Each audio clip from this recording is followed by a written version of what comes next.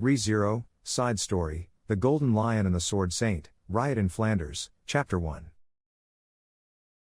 The room was saturated with the smell of blood.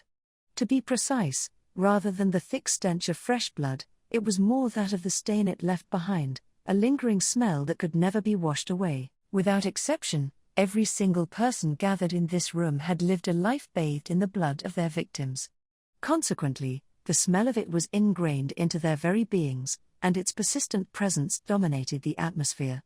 The way they stared at one another hinted towards the hostility beneath their gaze, the kind of tension that kept their blades sheathed but their hands on their hilts. In this place, where imposing men and women had gathered, several gave off a particularly prominent smell of blood. They shared an impervious gleam in their eyes, evidence that they shouldered duties and self-awareness befitting their positions. This should come as no surprise, for the group assembled here controlled Flanders, one of the kingdom's 5 great cities, from the shadows. In other words, the underground elite. This is the 6th occurrence this month. Give me a break. I've had enough of this. What had cut through the blood-swelling atmosphere was the sweet scent of tobacco smoke and the languid voice of a woman. The woman, nubile and relaxed in her seat, was reclining to reveal the slit in her skin-tight dress, exposing most of her thigh, a golden tobacco pipe nestled between her lips. With skin the color of sun-warmed wheat, her voluptuous body was rich in feminine charms. Such devilish good looks could entice men and women alike to give in to their passions with a single glance. She was also known as the Wicked Temptress, a truly fitting name. This beautiful woman, in fact one of those who gave off a particularly thick stench of blood, was Toto, the proprietress of the Flower Prison Garden. When Toto, who had started the conversation, saw that no one followed suit, she took in a long drag of her pipe, gave a sidelong glance to a man at the back of the room, and then sent smoke his way, followed by her words. "Not saying much today, are you, Manfred? Which way is the scales leaning? Cowardly opportunism? Or perhaps you're unable to speak because you decided to place that precious tattoo of yours directly on your tongue? Shut your trap, you shameless woman. If you insist on running your mouth over trivialities, I'll gather all the women in your place and turn them into lap dogs. Then I'll train you thoroughly and present you to my boss." The one who had responded with vicious words to Toto's provocation was a slim man leaning against the wall.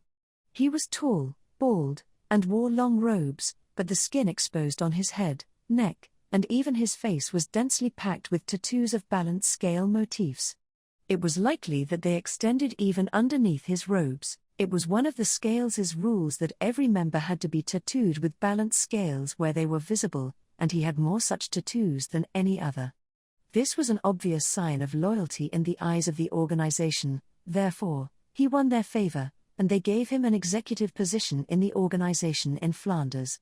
The name of this young wolf, here to represent the scales, was Manfred Tattoo Face Madison, the proprietress of the Flower Prison Garden and the representative of the scales. Between them, they represented 2 of the 3 big factions operating the underworld syndicates in Flanders, and then, the third and final leader of the underworld, the head of the black silver coin, spoke.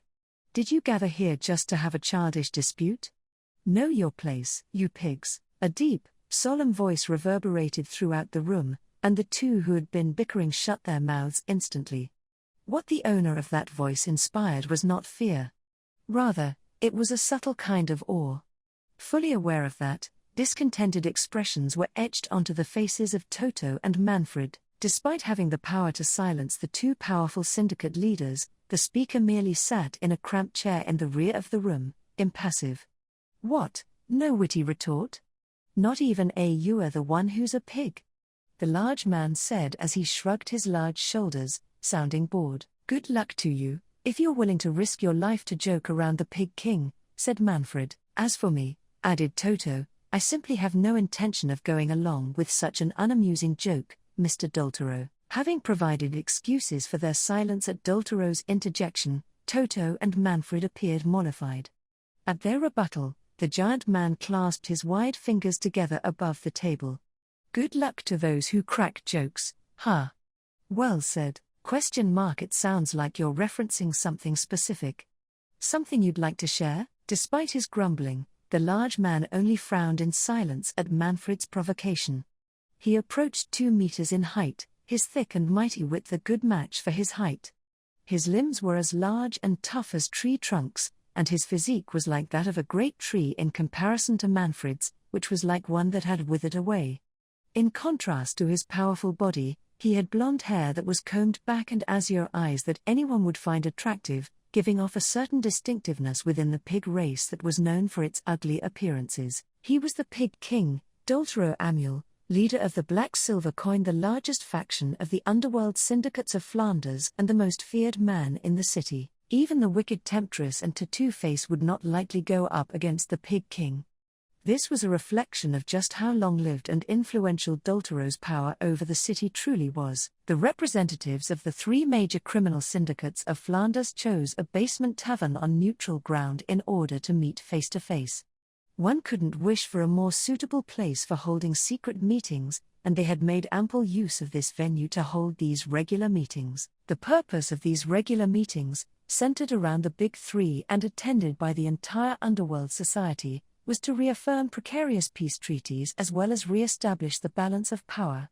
Though the 3 syndicates had originally been true enemies in battle, they were nonetheless business rivals now, so not once had they tried to move towards building an amicable atmosphere at these meetings. However, even following the general conventions of a regular meeting, the tension in the air today was abnormal.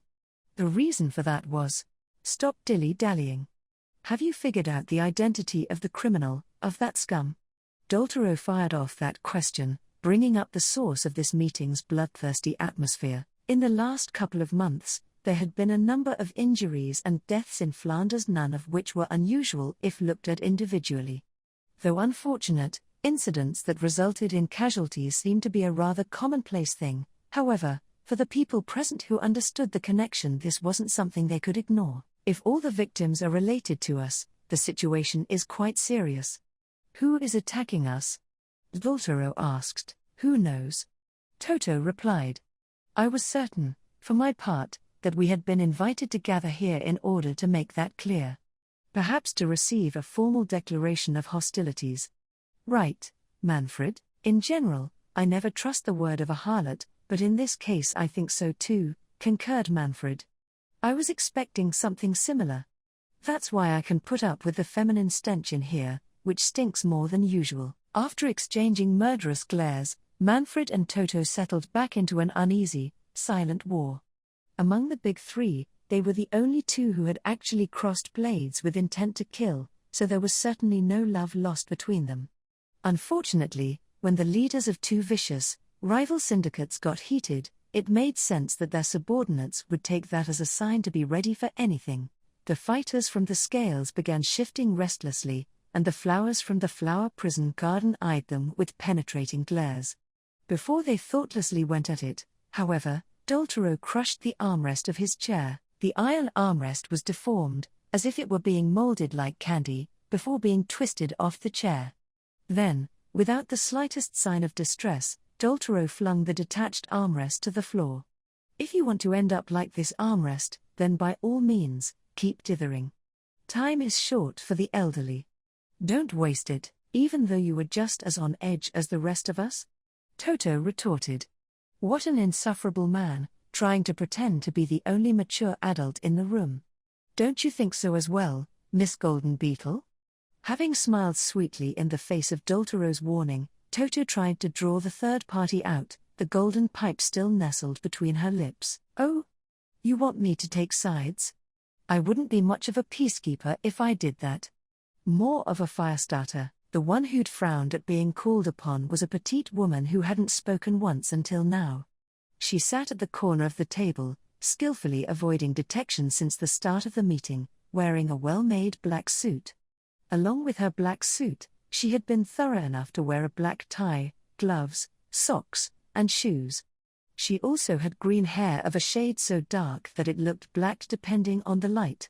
A woman of ambiguous age, her hair was tied into a knot on either side of her head, and her faint, pasted-on smile was clearly designed to conceal her intentions. Upon noticing her, Manfred raised his finger and said, "That's right.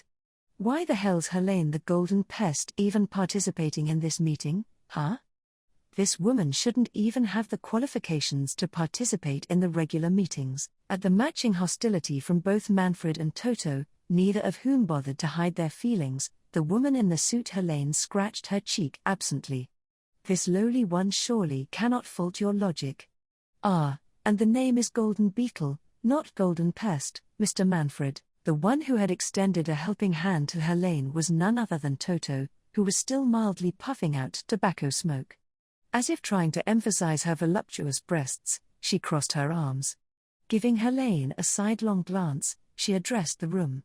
It was I who invited her. That should be a good enough qualification to join us, yes? It's nothing but unpleasant to see these women hanging around each other, one reeking of blood, and the other of metal. You must have been prepared to be shunned since you bothered to show yourself here. Clicking his tongue, Manfred threatened Helene as he touched the tattoo on his face. You have something to share, don't you? To this vicious but hypocritical threat, Helene broke the ice with an, actually. This garnered the attention of the room. As I am sure everyone is aware, our company has received the patronage of this city for a long time. This gift was only possible because of the daily assistance of everyone involved. Enough with the pleasantries. Get to the point, commanded Doltero. Our company's office was attacked, and the precious lives of my employees have been lost. We took for granted the harmony that your organizations grant the city, and for our underpreparedness in the face of a crisis, I can only express my shame. None of the big three took Helene's humble, self-deprecating words at face value. Though Helene was ashamed of not being able to protect herself, she was by no means as sorry as her words seemed to suggest. She was what they called a moneylender, belonging to a company called the Golden Beetle. Her being able to participate in the regular meeting was simply a result of her having a lot of clients from the underworld. Of course, their clients included personnel involved with the big three, and the Golden Beetle was an inviolable domain thanks to their patronage. No fighting and no aggression against them were unwritten rules, so if the Golden Beetle was ever threatened, these syndicates, including the Black Silver Coin, would do everything in their power to crush whoever was responsible. And now, the guarantee of security that had been implied in that unspoken agreement had been ruptured. She continued, whether it be money or human lives, we would like to avoid any further losses. And, as one who can serve as a representative of private citizens, I'd like to humbly request the swift intervention of this esteemed gathering. What an obvious lie, Manfred spat. Calling yourself a representative of private citizens, I implore you to make haste in restoring our sense of security and peace of mind, Helene went on. Otherwise, the trust that has been cultivated between us and all of you will be in jeopardy. Even as Helene was politely lowering her head during her explanation, even Doltero couldn't help but feel disgusted by her words. The existence of the Golden Beetle itself was like a type of magic in Flanders. After all, the Golden Beetle lent money to the underworld organizations to guarantee the safety of their operations within the city. If they were unable to do that, it was only reasonable for them to resort to methods that allowed them to get the money they had lent back. Not a single soul here was foolish enough to brush her outlandish remarks off as being those of a mere moneylender. To sum it all up, the scoundrel in question brought disgrace to us, and laid hands on something that should have never been touched, Toto began. Vengeance must be vicious and thorough. Any objections? As ash fell from Toto's pipe into the silence of her suggestion, Manfred took up the lead of the conversation to propose a course of action. Fine by me, he said. We'll find them and carve balanced scales on their eyeballs. More importantly, there really are laudable idiots in the world to try something like this.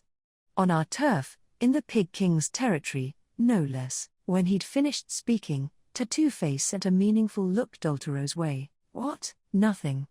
It's just that now we've got a guy who's not afraid of the Pig King himself, who makes villains tremble in their boots. Perhaps times have changed. Maybe you aren't as feared as you once were? You seem to be in a hurry to have your head crushed before that scumbag does. That's what I'm talking about. Manfred did not back down at Doltero's dangerously low voice, sneering at him. If you were truly still the man in the legends, you'd have crushed my skull before bothering to threaten me, right? As the meeting derailed, Toto's scowl continued to deepen. Finally, she barked, that's enough. The one who raised a black-gloved hand to politely insert herself into the conversation was Helene. Now, please calm down, you two. Fighting like this will not result in profit for any of us. Please consider it as allowing us to save face, Doltero roared. Why should I allow you to save face and let this insolent piglet off the hook? That's right. I have some good news. It may even have something to do with the incident that happened recently. In the face of Doltero's increasingly intimidating air, Helene placed her hand in her breast pocket and pulled out a piece of paper. And what would that be? Toto asked. An investigative report, Helene replied. In order to do something for the surviving family members of the employees that passed away, we determined that we couldn't simply wallow in despair. We worked tirelessly to investigate what happened. Did you find anything? Asked Manfred. This is not yet confirmed, but there is a possibility that this crime was committed by someone who does not know how the city works. And this reminded me of Hakushuri's sword saint. Hang on, you're serious, aren't you?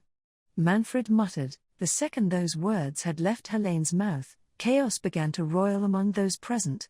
Even Manfred, Toto, and Doltero were no exception.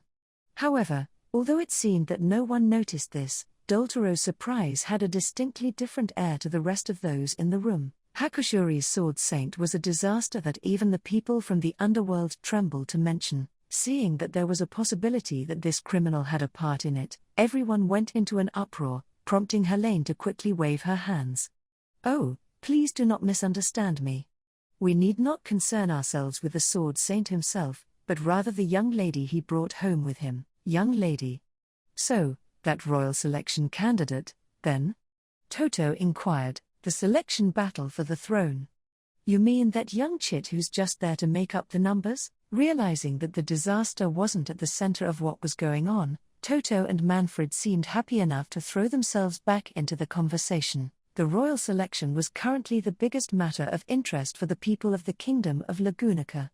Since every member of the royal family had died due to an illness, the kingdom had announced the start of the royal selection in order to select a new ruler. One of the candidates had a base of operations in Hakushuri, a town near Flanders. Unfortunately for her, however, she didn't even have a proper sponsor. She was just a pitiful little urchin found to make up the numbers to start the selection. Common knowledge for the people of the underworld, who were sharp-eared for that kind of information. Helene, however, threw another piece of information into the pot, one that was worthy of causing a stir. If this report is accurate, then it seems the aforementioned young lady has met with the black silver coin. Bringing her hands in front of her slender chest, Helene declared cheerfully, it also revealed that she had been extremely discourteous towards you, Mr. Doltero. If that is really the truth, then I can only call her a fool eager for the grave, but perhaps this was all a ploy to earn herself some popularity? In clear contrast to the content of her speech, those listening were unable to maintain a similar state of calm. In particular, Doltero found himself suddenly expected to explain the situation. Is what she just said true, Mr. Doltero? Toto asked. We had some altercations, yes. However, I've already taken care of it. It was no different than telling them plainly, I have no responsibility to explain the details to you. However, upon hearing that, Toto and Manfred's eyes flickered with hidden emotion as they exchanged knowing glances. If it's true that she had a dispute with the black silver coin, the golden pest's words aren't something we can simply laugh off. The presumptive loser may simply be looking for a last chance at glory, reviving her candidacy by cleaning up the underworld. It's possible, it may only be the cute, naive rashness of a child, but this one does have the capacity to actually pull it off. The sword saint, uttered someone in a low voice, gulping as they did. Toto and Manfred's attention remained shifted over to the young selection candidate, ignoring Doltero, who suddenly had little to say. Never mind whether they saw her as the one responsible for their present circumstances, or whether they were interested in her on a more personal level. Credibility aside, shouldn't we first talk with the girl, at least? Toto posed. Especially since the girl in question is only a town away, and, well, she was rather cute, as I recall. A diamond in the rough, I'd wager. Ugh, there we go again, Manfred replied. Your appetites repulse me. That said, we'd be remiss if we didn't pay her a visit. What was she called again? Let me see. If I'm not mistaken, Manfred absently touched the tattoo on his face as Toto gave a captivating smile, then looked at Helene, who tilted her head at that stealthily looking Doltero's way. With that gesture alone, it was as if the tendrils of Helene's nefarious nature had worked their way into his skin. Then, without bothering to bring him up by name, Helene smiled softly and answered, Lady Felt. That was her name, I believe. Chapter 2. Lady Felt. The instant she realized she wouldn't be able to evade the inevitable collision, she heard the dulcet tones of a male voice echoing toward her. Before she could react to that cry in any way, however, something collided with her forehead. With a light plop, it sprayed her forehead in a shower of red liquid. With the spray of red, her slender figure toppled backward. Then, without anything to break her fall, she crashed straight into the wooden crates behind her, smashing them to pieces in a large cloud of dust. Having fallen into the scattered wooden crates, the girl miraculously landed in the only spot she'd remain unharmed, on her back, gazing up blankly at the clear, blue sky. Her crimson eyes revealed no emotion. Instead, her usual air of implacable tenacity, as well as her dainty, refined features, were overtaken by the mass of red splattered over her forehead. Her gold hair, which seemed to shine like the rays of the sun itself, was also stained by it, and one couldn't help but avert their gaze at the terrible sight. In fact, many had already averted their eyes, their shoulders giving off a slight tremble. Among them, however, was one who could not look away. A quick burst of wind vaulted the gate to swirl around the fallen girl. No, not quite the wind, but rather a young man who had bolted toward her so quickly that one could easily mistake him for the wind. Lady Felt, said the youth, down on one knee, peering at the fallen girl's face. He had a striking physical appearance, deep red hair that seemed to burn as brightly as a flame, blue eyes that seemed so clear as to have swallowed the whole blue sky in a single breath, and a handsomeness so heavenly that not even a sculptor with a lifetime of experience could replicate it. The handsome young man's shapely eyebrows distorted with remorse as he kneeled beside her and murmured, "My deepest apologies. I was unable to reach you in time." His voice was tinged with sorrow, revealing his feelings of regret and responsibility for what had happened. It looked so excessively tragic that, if put into a painting, it would be a timeless masterpiece capable of making anyone who saw it weep. Within that scene, which seemed so detached from reality, Reinhard. As if by some miracle, the girl managed to murmur the word from amid her state of distress. And the arm, which had fallen limply to the ground before, began to rise, and little by little, her fingertips approached the face of the young man. As the young man watched with bated breath, her fingers drew inexorably close until the moment she pinched his nose. "Lady Felt?" came his now slightly nasal voice. "Hey, you.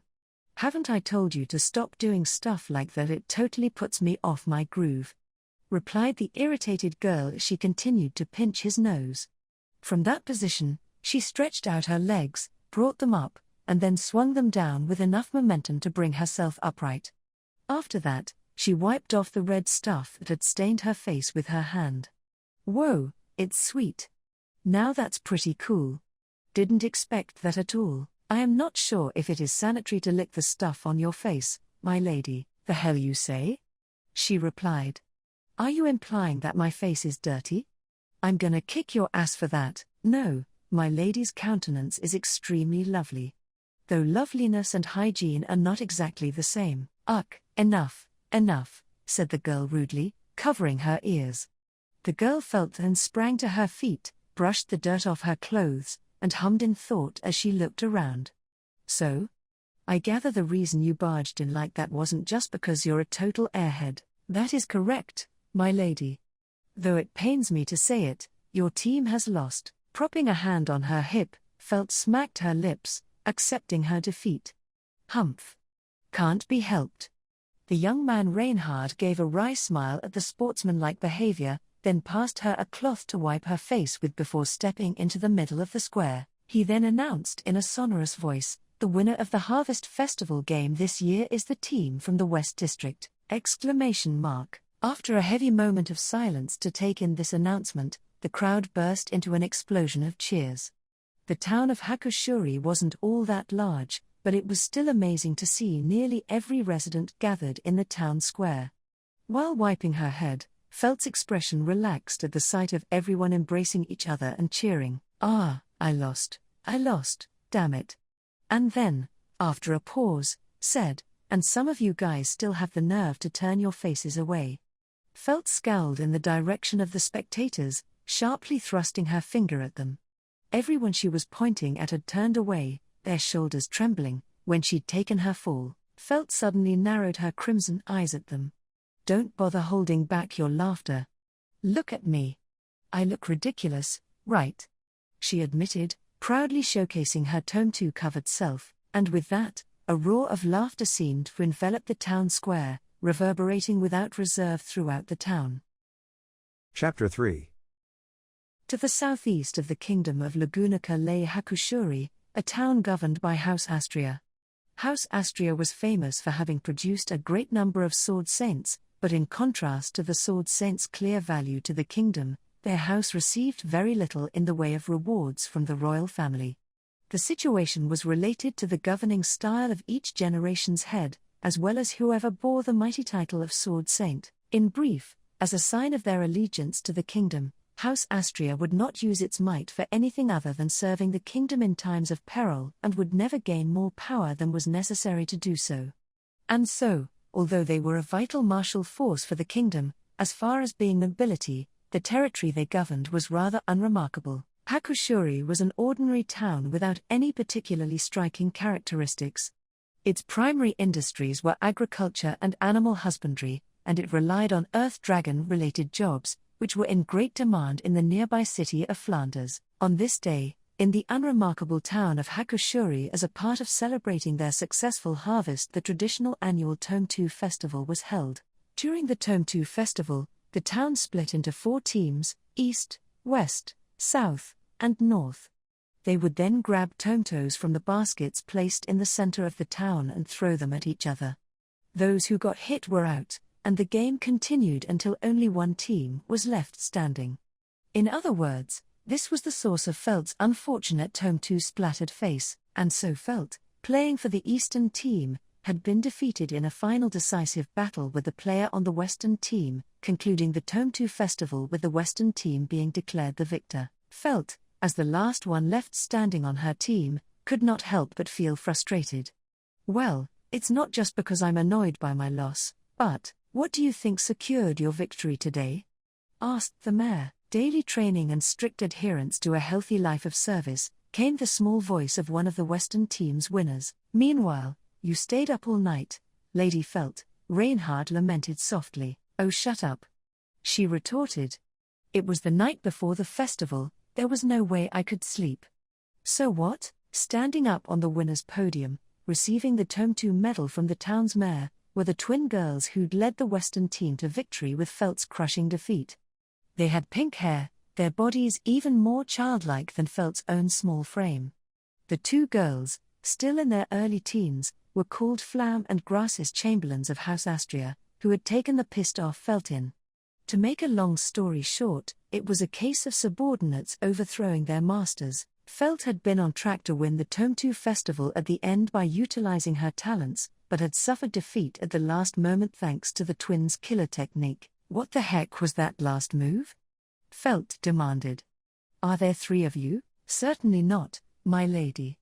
It was simply a matter of me moving back and forth with great speed, you see, the reverse flip sideways jump back. I can't believe I lost to such a ridiculous move," Felt lamented. After them, Felt received a consolation medal from the second-place platform with drooped shoulders, feeling crestfallen.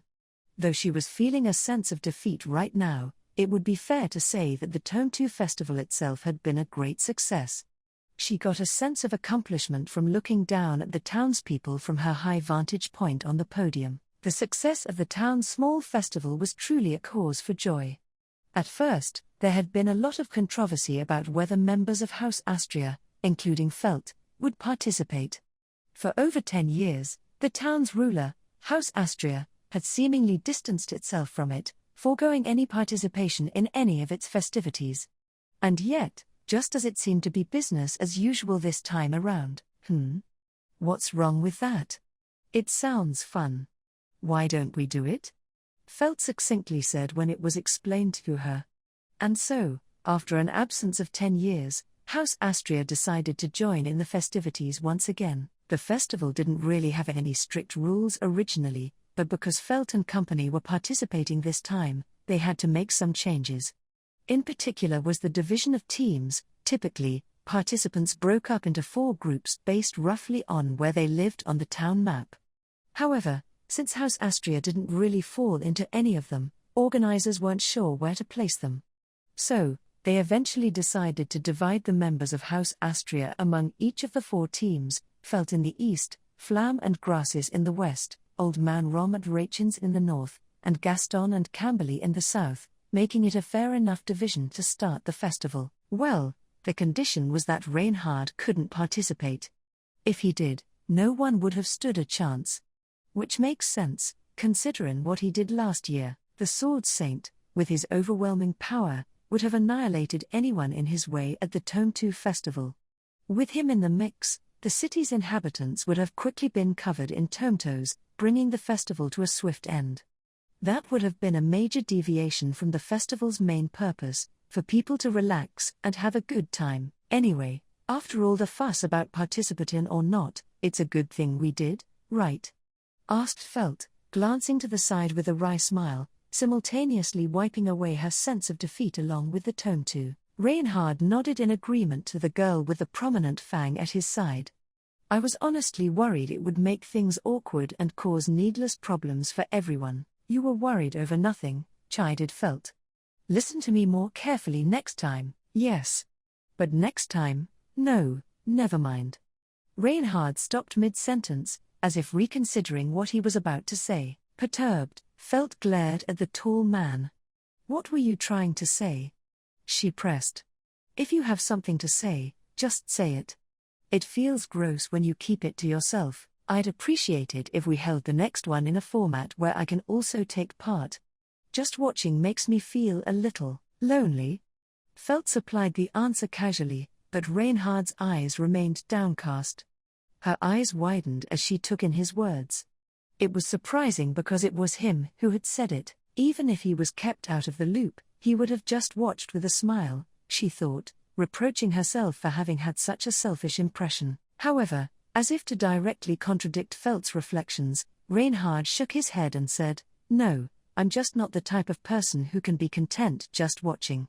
I'd really like to move my body too." You're just a sore loser, aren't you?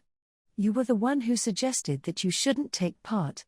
So next time, do you want to participate with your hands and feet bound in chains and make it a rule that you can't touch any tometos with your hands? That's it? What do you mean that's it? That's psychotic. And if you want to join, tell me beforehand. This year's festival is almost over, ain't it? In any event, Felt was at a loss due to how bad Reinhard was at articulating his desires.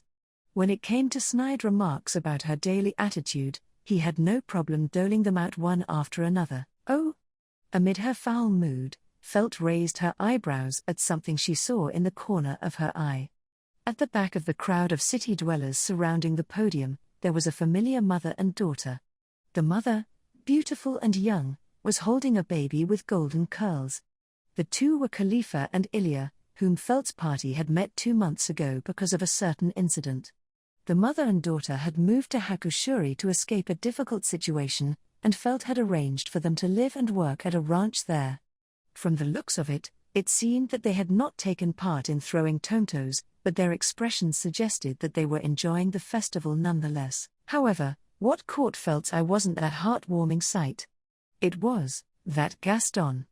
Looks like somebody's enjoying himself, Felt muttered. Not far off from the pleasant picture of Khalifa cradling Ilya in her arms was a large man with a perpetually fierce expression. Gaston. He was a man under Felt's employment, but his face as he spoke to Khalifa displayed shameless devotion. His fondness for her was amusingly transparent. Nevertheless, it appeared to Felt that Khalifa was not averse to it. Come to think of it, Gaston worked pretty hard for the southern team today. Reinhard had noticed the same scene and gave his opinion, having acted as a referee for the festival. Unfortunately, he didn't make it to the end, but he did quite well. He's gradually learning the flow method, so I'm looking forward to seeing what he can do in the future. Is that what you've been teaching them recently? Questioned Felt. So, how did Camberley do? They were on the same team, right? Quite soon after the event began, Camberley was thrown headfirst into a box of tomatoes. It is a rare thing to see someone covered so entirely in tomato juice. Oh. Right, though on the same team, the results of Gaston and Camberley were like night and day. But the difference could probably be attributed to one having someone they wished to show off to. I guess you could say my defeat was due to Old Man Rom being on a different team, Felt said primly. I think you're giving Master Rom a bit too much credit, but I'm sure having him in our camp will prove to be beneficial for the royal selection. Oh, yeah. Old Man Rom is amazing. You're starting to get it now, ain't ya? The essence of the story aside, Felt was in a good mood after hearing praise for her Old Man Rom. If the Tome 2 festival could finish here, on such a good note, and move on to the closing ceremony, that would be great, but, Reinhard's hushed voice cautioned, Lady Felt, I know. I can see him. Felt crossed her arms and drew her chin back in defiance. In an instant, the atmosphere between the mistress and knight changed as they caught sight of something, an uninvited visitor, out of place in this lively festive atmosphere. Let's move somewhere else, ordered Felt. Leave the closing of the festival to the mayor, as you wish, my lady. Please leave your personal safety to me. Rolling her eyes, Felt stepped down from the podium, not letting her inner frustration show on her face. Then, with Reinhard in tow, she strode off to a place away from the hustle and bustle of people, eventually arriving at an empty meadow. Look, there's no one around, so hurry up and show yourself. I'm sorry to have interrupted your fun. But the quicker we talk, the better. In the meadow on the outskirts of town, the figure appeared at Felt's call. The man in the slender black suit had a sharp, serpentine look about him. Felt recognized those creepy, snake-like eyes. You're from the Black Silver Coin, right? Your name was. My name is Saphis, and I'm very sorry I didn't have time to say hello to you the other day. The snake-eyed man proclaiming to be Saphis greeted them politely, causing Felt to snort. She was mocking him rather brazenly, but in truth, no love was lost between them. After all, this man was the mastermind behind the incident involving Khalifa and Ilya 2 months ago. Didn't you die when Pignose punched your lights out last time? Good job surviving. I was saved by the generosity of the boss. Now I'm working like a dog to regain the trust I've lost. Naturally, I also lost my position as an officer. That's great.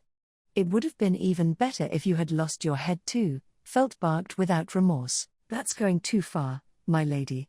Although I too have my own opinions about him, said Reinhard, always quick to rebuke his mistress's speech and conduct, though he himself had little positive to say about their interloper. Mr. Saphis, the relationship between you and Lady Felt is far from good. Even if Master Rom and Mr. Doltero are on friendly terms, I personally can't condone having a lengthy conversation with you. I'm already aware that you both dislike me. That's obvious. But I did not come to harass you too. I have a message from the boss. From Pignose? Felt pondered Saphis's words, whose veil of superficial politeness had yet to break. The Pig King Doltero, leader of the Black Silver Coin Syndicate, was in fact Ilya's birth father. However, to distance himself from Khalifa and Ilya, the man declared that he had no wife or child. That was why Felt despised him enough to never forgive him. But that was just her personal opinion.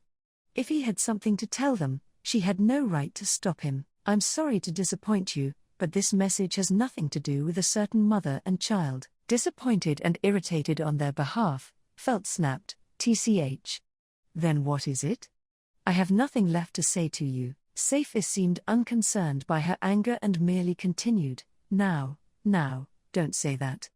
Lady Felt, are you aware of the events currently causing a ruckus in Flanders? No idea. I haven't been in Flanders since I was with you guys. I am aware of your efforts in the past few weeks, Lady Felt. The way the inhabitants of Hakushuri treat their lord has improved considerably. For better or worse. Folding her arms, Felt curled her lips in annoyance. Quit speaking like everything has a profound meaning behind it. For the past 2 months, she had been actively making contact with the residents of Hakushuri, not only at the Tomtu festival, and showed a willingness to get closer with them. It certainly sounded calculating when said that way, but she was ultimately just doing what she wanted, regardless of the impact on her reputation. Not that I'm soft-hearted enough to be creeped out by it, but you're still a perverted bastard for spying like that, you know. Spying, you say? Hardly. After all, if I had any kind of malicious intent, even a dirty look it would not have escaped the attention of the Sword Saint. Am I wrong? Exactly right, Felt said haughtily. So, if you're done playing around, may I ask what exactly is going on in Flanders? I can only say that several organizations have been targeted, including the Black Silver Coin. Anything more than that, you'll have to find that out for yourself. Despite the arrogance in his speech being a clear attempt to rile her up, it conversely helped Felt regain her composure. Having grown up in the slums of the royal capital, she was sensitive to these petty tricks. The fact that Cephas's words had a slight hint of anger and a dab of truth behind them was also quite clear to her. At any rate, it didn't seem he had come here for idle chatter. She decided to investigate his implications on her own later. Well, fine. I'll bite. So, what's the message? Including the recent contact with the Black Silver Coin, your ladyship's reputation isn't great within our circles. In particular, besides the Black Silver Coin, the Flower Prison Garden and the Scales have been wanting to learn more about you. I've been told by the boss to inform you of a possible courtesy visit from them soon. By courtesy visit, you mean? Cephas merely narrowed his serpentine eyes in response to Reinhard's question, giving no other answer. That alone was enough to tell them that the courtesy visit was not all it seemed to be. In the end, you're saying that Pignose's underlings are coming after me because they don't like me? I don't know why you'd warn me instead of stopping them. The boss also has his position to think of. Just like last time, it won't be a light thing for him to give his support to the cause. Besides, the 2 organizations I just mentioned aren't subordinate groups of the Black Silver Coin. Sad though it is to say, for now I'll just listen to what you have to say. Felt waved her hands vaguely in response to Cephas's reasoning, perhaps because it was the way things were done in the underworld. Then, as she clenched her hand into a tight fist, she said, I'll accept Pignose's, Doltero's advice. You go back home to your menial job.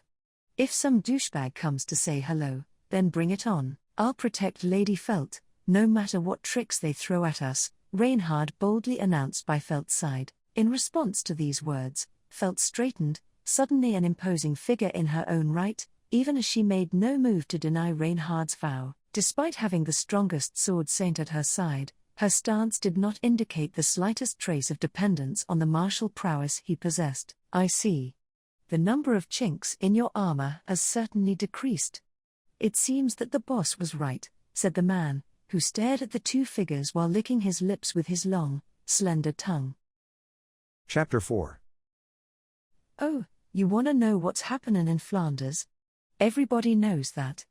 They're all saying that the Black Silver Coin or Big 3 or whatever are getting the crap beat out of them. The man who answered Felt's question with his tongue sticking out was the slender-faced Rachins.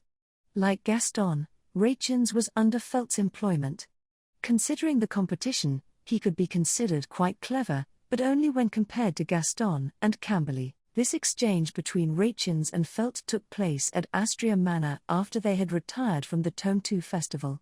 Back in the mansion, where each resumed their daily routines, Felt called Rachins into the lounge and began her story over a game of shotrange. Rachins, the wisest of the 3 idiots and a frequent visitor to Flanders, lived up to Felt's expectations beautifully.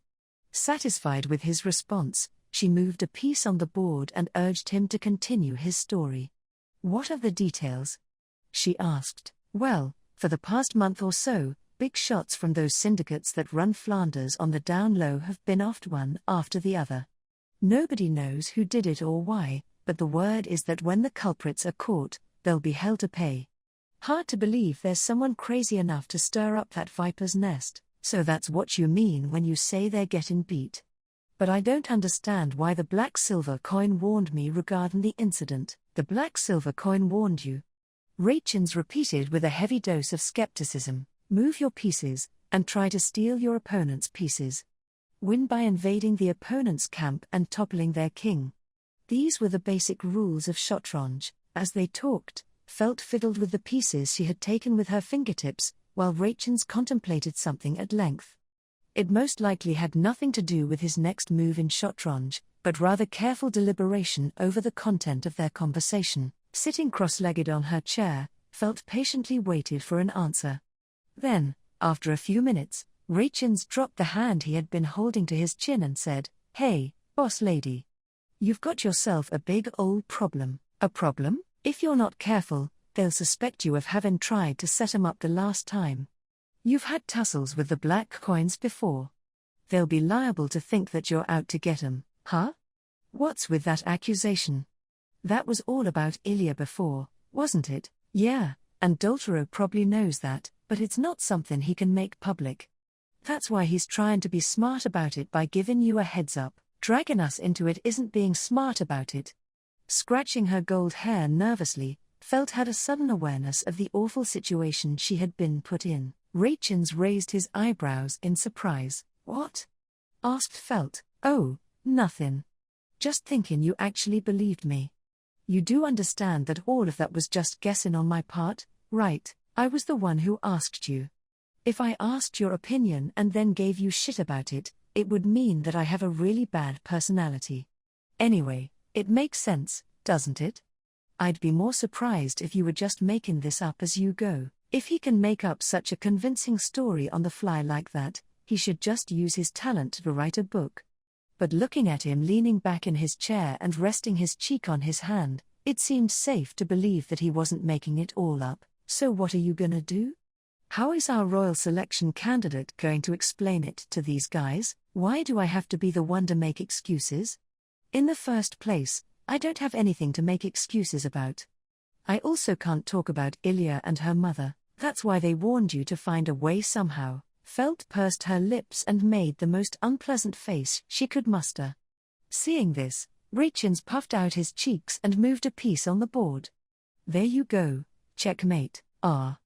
Oh, you're kidding me. Even though I was winning, I was just making it look that way. You think too straightforward, boss. You should try and hide your plans a bit better." A strike by Rachins had left Felt's king with no escape route. Standing up, she looked at the Shatranj board from different angles, but she was trapped. It was a complete defeat, as if I'd admit defeat to someone who's just started learning. "Though I'll admit that you're a quick learner, heh. Just remember this. Next time, I'll have you begging for mercy." While Felt lamented her defeat and idly envisioned her king being burned at the stake, the winner, Rachins, got up from his seat in a thoroughly good mood. "I'll never say no to whipping you at Shatranj, but you need to think about how you're gonna get through this. You should also bear in mind that their courtesies are seriously dangerous." With these words, Rachins waved his hand over his shoulder and left. In the lounge, left with some advice and a defeat, Felt scratched her nose. "If they send a greeting my way, then I'll have something to say to them. Don't drag us into your fucking fight." Chapter 5. Having collected the evidence regarding the incident in Flanders and listened to Rachins's opinions, Felt was practically chomping at the bit for this courtesy call. If a fight was going to happen, Felt would always rather be the one picking it. This was something she had learned in the slums when the helpless got bullied. There was a reason for it. In most cases, Felt had learned, it was because they never got a win. Therefore, she would win, no matter what. With such strong resolution, she was raring to go to get this courtesy call over with, but nobody's frickin' here. On this peaceful afternoon several days following the Tome 2 festival, Felt's anger finally exploded. In the room she had been confined to, otherwise known as her office, there was a mountain of reference books. These were hand-picked by Reinhard every single day. As a candidate for the royal selection, it was undeniable that she was inferior to the other candidates in terms of knowledge. And it was true that she would have to work hard to catch up. However, no matter how many books he finished reading, there was always another. It was entirely reasonable that even the ever-ambitious Felt would throw in the towel. But precisely because the selection was so important, a courtesy call from an underworld organization was her biggest concern at the moment. And yet, no matter how long she waited, there was no sign of it happening. Day in, day out, I sit in my house staring at books. My head's going to start growing mold. As Felt was pouting her lips in frustration, a soft, tutting voice sounded from behind her. Such language. What's not to like about uneventful days? Now me, I'll take a boring day over an eventful one every time, with open arms. In response, Felt leaned back against her office desk and let out a purr. Normally Felt, who was harsh to everyone, only showed a softer response to either those younger than her or otherwise to old and trusted acquaintances. And with the exception of young children, those lucky enough to receive her favor were naturally limited. Sitting on her desk, Felt tilted her head and said, "You know what they say, if you're bored for too long, you'll grow senile. Are you sure you're okay with that, old man Rom?" Even while sitting on the floor, his head still sat level with hers. The bald giant waved his hand dismissively. "Are you pulling my leg?" he asked with a chuckle. "Don't you worry, I've been swamped with work non-stop since I came to this house. It seems that the mayor has been in charge of the estate in the absence of the young sword saint. You do like to beat about the bush, old man Rom. You trying to say he's abusing his position, doing something evil on the sly?" In Felt's mind, the image of the mayor on the festival platform came to mind. He had a heavy build with a kind face, certainly not the sort of person who would line his own pockets. The opposite, actually. Apparently, that family is too good-natured and are taken advantage of all over the place. And it's not the first time either, both the previous head of the family and the one before that seemed to have been too kind-hearted for their own good. The previous one, you mean? Reinhard's grandfather? No, the one before him, his great-grandfather. The head of the family is still supposed to be that young one's father. That's another thing that gives me a headache. Great-grandfather. Now that you mention it, Reinhard said something about that before. Something about respecting him or what not. Felt was relieved that, according to old man Rom's words, there seemed to be no need to doubt the mayor's goodwill. However, it would be pretty terrible if he heard that he was being referred to in private as a bit of a doormat. The documents that old man Rom was going through one after another were filled with reports and figures and so on, and were nothing but gibberish to her. He was now working with Reinhard and the mayor, and doing his best to improve the situation somehow, but the black silver coin is a matter of concern too, of course, but our own house needs your attention. If we don't have at least one person who can manage our internal affairs properly, it's only going to get harder from here on out. Why not you? Unfortunately, I'm too underqualified. Even if it's just a desk job we're talking about, it's still different from my field of expertise, replied old man Rom as he stroked Felt's lowered head with his large palm. Closing her eyes in contentment at the familiar touch, Felt quietly puzzled over what was going on. If old man Rom is complaining about it, then it's obvious that there's a problem with the so-called internal administration. It all came down to a need for more personnel, but Felt didn't know how to deal with that. It would be wrong to pick them all off the streets, like what she did with Rachins and the rest, although for a moment, she thought she might have found the right answer with the streets idea. I don't get it. Why can't my problems just come one at a time, damn it? Watch that mouth, now. You'll have a lot to think about from now on, but at least your appetite never suffers. That hasn't changed since we were in the slums. That's true, but I've got an idea. She had been pouting at old man Rom's sermon before her eyes suddenly lit up. She kicked her chair enthusiastically and leapt lightly over the pile of books on her office desk. Her petite body landed on the lap of the surprised old man Rom, and she looked up into his face from below. Don't startle me like that. Well, what brilliant idea did you just think of? I'm talking about how I'm an idiot. This isn't the time to be complaining about too many problems at once. Why are we just waiting so patiently? All I have to do is go there myself.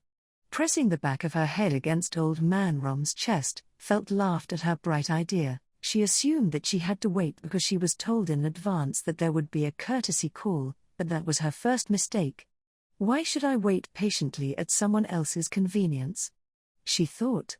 If they want to visit me, I can just go and approach them myself. Wouldn't wanna make those busy folks come all the way out here, now would we? Old Man Rom made a face at Felt's aggressive idea. If you were going alone, I'd tell you to reconsider. He may have been emotionally opposed to the idea, but he couldn't find any reason to hold back his bold granddaughter. In between feeling sorry for causing worry and the feeling of satisfaction with being cared for, Felt said one last word to make the final push to Old Man Rom. I know it ain't safe to go to their hideout. That's why I'm taking Reinhard with me. I mean, I'll still go on my own if he refuses, but, for goodness sake. I sometimes wonder exactly who you take after. Sighing with resignation, Old Man Rom plopped his hand affectionately on Felt's head once more. They had known each other for a long time, after all. When she had this look on her face, he knew she wouldn't budge no matter what.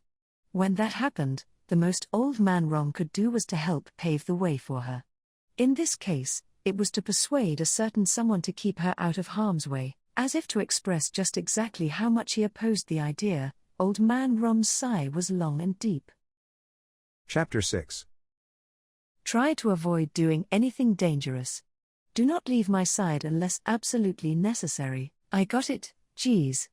I'm getting an earache, for crying out loud. Reinhard, her escort, had repeated the warning so often that she could almost see it in her dreams. He told me the same thing when we visited the hideout of the Black Silver Coin before, but where does he think I grew up? The slums of the royal capital weren't exactly the safest of places, either. Every city, every land has places where normal laws don't apply. I'm not saying you should avoid those places specifically, but please refrain from lowering your guard just because you're used to them. Taking in how little Felt seemed to be interested in heeding his warnings, Reinhard let his lecture falter off. He had no intention of insulting her, of course, and she could see nothing but concern for herself in his blue eyes. Chastened, Felt reluctantly grunted her assent. Felt and Reinhard were currently on their way to the Earth Dragon capital, Flanders. After following Cephas's advice to wait patiently at their residence for this elusive courtesy call, they had grown tired of that and decided to take matters into their own hands. To be honest, she had her suspicions that the whole thing was a fabrication by Cephas, and that this was his way of getting back at her for exposing his previous plots. But after some probing, Felt found it to be true that her reputation wasn't the best within the city's underworld. In order to find out what was going on in the area, she tried probing around Flanders, but, hey, what are you doing? A regular to this place has come all this way to show you around. Quit getting yourselves lost and follow me, exclaimed Camberley, giving a wave as he looked back at Felt and the others who had been left behind. The last of the three idiots, the tiny Camberley, was indeed a regular visitor to the city of Flanders. He and Rachins frequently travelled to a certain district within the city, as it was only a half a day away, and that district was precisely where Felt and her team were heading. But, man, never know where life's going to take ya. To think that I'd be bringing a knight and his mistress to the red light district, Camberley said nonchalantly, his arms folded behind his head. Hearing his declaration, Reinhard gave a strained smile, which amused Felt. Lady Felt, what have I done to deserve that look? Oh, nothing. I just thought it was funny how the great knight among knights makes such an awkward expression whenever the red light district is mentioned. Ironic, since I bet that face of yours would be very popular there, after all. At Felt's impish grin showing her fang, Reinhard merely kept his silence with a world-weary sigh. They were taken by Camberley to a section of Flanders that was classified as a nightlife district commonly known as the Red Light District. The streets were full of lasciviously dressed women, and men who ogled and scoffed at them. In a nutshell, the Red Light District was a district of brothels, interspersed with scenes of customers who desired such services and the prostitutes who catered to their needs, interacting in front of their shops. Fire time had already ended, and water time was about to begin. As the full-blown night approached, the streets of the Red Light District were filled with the glimmering light of crystal lamps. Men intoxicated with the decadent, out-of-this-world magical ambience were lured to bed for a single night's dream. However, it was not only the male clients who were dreaming in the Red Light District tonight. Idly, Reinhard murmured. I often wondered why Camberley and the rest frequently vanished off to Flanders. Well, that's just not being very observant, Felt retorted. Since Gaston never went with them, you can easily imagine what they would be coming here to do. But still, ? The well-mannered Reinhard seemed oblivious to it, but Felt was already getting sick of all of the intense stares being directed at them. Many of the gazes directed at Reinhard were by those same women who were the stars of the red light district. Every day, these women captivated many men with their beauty, but at Reinhard's appearance, suddenly their positions had been reversed. The sight of Reinhard's leisurely stride, taking in the atmosphere as he went, seemed to have an allure that made it difficult for the veteran night flowers to take their eyes off him.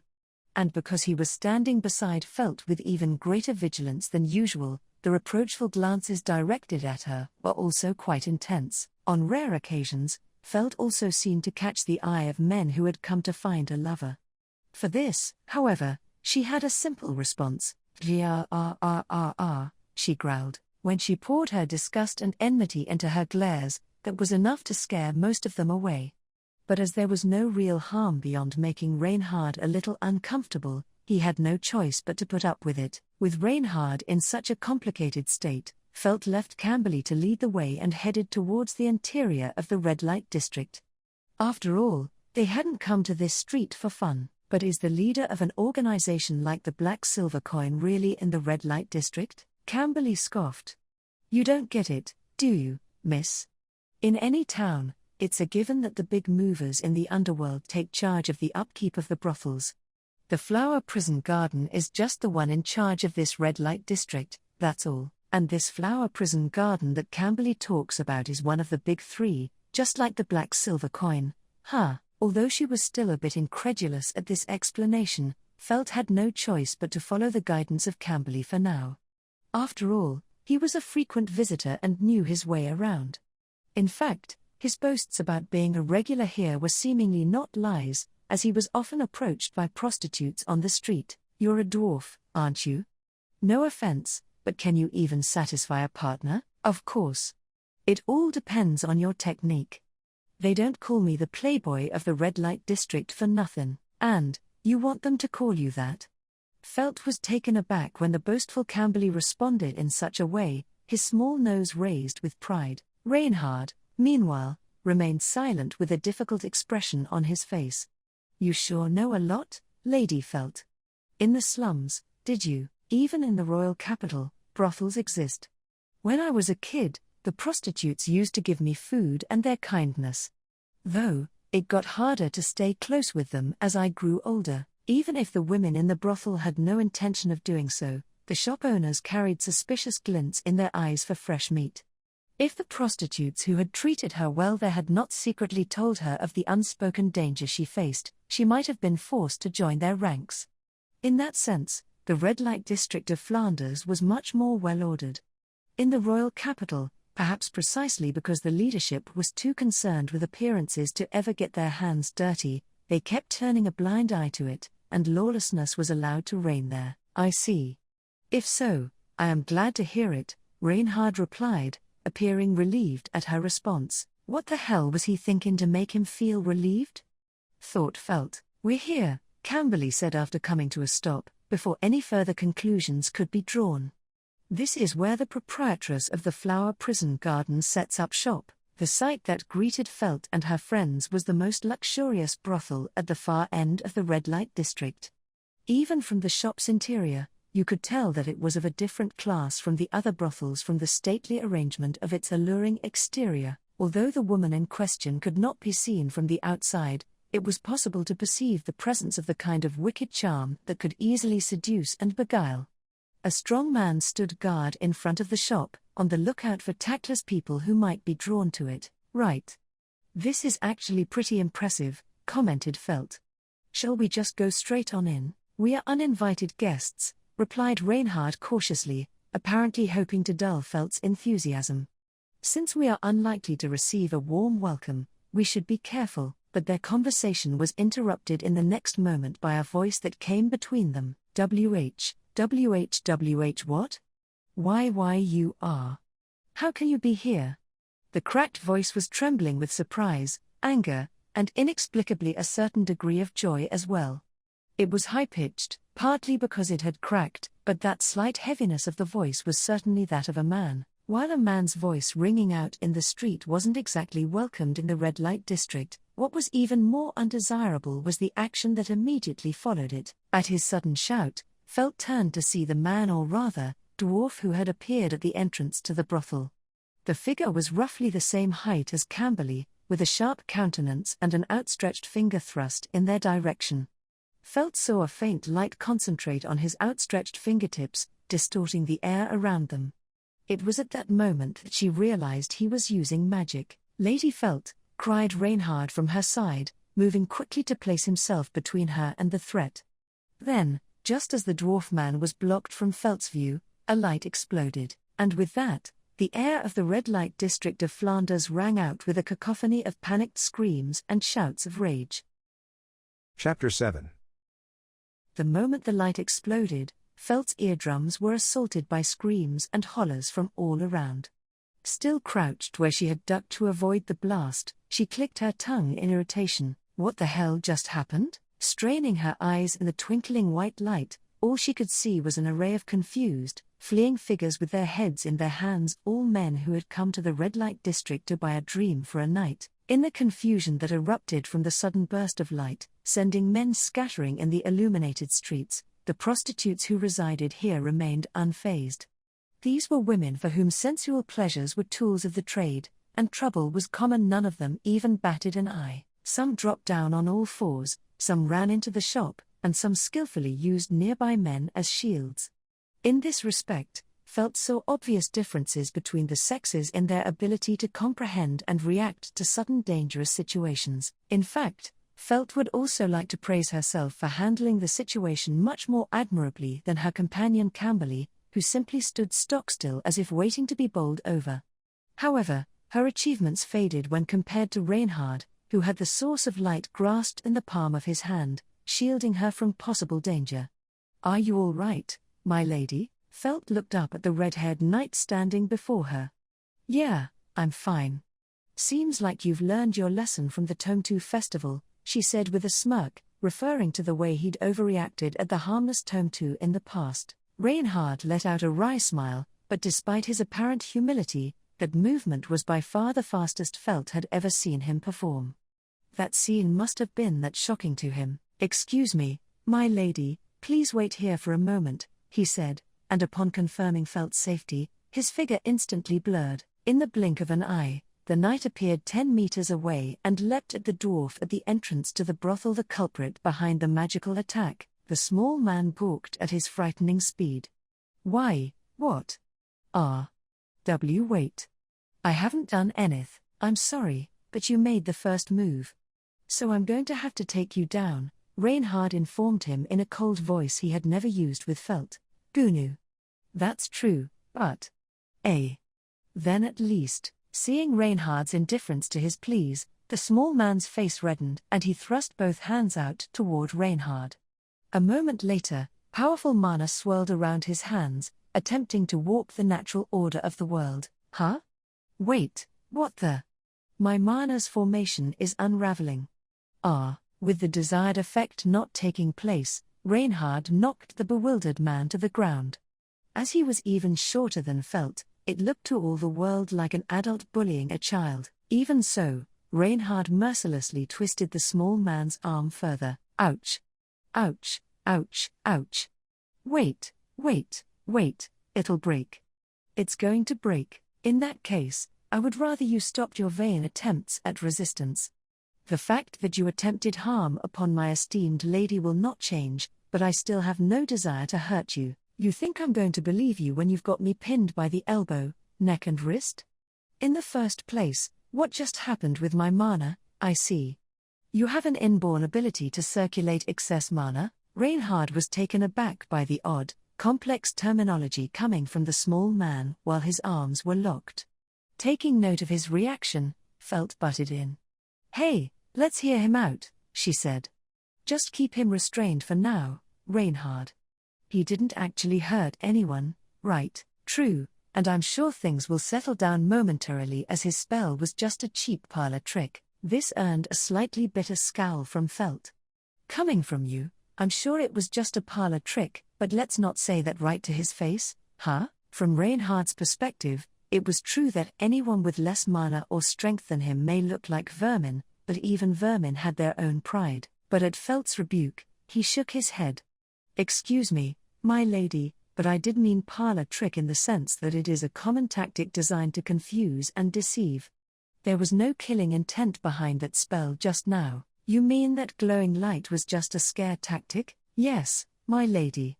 But that doesn't mean I can ignore the act of malice committed in your vicinity. Satisfied with Reinhard's explanation, Felt nodded in acceptance. With her assent, the sword saint looked down at the back of the small man's head, ready to hold him responsible for his reckless action. Yeah, that's right. Don't let him get away with it, Reinhard. Make that ungrateful bastard sorry he ever woke up this morning. Go get him. The one yelling in their direction so assertively was Camberley, who had finally managed to come to his senses in the wake of the chaos. Despite having been like a scarecrow during the initial attack, he seemed to have recovered completely. Even so, Felt couldn't approve of his jumping straight into the conflict only to act like a petty small-time villain. She then noticed something. Hey, Camberley. You just called this guy an ungrateful bastard. So I take it you know him, Oh, yeah, I know him. You're real sharp, miss, Camberley replied with a sour expression as he crossed his arms. I think it was, about 10 days ago. I saw this guy wandering around town, penniless. And we're both dwarves, right? I thought, hey, this is probably some kind of fate, you know? So I got this good-for-nothing set up with a sweet job. And then, look at how he acts, after all I did. Can you believe that? Clearly harboring a grudge, the small man scowled relentlessly at the sour-faced Camberley. I was only penniless in the first place because you got me drunk till I passed out and took money from my pocket to pay for the drinks. And after all that, you tricked me and abandoned me here in the red light district. As to which side of the argument was more credible, there seemed to be no need for debate. This was a can of worms Felt thought she was better off simply not opening. In other words, it was Camberley you were after, not me? Felt ventured. Naturally I have no idea who you are. Although it is of course my fault for surprising you like that. It was unmannerly of me, and there you have it, said Felt, idly rubbing the back of her neck, as she saw no need for further punishment toward someone so meek and honest. Let him go, Reinhard. Reinhard gave a quick utterance of my lady, in assent and released the small man's arm. The attitude of the lord and her retainer astonished both Camberley and the small man. Wah! You're going to let me go? Yeah, man. What's with you two? Didn't you hear what I said? I'm telling you he's a bad guy, you're the one who's clearly bad here. I actually feel sorry for this guy, Felt snapped at her errant retainer, indicating the small man as he got to his feet. Felt sympathized with the small man. He was extorted by Camberley and offered a job he did not want in the red light district. His resentment had been building ever since, so it's no wonder that he lost his cool the minute Camberley appeared in front of him. But what's done is done. You caused all this mess, so what do you plan to do about it? Although he had escaped a severe punishment from Reinhard, the fact that he had been a nuisance to the people of the red light district had not changed. Naturally, it had probably had an impact on the business of the surrounding brothels, too. I understand. I, too, am an adult who can take responsibility for my actions.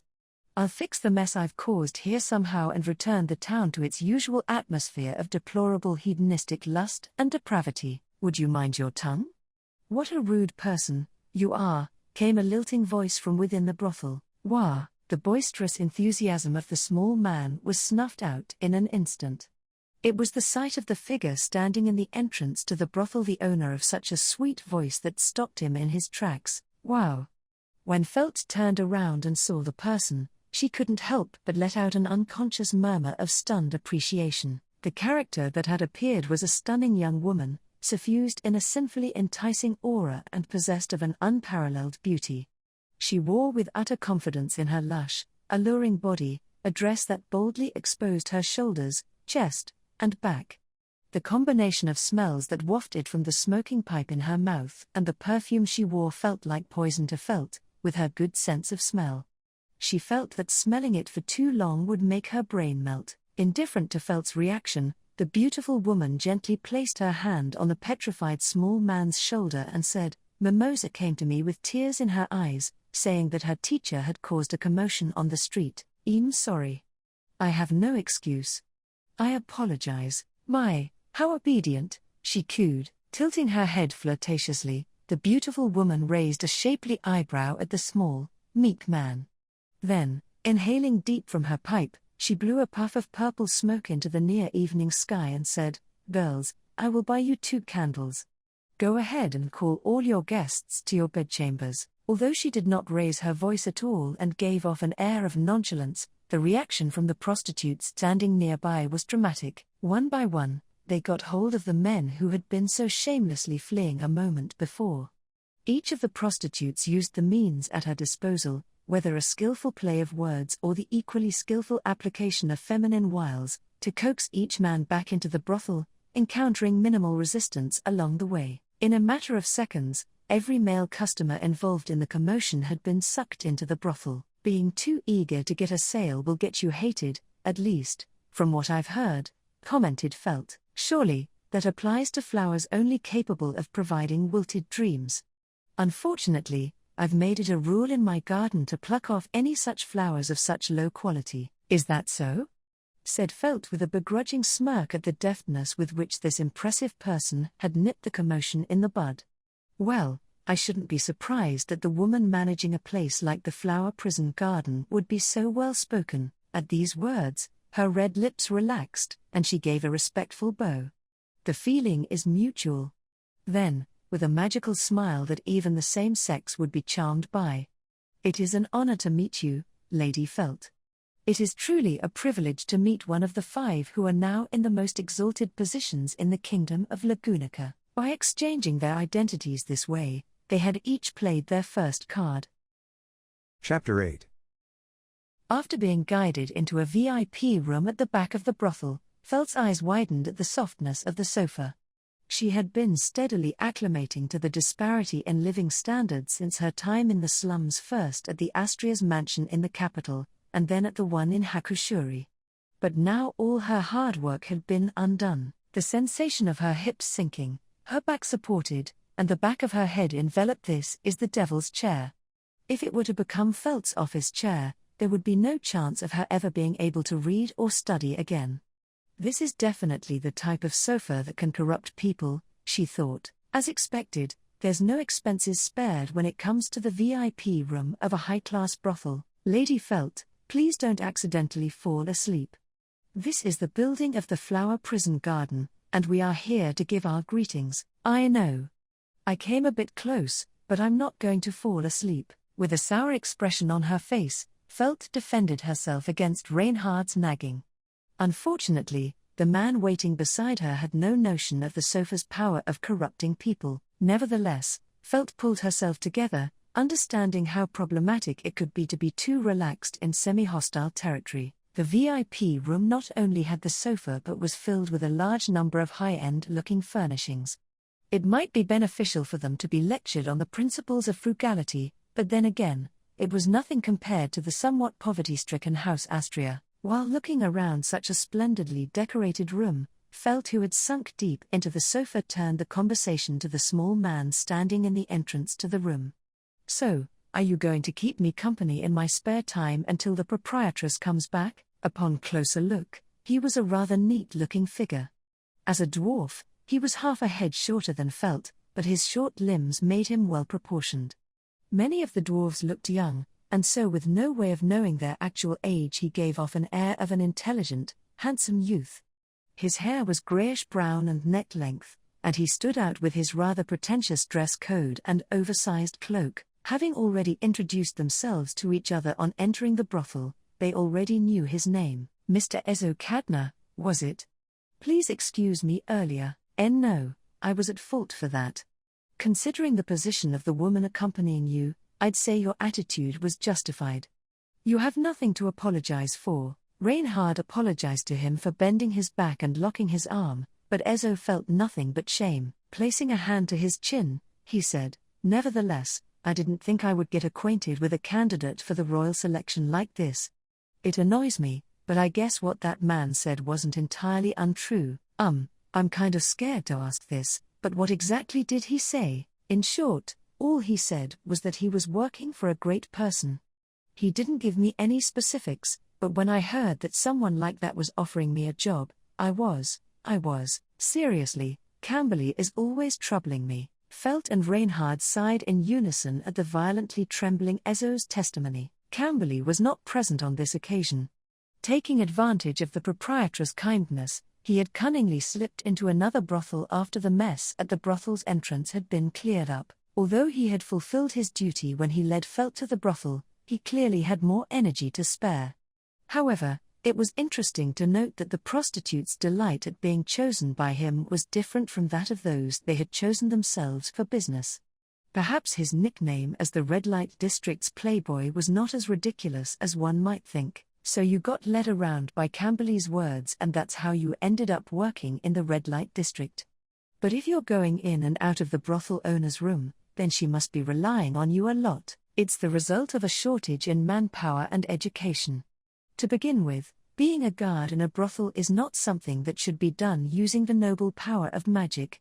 But despite that being the case, since it was introduced to me as a job, I thought that I shouldn't be so arrogant as to let my abilities weaken over time, possibly causing trouble for others." "I see. How diligent. You seem so different from a certain someone I know." In short, Ezo had a tendency to take on responsibilities. Otherwise, he would have most likely run away as soon as he realized he had been introduced to a job he didn't want to do. As he muttered, Ezo searched for a compromise between his dissatisfaction with his circumstances and his sense of responsibility. As Felt's cheeks relaxed at such a sight, Reinhard also looked at him with a similar expression. And so, it was while they were killing time in that fashion that a devilish beauty appeared and opened the door to the VIP room. "Apologies for keeping you waiting," she said. "It took me a while to fix my makeup." The woman, who had changed into a more lascivious dress and shrouded herself in a new fragrance, was the proprietress of the flower prison garden Toto. She looked at Felt, who had sunk deep into the sofa, and Reinhard next to her, with a beaming smile. "You are our special guests. So I have to be prepared when entertaining you, don't I? Well, I'm the one who came to see you out of the blue. We're lucky we didn't get turned away at the entrance. I hear it's hard to meet popular prostitutes in brothels." That's true. But I haven't worked in the shop since I reached my current position, you see, so I've been surprisingly free. Today was a pleasant surprise. With a strong charm to her smile, Toto sat down in the chair in front of Felt. The way she crossed her long legs, and the exact angle of her smiling lips and eyes, everything had been done with purpose. To come this far, every movement of Toto's body had been subconsciously ingrained with the seductions of being a prostitute. Although she said she had not been working in the shop, her top-class abilities working as such had not diminished in the slightest. "Is something the matter?" "Oh, it's nothing. I like people who've lived a tough life. So I was just thinking that you and I might get on better than I thought." "Oh my, to think you're seducing me." Perhaps surprised by Felt's response, Toto put her hand over her mouth and chuckled. Her gaze then shifted towards Ezo, who was standing at the entrance. "Ah yes, I'd like to apologize for the impudence of our people. Although, knowing his character, I believe he has most likely already apologized and expressed his remorse." "Yeah, that's right," said Felt. He got the message across. It was just an unfortunate misunderstanding. "No," cried Ezo. "There are definitely reasons to defend me, but for the most part, the situation was caused by my hasty decision and short temper. In light of that, I would like you to decide how you'll treat me from now on, for better or for worse." Ezo's diligent attitude made Felt make an exasperated face as she poured out her words. "That's such a troublesome thing to say. Anyway, now that the initial rift between us has been filled, may I ask what I can do for you?" Toto inquired. It's definitely no small matter for one of the candidates bearing the responsibility for the kingdom's future to visit such a shady place. And even more so when they're accompanied by the greatest knight of all time, the Sword Saint. Toto's flirtatious glance turned to Reinhard. At her gaze, the red-haired knight looked towards Felt next to him for confirmation as to whether he should speak up or not. Felt let out a sigh and shifted in her seat, lifting her body back up from a sunken position. Then, she pulled an item from her pocket, an insignia, and showed it to Toto. The emblem with the dragon jewel inlaid in it was proof of eligibility to participate in the royal selection, and the emanating light from the dragon jewel, which only shone when held by a certain person, was proof of Felt's position as a candidate. I don't like the method of trying to sound each other out, so I'm going to be straight with you. As you said, I'm one of the candidates for the royal selection. And as a result, I'm doing various things over here in Reinhard's domain. Today was just a courtesy call to say hello. You don't really like playing by the book, do you? But even then, various things, huh? Toto tilted her head suggestively, rolling her pipe between her fingers. It was clear from the way she said various that she was suspicious of Felt, but that was exactly the kind of thing Felt came to dispel. I told you, didn't I? I still have my hands full with this domain. That's why. Don't get me involved in your mess. I ain't interested. Felt made it clear she had no connection to the incident that had caused such a stir in Flanders, and Toto's eyelids fluttered ever so slightly at the declaration. She most likely had her own plans, but Felt wasn't someone who'd act according to another's plans. When she had declared this, Felt pointed to Reinhard next to her and said, "To begin with, if I really wanted to destroy you, I could have just sent Reinhard after you. Don't you agree? If you say it like that, then I have nothing to say in reply. I am just a simple brothel owner." It may have sounded absurd, but Toto's words did not sound like a disagreement. In fact, if one had heard the rumors about Reinhard, then they would know it would be ridiculous to have him as an enemy and back off. Even more so if they knew that the rumors didn't do him justice, and that's exactly what Felt had done, having been the one to decide against his participation in the Tome 2 festival. Lady Felt, what's the matter? You seem rather upset. It's nothing. I'm just angry at myself for something that has nothing to do with this. You don't have to worry about it. I mean, don't. Lady Felt, I don't mean to be presumptuous, but I think you should concentrate more on this situation. Shut up. Whose fault is it that you think it is? You bastard. Having been scolded by the man in question, Felt lost her temper and bared her teeth. Reinhard was bewildered. I don't understand. Toto narrowed her eyes at the exchange between the mistress and her servant. You two have an interesting relationship. It doesn't look like a normal mistress-servant relationship. Sorry about this. I'm still in the process of learning what normal is. It is an honor to hear you say so. However, I beg you not to take what Lady Felt just said lightly. After letting out a small smile, Reinhard turned towards Toto, his face now void of any such thing. Although he didn't seem particularly conscious of it, the pressure of his gaze was so strong that any normal person may very well hyperventilate just by seeing it. The proprietress of the flower prison garden, however, paid no mind to that level of gaze. Yes, of course. It is self-evident that Lady Felt's opinion is reasonable. Besides, it's not like she doesn't recognize our value. Right? Talking about whether or not I recognize someone's value makes me sound like a snob. But everything that runs well has a reason behind it, and I'm not childish enough to bring my personal likes and dislikes into the mix. Waving her outstretched hands, Felt expressed her lack of hostility towards Toto. As she mentioned earlier, Felt didn't hate Toto. In fact, if their relationship persisted long enough, she was certain she'd come to like her, but only if it persisted long enough, that is. Reading Felt's inner thoughts, Toto smiled softly. Well then, I will do my best when entertaining you in order to make that happen. In that case, I'll make sure to inform you in advance next time, so make sure you have some good snacks ready. That would be easier for you, wouldn't it? As you wish. In fact, if you wish, we can even entertain you with our expert services. Although I am a little afraid of the Sword Saint, despite the assessment, Reinhard's expression did not alter.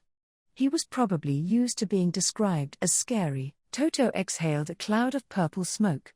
O kind and beautiful Lord. In your presence, the flowers that make their living by selling dreams may end up caught in a dream themselves. So cruel, is it not? Ah.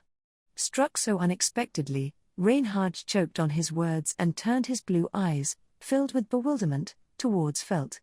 They seem to be asking for help. Felt flashed Toto a broad smile. As I thought, I think we'll get along just fine. Chapter 9. My lady, this may not be something I should say as a knight, but, oh, what is it? Say it. I don't think I'm very good at dealing with the lady we just met. Ha ha ha ha, I thought so. You were totally losing your nerve, especially at the end there. It was satisfying seeing something as rare as that, though, Felt replied, slapping her knees in good humor. Having safely finished talking with Toto, Felt was about to leave the Flower Prison Gardens brothel. Reinhard seemed to have been so effectively brought down a peg by Toto that he remained silent even when Felt burst into laughter. She was complimenting you by saying that all the prostitutes would fall for you, you know. You should be happy, my dear Reinhard. The sentiment itself is nice, but I also have my position to think about. It's just troubling for me. What? Are you looking down on prostitutes? As a person who had been taken care of by several prostitutes during her days in the slums, Felt was not amused by Reinhard's words. But after she had snapped at him, he shook his head. You've got it wrong. It's not because it's the relationship between a knight and a woman from a brothel. It's because I come from a family of sword saints and am the current owner of the divine protection of the sword saint. Lowering his eyebrows, Reinhard solemnly explained his position. The divine protection of the sword saint is a divine protection that has only existed in the bloodline of the Astria family for generations. There's a possibility of it manifesting itself even in indirect descendants. Therefore, I can't do anything carelessly. Felt narrowed her eyes at his story and responded only with a short "Is that so?" I see. The more I ask, the more I realize that he is seated in a troublesome position. According to the story, Reinhard was also forbidden to travel outside the country. He was treated more like a disaster than a human. TCH. Clicking her tongue in irritation, Felt decided not to delve into the subject further and walked out of the brothel. As they had separated from Toto in the VIP room, their guide up to this point was someone else. The figure opened his hands, gave an exaggerated sigh, and looked back at the two of them. Well then, we've reached the entrance. This is the best brothel in the red light district. If a man and a woman were to quarrel here, it would damage the name of the establishment, Ezo said, flipping his cloak in an exaggerated manner. It was all very dramatic, but Felt shrugged her shoulders at his concern and said, hurting the name of the establishment?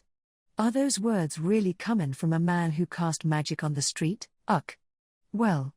Yes. As you said, casting magic with that many people around, I guess that half-elf lady was also rather guilty.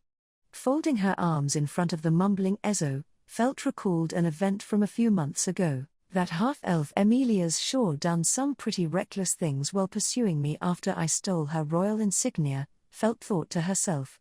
Shooting magic in the street was just one such example. Looking back, it was that request that had brought her to where she was today. Fate is such a strange thing to think that I am now competing with the very same Emilia in the royal selection. Even so, it was quite an interesting discussion. I would say it was the second most significant event for me since I started working in the red light district. Now that you mention it, what kind of work do you do?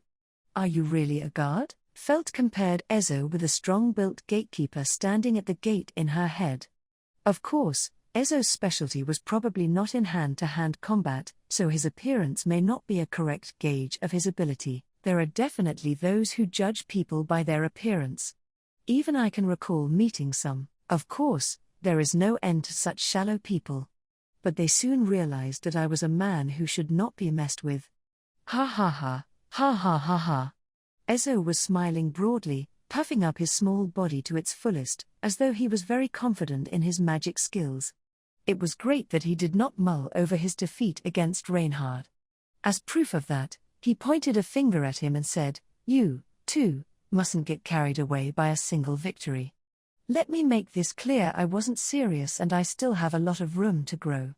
Besides, the higher the wall, the more it is worth climbing. I see. I'll bear that in mind, Sir Ezo." Without the slightest hint of false bravado, Ezo Cadna spoke of his future as though it was a given. Reinhard straightened his posture at Ezo's admirable attitude, and finally let out a faint smile. As she watched, Felt grinned and folded her hands behind her head. Well, I'm sure if you're an actual magic user, there are a bunch of employers who'd want you. Toto's probably feeling like she won the lottery, too. Though I don't enjoy being treated like an object, I do agree with you. But perhaps the reason behind Miss Toto's positive attitude to my employment was due to the identity of the person who introduced me. She must have known of your relationship with my detestable kin. You mean she knew that Camberley and I were friends? Does that mean that it was indirectly thanks to us that you were hired there? I'm merely saying that it's possible. However, there is no doubt that I would never have visited the red light district without that person. Ugh, I get angry just thinking about it. Ezo's fingers trembled as his anger rekindled. All the unscrupulous ones, whether the people of my race or affiliation, always block my way. Seriously. Such insolent people, you seem to have got a lot bottled up inside. Do your best. Ezo was turning purple from anger as he talked about Camberley and various other things all mushed together. Felt sympathized with this attitude, but, Mom, you forgot something. The voice that interrupted her came from a woman who had appeared at the entrance to the brothel. She was around 20 years old, wearing a dress that was not too revealing but clearly showed off the curves of her body. She looked rather innocent for a woman working in the red light district, and her somewhat timid eyes had the kind of feel to them that tickled men's hearts. It's you, Mimosa. Has Mistress Toto sent you here? Yes, teacher. She told me to give this to our guest. The woman called Mimosa gave her greetings to Ezo and then turned to Felt. She then gently presented something wrapped in a white cloth to Felt. What was hidden inside was, oh, the insignia. My bad, I forgot, Lady Felt. Do you understand just how important that item is? I know, I'm sorry. It was sticking into my butt when I was sitting on the sofa. Scratching her head, Felt accepted the insignia that Mimosa brought her. While putting it back in her pocket, she suddenly glanced between Mimosa and Ezo. Now that you mention it, you called him teacher, is that what you would usually call a guard? No, Ma'am. Teacher teaches me how to read and write, and how to do calculations. That's why I call him teacher, reading, writing, and calculations. Is that also a guard's job? As Felt seemed perplexed by their story, Ezo put a hand to his chest and explained himself. I'm hired as a guard, but this area is already well regulated by the Flower Prison Garden. At the very least, I've not really come across any problems since I started working here. I was uncomfortable with accepting so much money despite that, so I started doing this to keep myself busy. Thanks to teacher, some of us girls can read now. Everyone is grateful to him. In contrast to the boastful Ezo, Mimosa's look of respect was genuine. Seeing this, Felt nodded to herself. Ezo mentioned earlier that his meeting with Felt and the others was the second most meaningful thing that had come out of his arrival in the red light district. The first and most meaningful thing was clear from his face and lively voice. Ezo's logical nature was very obvious. The presence of his pupils must have been very encouraging. How admirable. Keep up the good work, teacher. It definitely suits you. It is the duty of a good person to teach and guide well. It's also my vocation. Heh, you're right. Well then, we'll be on our way. Raising her hand, Felt, together with Reinhard, said their goodbyes to Ezo and the others. But Ezo suddenly stretched out a hand. Wait, he said. What about my kin who was with you? Are you leaving him behind? Yeah, I'm not waiting for 2 candles worth of time.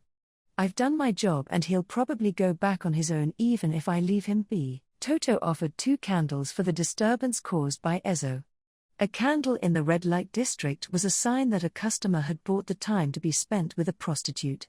The prostitute will show the customer a dream until the candles burn out. At most, only 1 candle's worth of time had passed by. Speaking of which, teacher, Mistress Toto said that she was going to pay for tonight's candle out of your stipend. What? No, that was certainly my fault. But the payment for that ancient document is, Shocked by Mimosa's words, Ezo had paid the price for his temper. This time, Felt and Reinhard waved and finally took their leave of the flower prison garden. They were interesting people, weren't they? You've recovered very well for someone who said he was bad with them. Well, my impression is still the same. The flower prison garden's people aren't as hostile as I thought they were. They even returned my insignia to me. Felt and Reinhard walked side by side as night approached the dimly lit, red light district. Smiling, Felt lightly tapped her pocket. At this gesture, Reinhard looked a little surprised. Did you forget your insignia on purpose? I was just wondering what they would do. I didn't think that everything they said in that room showed their real intentions. So I figured I'd test them a little. To prove that it had not been switched, Felt moved her hand to the insignia in her pocket. A faint glow leaped through her clothing. Now either they'll think I'm some kinda moron, or be more alert. Felt quietly assessed how her opponent would view her after her little stunt. Well, either is fine. After all, they are the ones who started the fight. Besides, we did our part to show respect by coming here today. They won't be stirring shit up anytime soon. Let's move on. Next up it's an organization called the Scales that runs the gambling quarter. This place also requires special attention, for reasons different from the red light district. The Scales, along with the black silver coin and the flower prison garden, also don't have a very good reputation. Please take extra care not to leave my side. Yeah.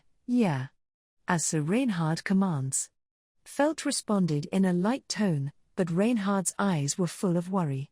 He doesn't seem any more nervous or anxious than usual, but I wonder if he's even had a chance to rest at all since he came to Flanders, she thought. You look as though you're gonna collapse from worry any moment now. At Felt's tone, which seemed almost like someone else's entirely, Reinhard gave the biggest smile he could muster. Chapter 10.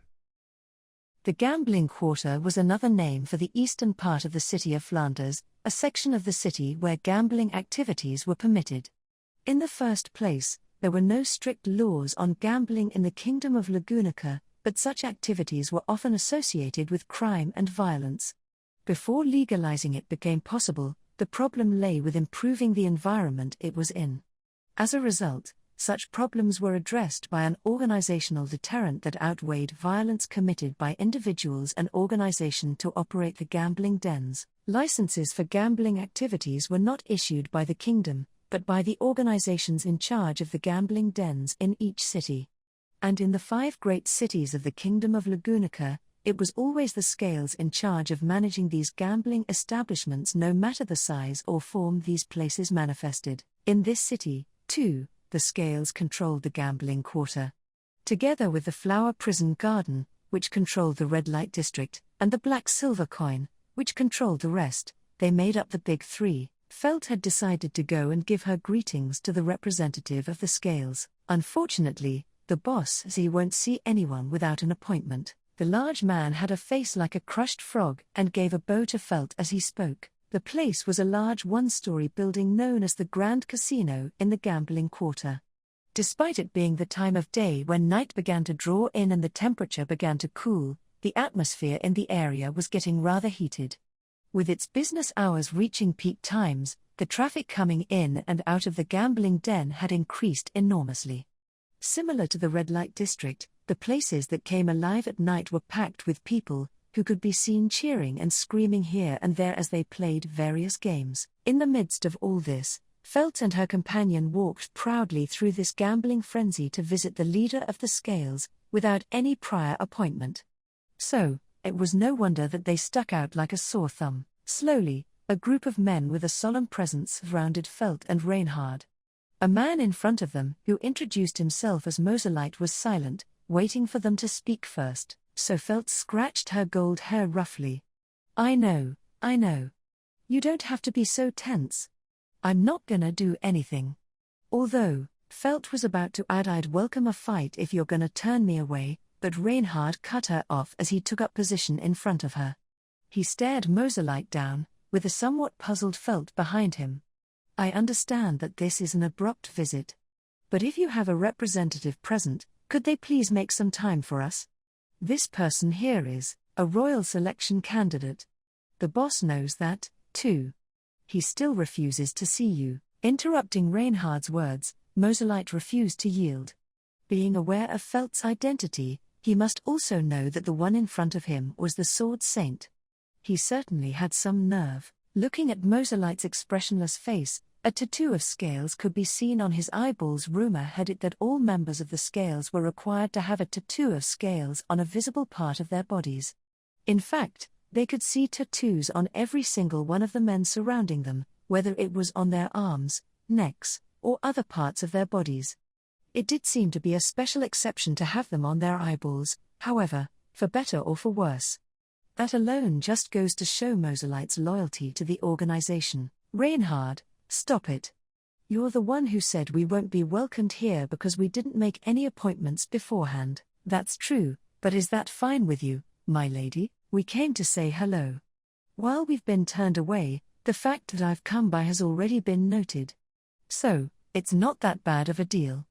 You'll pass my words to him, won't you? Felt shrugged her shoulders while Moselite raised his eyebrows in slight surprise. Yeah.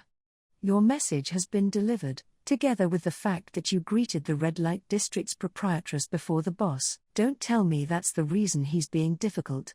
If I'd done it the other way round, would it have been the proprietress who refused to see me? Felt's shoulders slumped in disappointment. The first thing that comes to mind is the fact that the two organizations are in balance. The power of each organization was kept in a perpetual balance, but the cooperation between the big three was on thin ice. She'd heard enough about this from Old Man Rom and Rachins beforehand. The disagreement between Toto and Manfred, the man in charge of the Scales, was also a well-known story. Seeing as Moselite was silent on the matter, felt that her guess might not be far off the mark. However, her intuition kept her from wanting to continue the conversation. The Scales knew that I was here. Then we're done. I'll make sure to bring a gift and make an appointment first next time. Sorry to interrupt your business. With that said, Felt decided to end the conversation early. Reinhard was surprised at how easily she withdrew and quickly followed her as she left. Following Moselite's gaze, the men around them also made way for them. Felt quickly made her way through the crowd and headed towards the exit. That place was no good. It smelled a lot more sinister than the red light district. Reinhard, who walked beside her, made a strange face at Felt's mutterings. A more sinister smell? He asked. Surprisingly, Reinhard did not have a nose for danger. There was no one who could make him feel endangered in a literal sense, so it was not surprising that he lacked the ability for it. But more than just the threat to one's own life, a sense of danger could account for the harm to others, their property, or a multitude of other things. This exact sense was what alerted Felt to the unique and dangerous scent of the gambling quarter. It's not like I'm too scared or anything, I just got a bad feeling about this place. Either way, this guy's gotta be the most uncooperative one so far. I trust your intuition, my lady, and I agree with you in that they were not the most cooperative. Reinhard then looked around alongside Felt, who had stopped in her tracks. Around him in the Grand Casino were various spaces for gambling, and everywhere seemed to be packed. There was a certain madness in the eyes of customers who sat here drinking with women at their beck and call. This type of excitement in the air was not something Reinhard was accustomed to, and he became rather timid. Looking at his face, a sense of mischief began to grow in Felt's heart. From the standpoint of someone usually subjected to Reinhard's nagging, it was a nice surprise that his weaknesses had been exposed in both the red light district and gambling quarter in rapid succession. I'd never thought the day would come when I'd enjoy seeing that face of yours. I'm honored to hear that, but I don't think it was a very pleasant process. Isn't that just your imagination? Besides, it'd be a shame to leave so soon. Let's take a look around. Fortunately, they had already put quite a distance between themselves and the Scales, including Moselite. Of course, there were members of the group dotted about the place, but the sinister scent seemed to have weakened somewhat. At Felt's smile, Reinhard hesitated for a moment before nodding, and together they decided to take a quick tour of the Grand Casino. Gambling here still mainly involved using cards that followed a basic set of rules. Some of the games were unfamiliar to Felt, but while watching others play, she was able to get a vague idea of what was going on. Once she knew how to play, she observed wins and losses, and the strategies involved. Having done all that, she discovered that gambling was surprisingly fun to watch. One, in particular, caught Felt's eye. "Oh, there's a shotrange board. Can you make a bet on that, too?" Felt's gaze fell on a game being played on the edge of the Grand Casino, with a shotrange board in between the two players.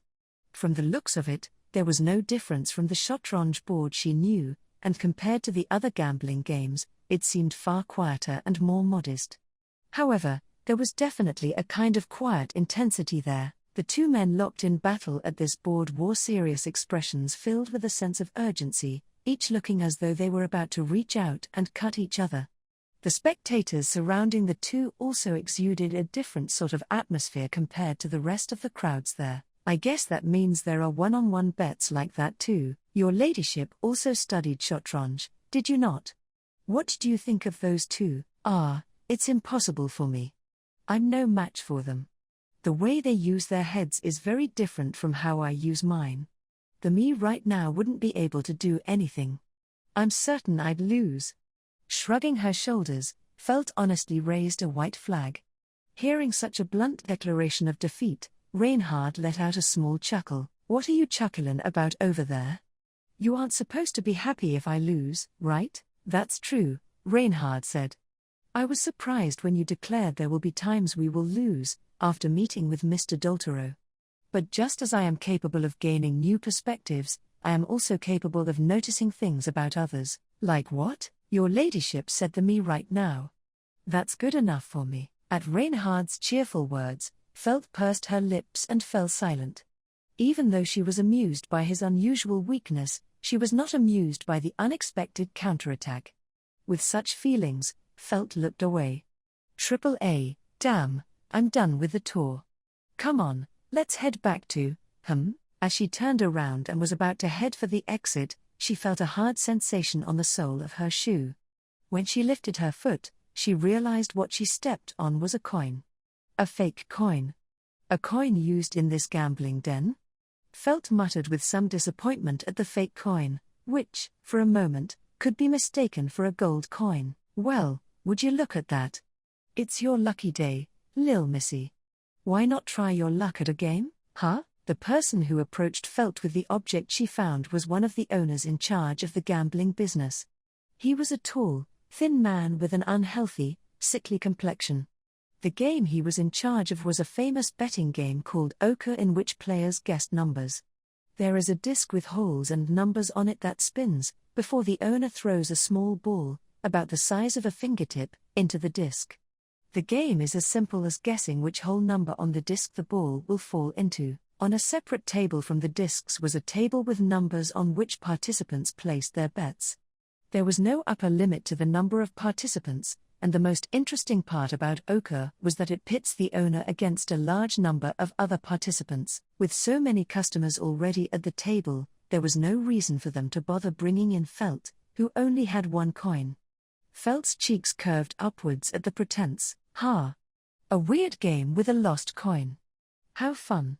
I'm in." Sniffing, she took her place proudly in front of the man who had invited her to play. Staring at the numbers on the table, with the written choices from 1 to 50, Felt challenged him to a match. "Let's go." In response to her enthusiasm, the man spun the disc. He tossed a small ball sharply in the opposite direction of the disc's rotation, which was so fast that the numbers appeared to melt into one another. When both the disc and the ball have momentum and the ball falls into a hole, that's the end of the game. So long as the disc and the ball are still spinning, the customer can place their bets on the table. Lady Felt, with that momentum, the place it's likely to fall is. "Hold it, I wouldn't be surprised if you could see the balls and the rotation of the disc and know where they will fall, so shut up. This is my game. Wasn't it just supposed to have been a coin you found? Never mind. Sorry, I'll keep my mouth shut." Reinhard kept his mouth shut, but he didn't deny that he could see the spinning. Either way, she put the matter to the back of her mind and stared at the disc. Then she glanced up at the man who, having thrown the ball, crossed his arms and gave her a snide smile. 1 or 50, but which one? I don't know. So 50, and, after much deliberation, Felt forcefully placed the coin on the 50 on the table. Immediately after, the betting period ended, and all that remained was to watch the fate of the disc and the ball. Slowly, the disc decreased in speed, and eventually, with a clatter, the hole that the ball fell into was, ! Oh, damn. It was 1, that's too bad, my lady. But it was a close game. You did narrow it down to 2 numbers. How did you manage that? With her prediction being off the mark, Felt held her head in frustration. As Reinhard's question hit her from the side, she cleared her throat and let out a, huh? I was torn between choosing the most auspicious number or the biggest number. If there's a choice, I gotta be number 1 or the biggest number there is. Either way, the middle ain't for me. I see. I'll keep that in mind. Why are you so serious? There's no need to remember such things. Pursing her lips at Reinhard's response, Felt left the table with a simple, oh well. It was also the etiquette of a gambling den to leave promptly after losing a game. Watching Felt's gracious defeat, the customers around waved her off pleasantly. Though she couldn't deny the feeling that she had contributed to the gambling den after seeing the rest of the customers' enthusiasm to try and win in Felt's place. But I gotta say, even though I fulfilled my goal of sending my greetings, things ain't going as smoothly as I'd hoped. Even if I say it's fine as long as I win in the end, I still need to get my edge back. By the way, Lady Felt, how would you like to pay your greetings to the black silver coin? We got them real good before. That should be enough. I know it's my fault for taking a detour, but it's getting dark already, so let's head back to the mansion. The town of Hakushuri, where Astria Manor was located, was a few hours away from Flanders by dragon carriage. If we leave now, I wonder if we can make it to the mansion before daybreak, Felt wondered. Nah, let's stay here tonight. We can just return to the mansion during the day tomorrow. Unexpectedly, Reinhard shook his head at Felt's suggestion. Huh? Why? I admit it's a little rushed, but it's not too late, and with you around, walking around at night shouldn't be an issue. What's the problem? Well, I'm worried about your health if you stay up too late. I'm going home. Felt asserted her thoughts strongly with her eyes at Reinhard, who she knew was telling a blatant lie. She continued pressuring Reinhard with her crimson-eyed stare to tell the truth, and after a few moments of endurance, he let out a sigh and said, I will tell you tomorrow, I promise. So, will you please listen to me just for tonight? Humph, you pompous prick. All right, tomorrow, then. Since that's decided, it's time to find an inn. Let's look for a place with good food. Please rest assured, I have already found a place to stay. You were planning to stay the night from the get-go, weren't you? He had indeed been planning something before coming to Flanders. Felt looked at Reinhard's profile, trying to get a read on him, but somehow only caught a hint of relief and anticipation in his face, and stopped there. Well, I guess it's fine. Unlike life in the slums, whatever Reinhard was up to would not directly affect Felt's life or death, nor would it humiliate her dignity. To that extent, Felt placed her trust in her knight. Chapter 11. Moselite saw Felt and her companion off and then turned back to the ochre gambling parlor. You okay with letting them leave like that, boss? It's fine. I just wanted to take a look at her for today. I also got them back for meeting with that vixen before me by messing with their luck at gambling, said the slender-faced man as he stood up from the dealer's seat at the table Felt had just left. Besides, we got what we needed, didn't we? When a different person came into the gambling parlor to fill this seat, the slender-faced man brushed a hand over his own face as he calmly walked through the Grand Casino. And with that, his face came off. What appeared from beneath was a bizarre face covered in tattoos. It was the master of the Grand Casino, Manfred Tattoo Face Madison. So that bodyguard is the Sword Saint.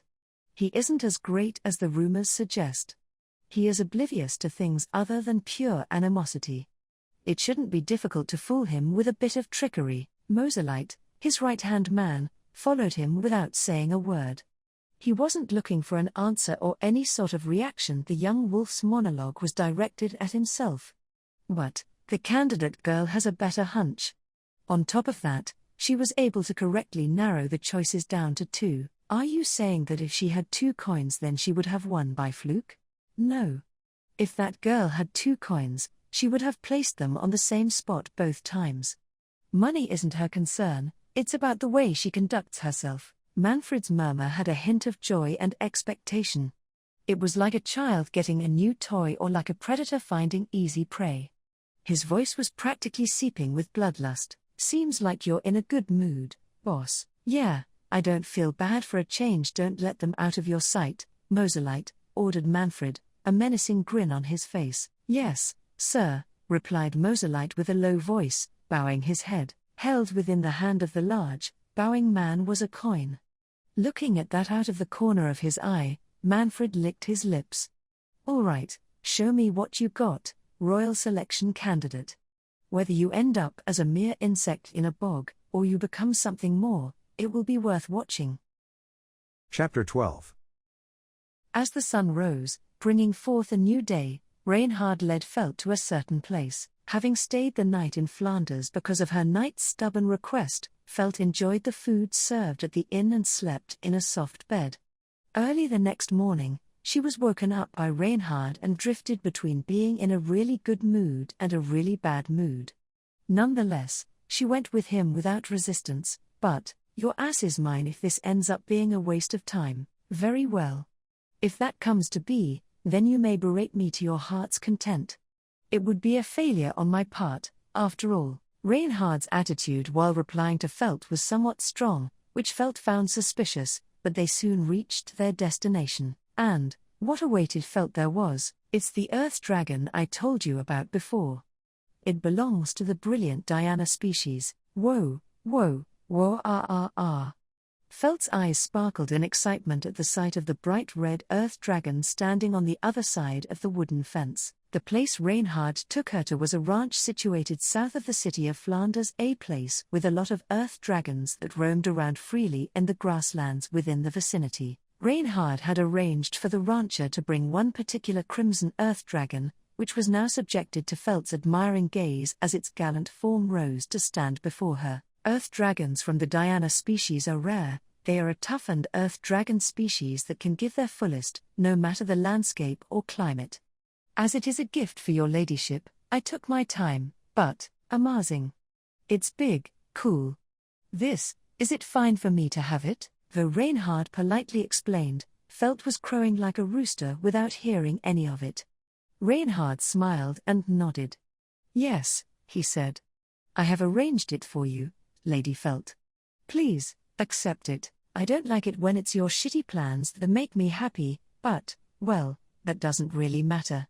All right, then. Her emotions changed hastily and Felt jumped across the fence. And just like that, the girl went in front of the Crimson Dragon. The sharp glare of the dragon was pointed at its master candidate. Yes, she was still only a candidate for being its master. Earth dragons are all friendly with humans, and there are times when even a child can easily ride on them, but the Diana species were an exception to that.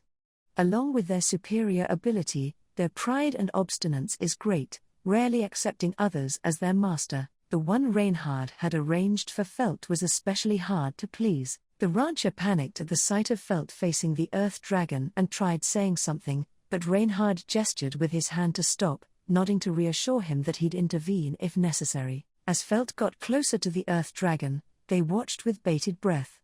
It's really sudden, she began, so it would be difficult to accept me immediately, but you're my Earth Dragon from today.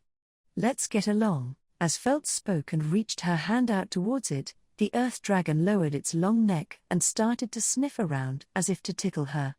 Oh, you, haha, it tickles. You're a friendly one, aren't ya? Reinhard gave a short sigh looking at Felt jerking her body around in laughter. I am baffled that that girl is being so tame. At her first encounter, even the rancher couldn't hide his awe at the sight of Felt and the Earth Dragon mingling. After that, Felt took the Earth Dragon since it accepted her as its master and was about to return to Flanders triumphantly. However, her way back was far from smooth. Since, whoa? Letting out a small scream, Felt panicked, having lost her balance on top of the Earth Dragon. Reinhard rushed to her side and supported her with his hand, pushing her back. Felt somehow managed to get into the right position and let out a sigh of relief. After that, she looked at Reinhard. The hell did you mean when you said they are easy to ride? It's a handful even sitting on it. Where is the divine protection of the Earth Dragon? Please endure it, my lady.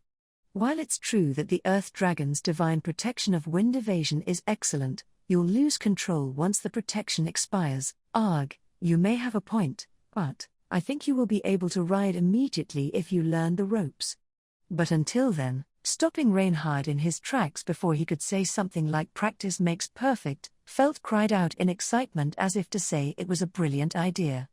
Oh yeah, Reinhard. Show me how it's done. Reinhard frowned to figure out her intentions behind that. Come on. Felt slapped the saddle on the Earth Dragon and continued.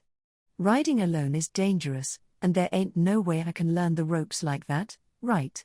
But then again, I can't learn by watching other people ride either, so I think it would be quicker doing that here.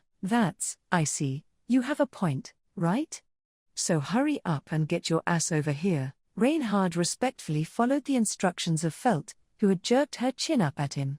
He made brief eye contact with the Earth Dragon and leapt onto its back. Reinhard sat behind Felt, inevitably embracing the small girl from behind. While in that position, he held the reins in her hands. Now, with all due respect, allow me to demonstrate. Please watch carefully, memorize the sensation of moving the reins in your hands and how you focus your sight. All right, I'll be depending on you. I want to be able to ride Romy here and there as soon as possible. So, it's Romy. I think you should discuss the name with Master Rom before naming it that. Shut up. It's fine. Hey, hurry up and show me how it's done. Felt's cheeks turned red and she shouted to hide her embarrassment since the origin of the name was found out in an instant. While listening to her voice, he waved the reins with vigor. All right, slowly, Romy the Earth Dragon began running towards the Astria domain. Turning off the divine protection intentionally, feeling the pleasant wind against her, Felt let out a shout of joy. Hearing that up close, Reinhard also smiled happily, and just like that, the Felt camp had finished paying their respects to the city of Flanders' underworld. By making their point clear, they had shown their standpoint that they were not related to the incidents happening in the Earth Dragon capital in any manner, but a flame once lit from the past wasn't going to let them go so easily. Things took a drastic turn a few days after Felt's visit to Flanders. It all started with the bad news brought to Astria Manor by the black silver coin's Cephas, who had once again come to them as a messenger. The news was that Ezo the Grey Cadner was on the run after burning down a brothel and that Camberley had been taken into custody as his accomplice, making it an unprecedented emergency. Chapter 13. Peace, meaning her routine life going uninterrupted by odd occurrences, never lasted long for Felt. The leaders of the underworld suspected her of being behind things she didn't even do, so in order to prove her innocence, she paid them all a visit going here and there for several days even though she didn't want to. It wasn't like she was all relaxed thinking that everything was fine, but at least she'd made her point clear. With this, she hoped she could enjoy a brief time of tranquility. However, things seemed to have been worsening a lot faster than she had expected. What did you just say? Asked Felt with her elbow on the table, cheek resting on her palm. Her fang poked out as she grimaced at what she'd just heard. The one at whom her question was directed at was Cephas, the snake-eyed man who had been led to her office, the messenger from the black silver coin. Cephas was also the one who had visited them during the Tomtu festival as the messenger of his leader, Doltero. This time, however, he visited them early in the morning without warning. Felt would usually send a rude visitor like that packing due to being in a bad mood and sleep-deprived, but there was a reason she couldn't do that this morning. And that was, sorry. This is our blunder. Rachins mustered up the words in frustration next to their visitor, Cephas. He was in terrible shape. He was bruised all over, and it was evident from the smeared blood on his face that he had tried to rub the blood from his nose.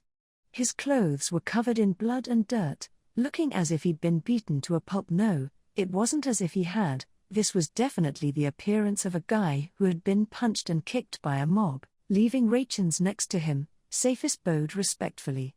Lady Felt, allow me to give you my report once again. Last night, there was a fire in Flanders and a building owned by the Flower Prison Garden was partially burned to the ground. Some of the guards and prostitutes were unable to escape and burned to death. We know who the arsonist is, but as for the one who assisted in his escape, you're trying to say that it was Camberley, right? Interrupted Felt while ruffling her hair with a serious look on her face. She had a feeling Cephas's explanation was just contempt masquerading as politeness. Her nerves had started to settle down from when she first heard the unbelievable news, but it wasn't something she could easily accept. She then directed her crimson eyes at Rachens, who was hanging his head. "And, you also assisted the culprit in his escape. Is that right? I don't know if he's the culprit or not, but it's true that I assisted Camberley in helping someone escape. And when I was getting beat on by that mob chasing us, we, the black silver coin, took him in. He might have been killed by the ruffians if we hadn't stepped in time. The dwarf got taken away by the Flower Prison Garden, however, as a result, Camberley remained captive in Flanders, and only Rachens was brought back to Astria Manor to report the news to Felt. She was still drowsy and not fully awake, but after hearing the report she had a rough idea of what was going on. However, there were still a few pieces missing from the puzzle. "What are we going to do, my lady?" asked the knight by her side. Felt was deep in thought, her arms crossed. Sitting beside her, Reinhard showed no signs of being sleepy or worn out despite it being quite early in the morning. The stately sword saint turned his blue eyes towards Rachens, who was hanging his head. "The situation demands that we pay a visit to the Flower Prison Garden to explain ourselves." "Why should we have to explain ourselves? And why the hell did you and Camberley try to help someone who was trying to escape out in the first place? What is the relationship between you and Ezo Cadna?" Cephas cut off Felt's interrogation as he gave a cold smile. Both Felt and Reinhard's cheeks stiffened upon hearing the name he uttered. The name instantly rang a bell in Felt's mind. On top of that, it was a name closely connected to Camberley. "Ain't that the name of the bouncer teacher that Camberley brought to the red light district?"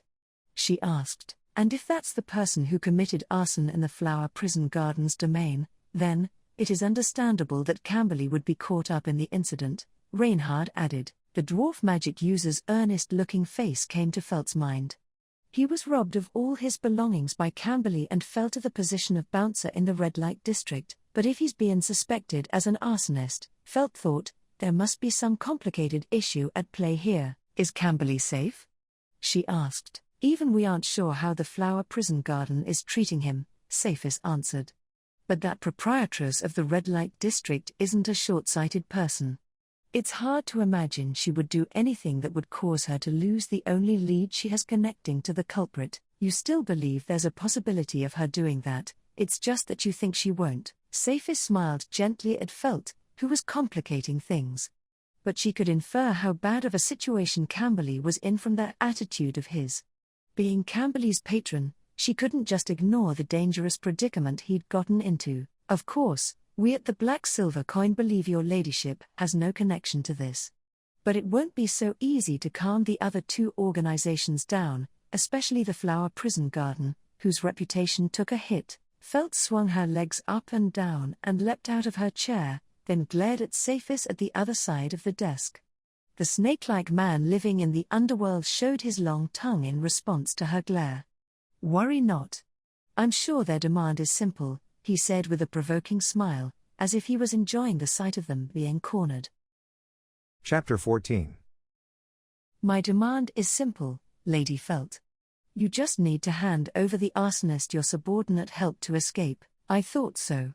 Felt snorted at the aroma sweet enough to melt away any man's rationality and sank into the soft sofa with a bitter look on her face. She was unhappy, as Toto's demand was just as the snake-eyed man had expected. They were now in the manager's room of the Flower Prison Garden's top brothel. It was located in the red light district where they had gone to greet her the previous day, but the atmosphere had taken a dramatic turn. The flower paradise that was supposed to give men a dreamy night had a dark shadow cast over it. But then, the night flowers weren't so mentally frail that they would give up just like that. If the red light district became gloomy, the women would address it by changing their makeup and attire to match the tone. As a result, men who came to enjoy the night continued to do so, and business in the red light district was prosperous as ever. However, this was only a facade for those looking from the outside. The building that burned down was on the street we crossed on the way here, right? Yes. The partially burned down building is still there, yes? The culprit has yet to be apprehended, so we don't have time to repair it yet. Good grief, my ability to judge a person's character has grown weak. I hate myself for that, muttered the proprietress of the flower prison garden listlessly before blowing purple smoke out from her pipe. Miss Toto, are you also of the thought that Mr. Ezo was the arsonist? Inquired Reinhard, a painful expression on his face due to the tragic event. Obviously, replied Toto with one eye closed at the sword saint's anguished expression. If Ezo was innocent, then he should have stayed behind and helped put the fire out and made an effort to prove his innocence. I am not so dense that I would deny someone their right to give their side of the story. Ezo likely knows that as well.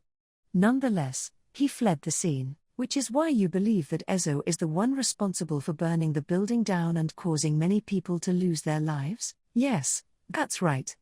Ezo Cadner is a murderer, and a coward who fled after turning his student who admired him as a teacher into a charred corpse. Reinhard furrowed his eyebrows at Toto's heavy words of denunciation against Ezo. Felt also took her words with a sense of bitterness. It's been confirmed that there were a few prostitutes and guards, as well as male customers, inside the brothel when it burned down. One of the pitiful victims was the prostitute that Felt had talked with, Mimosa. Though lacking in seductiveness, she was a girl who showed signs of being a naive hard worker. She had addressed Ezo as teacher and learned reading and writing from him, but her future was now forever lost, stolen away by the inferno. Normally, prostitutes are hired with a term limit. Once they fulfill their terms, they are released from their duties. Most prostitutes enter this profession to pay off a debt, or to settle some sort of deal of various kinds, and when this is also fulfilled, most of them lead a normal life afterwards. So, after learning how to read and write, Mimosa definitely had a different life waiting for her as soon as her term ended, but not anymore. Regular customers from both the black silver coin and the scales were inside the building as it burned down. So, for the time being, I think that Ezo is working as a pawn of someone unrelated to the big three, which brings us to the top of the suspect list, right? Can't say I can blame you, said Felt. At the moment, the most logical conclusion would be that the Felt camp had sent their pawn Ezo to the flower prison garden and successfully tarnished their reputation. And the fact that Camberley and Rachins had assisted in Ezo's escape made it nearly impossible to dispute this accusation. That has nothing to do with us though, declared Reinhard. Shouldn't you, the citizens of Flanders, solve the city's problems yourselves? I can't believe that those cold words were spoken by the knight among knights, the sword saint. However, I can't deny that after causing such a blunder, since it is a fact that we let someone scheme and have been unable to catch them to this day. Toto smiled charmingly and raised a white flag at Reinhard's assertion as she had no objections against it. But then, she continued, still remaining in a submissive posture. What are you going to do about Master Camberley? Surely you aren't thinking about abandoning him, are you? Or am I mistaken? Are you saying that that dwarf thug who is all talk has nothing to do with you? That he is unrelated to you? Reinhard's aura sharpened a bit at the cruel choice Toto had suggested. Felt glanced at him out of the corner of her eyes and heaved a short sigh. I see, the proprietress of the flower prison garden is smart. In short, she's saying that we don't have to go through all the trouble of proving our innocence for shit we didn't do if we sacrifice Camberley, who is nothing but a mere thug without any sign of productivity and hasn't made any contributions so far. If Felt did that, then she'd be cleared of all suspicion and everything would be water under the bridge. It seems like we've been underestimated. In my opinion, I've thought of your position as a candidate for the royal selection and made a huge concession. And what am I going to pay in return for being able to escape from the trouble?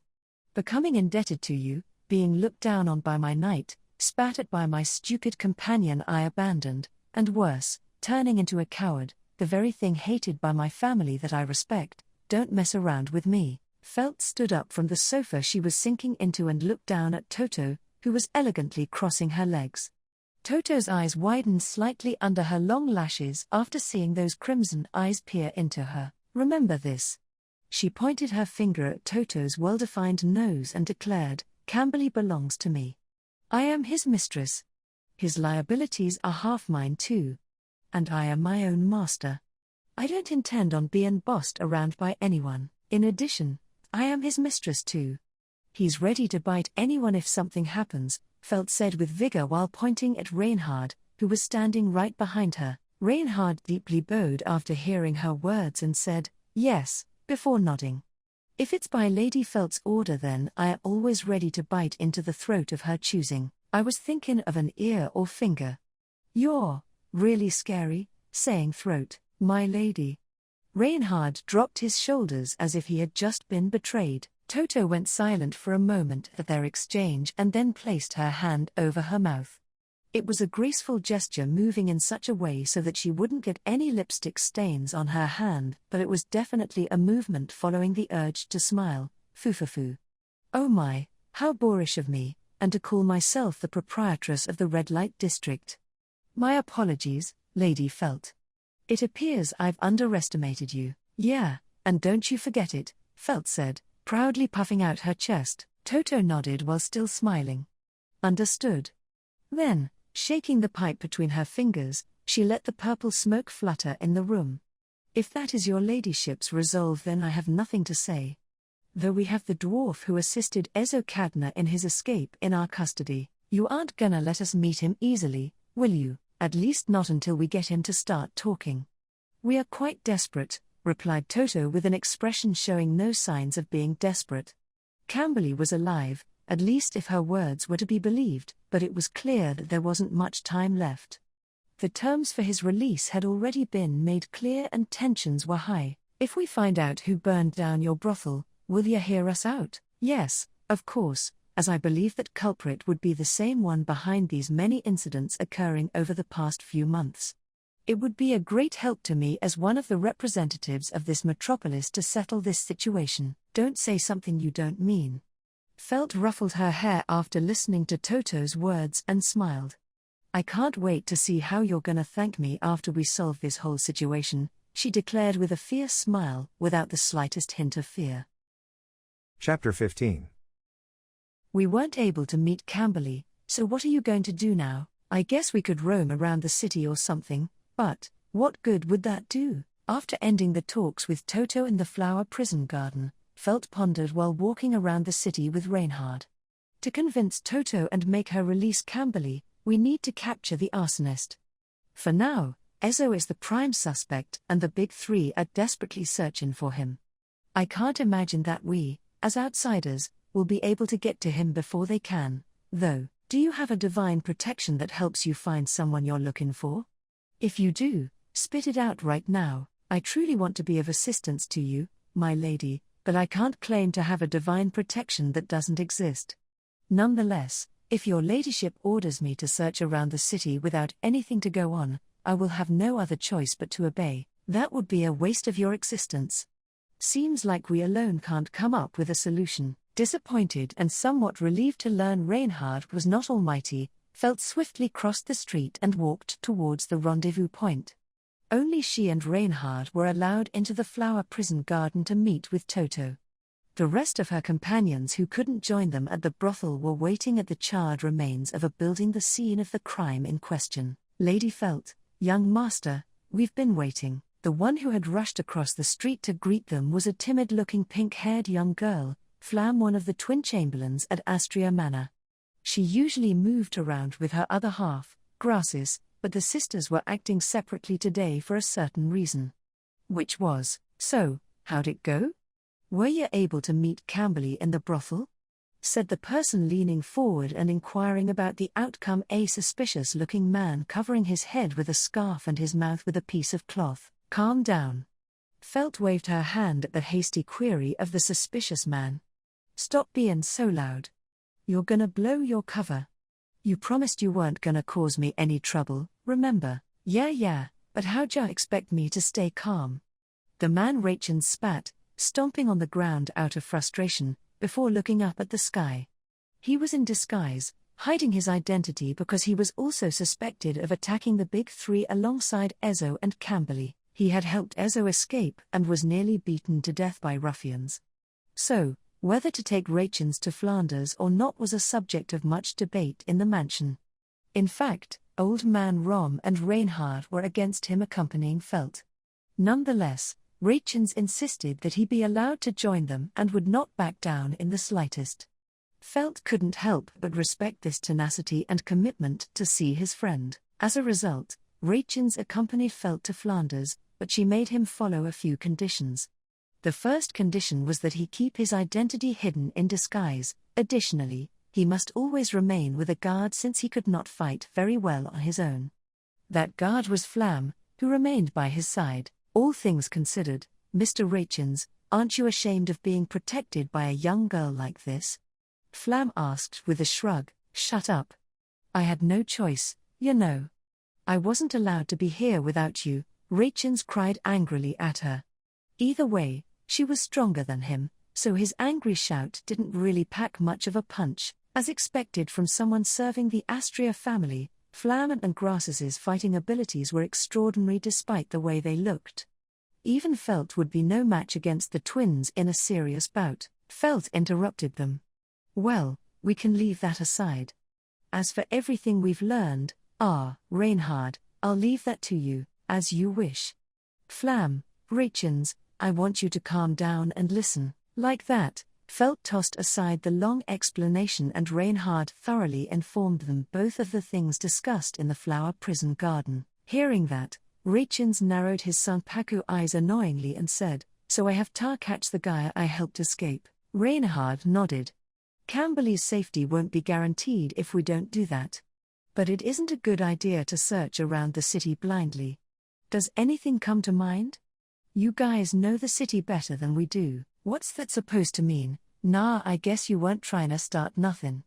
Shit, this is why I hate people with good upbringings. Rachens clicked his tongue at Reinhard's question and started pondering something. It ain't like there isn't something that comes to mind, he continued after placing his hand on his thin jaw. It's real weird that the people here still can't find him after searching around. There ain't no way they wouldn't be serious about searching after being so dang humiliated by all this. Yeah, right, Felt said. The flower prison garden is probably hunting him down as we speak. So there's really no point in searching for him ourselves, yeah. Others are already doing that and they can't find him, which means that, could it be that he has already left the city? Muttered the young girl after hearing Rachens's inference. No, Rachens replied, shaking his head at her words. Remember how the woman Gaston is hitting on and her kid were found in Hakushuri? Escaping from them ain't an easy task with the kind of influence they got. It's impossible for him to escape on his own. And if it's possible he isn't alone, then, there is a possibility that someone is giving him asylum, blurted out Reinhard. Bingo, Rachens said with a snap of his fingers before pointing at Reinhard. I get it now, added Felt, also feeling satisfied with the conclusion. He's someone who has caused such a big mess. Rachens faced the charred remains of the building and continued. So giving him asylum would require great resolve. But I think I might know someone who'd be stupid enough to do it. Is it someone who's close enough with Ezo to want to protect him? Asked Felt. Not quite. If we're talking about how close they ain't that close. It's simply that it ain't that difficult to receive their protection, replied Rachens while putting on airs and looking around at everyone. He then nodded at the three of them, who were frowning, and continued, There is a moneylender in this city known as the Golden Beetle. Chapter 16. Well, if it isn't the most talked about person in the kingdom now. I am most humbled that you came to visit someone like us. Felt received the green-haired woman's greetings and squinted her crimson eyes. Black suit, twin tails, and a polite demeanor. The woman, armed with qualities that made her seem like a true professional, made Felt tense up like she had when facing Toto. She had previously come to this city to greet the flower prison garden and the scales, but forgetting to visit this place was a matter of deep regret. My apologies that I couldn't go to greet you. To say that we were extremely busy would be nothing more than an excuse, but nonetheless, I am ashamed of my shortcomings, she slyly mentioned the other day as if she had read Felt's mind.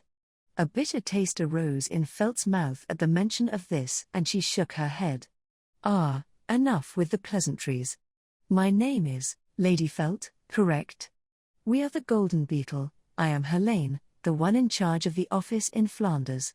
Pleased to make your acquaintance. The woman who introduced herself as Helene bowed repeatedly and escorted her visitors to the parlor.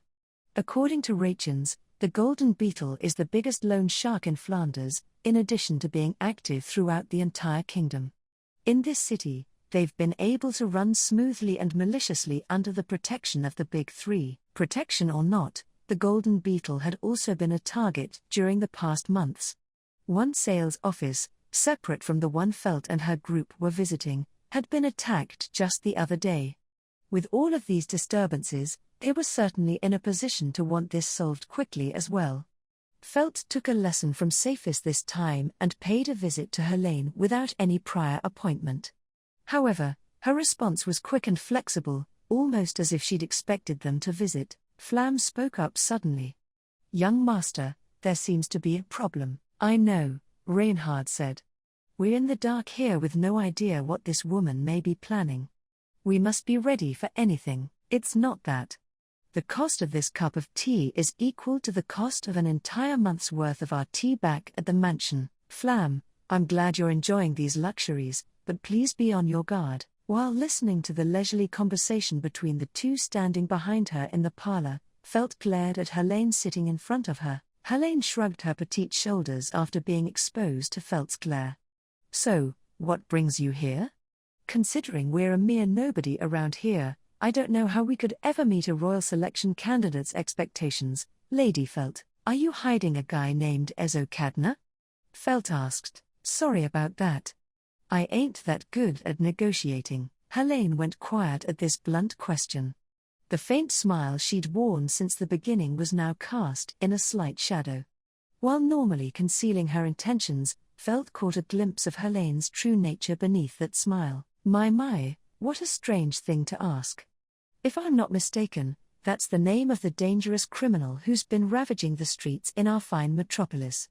For us to hide someone like that would certainly jeopardize our position. Let me make this clear, Felt interrupted.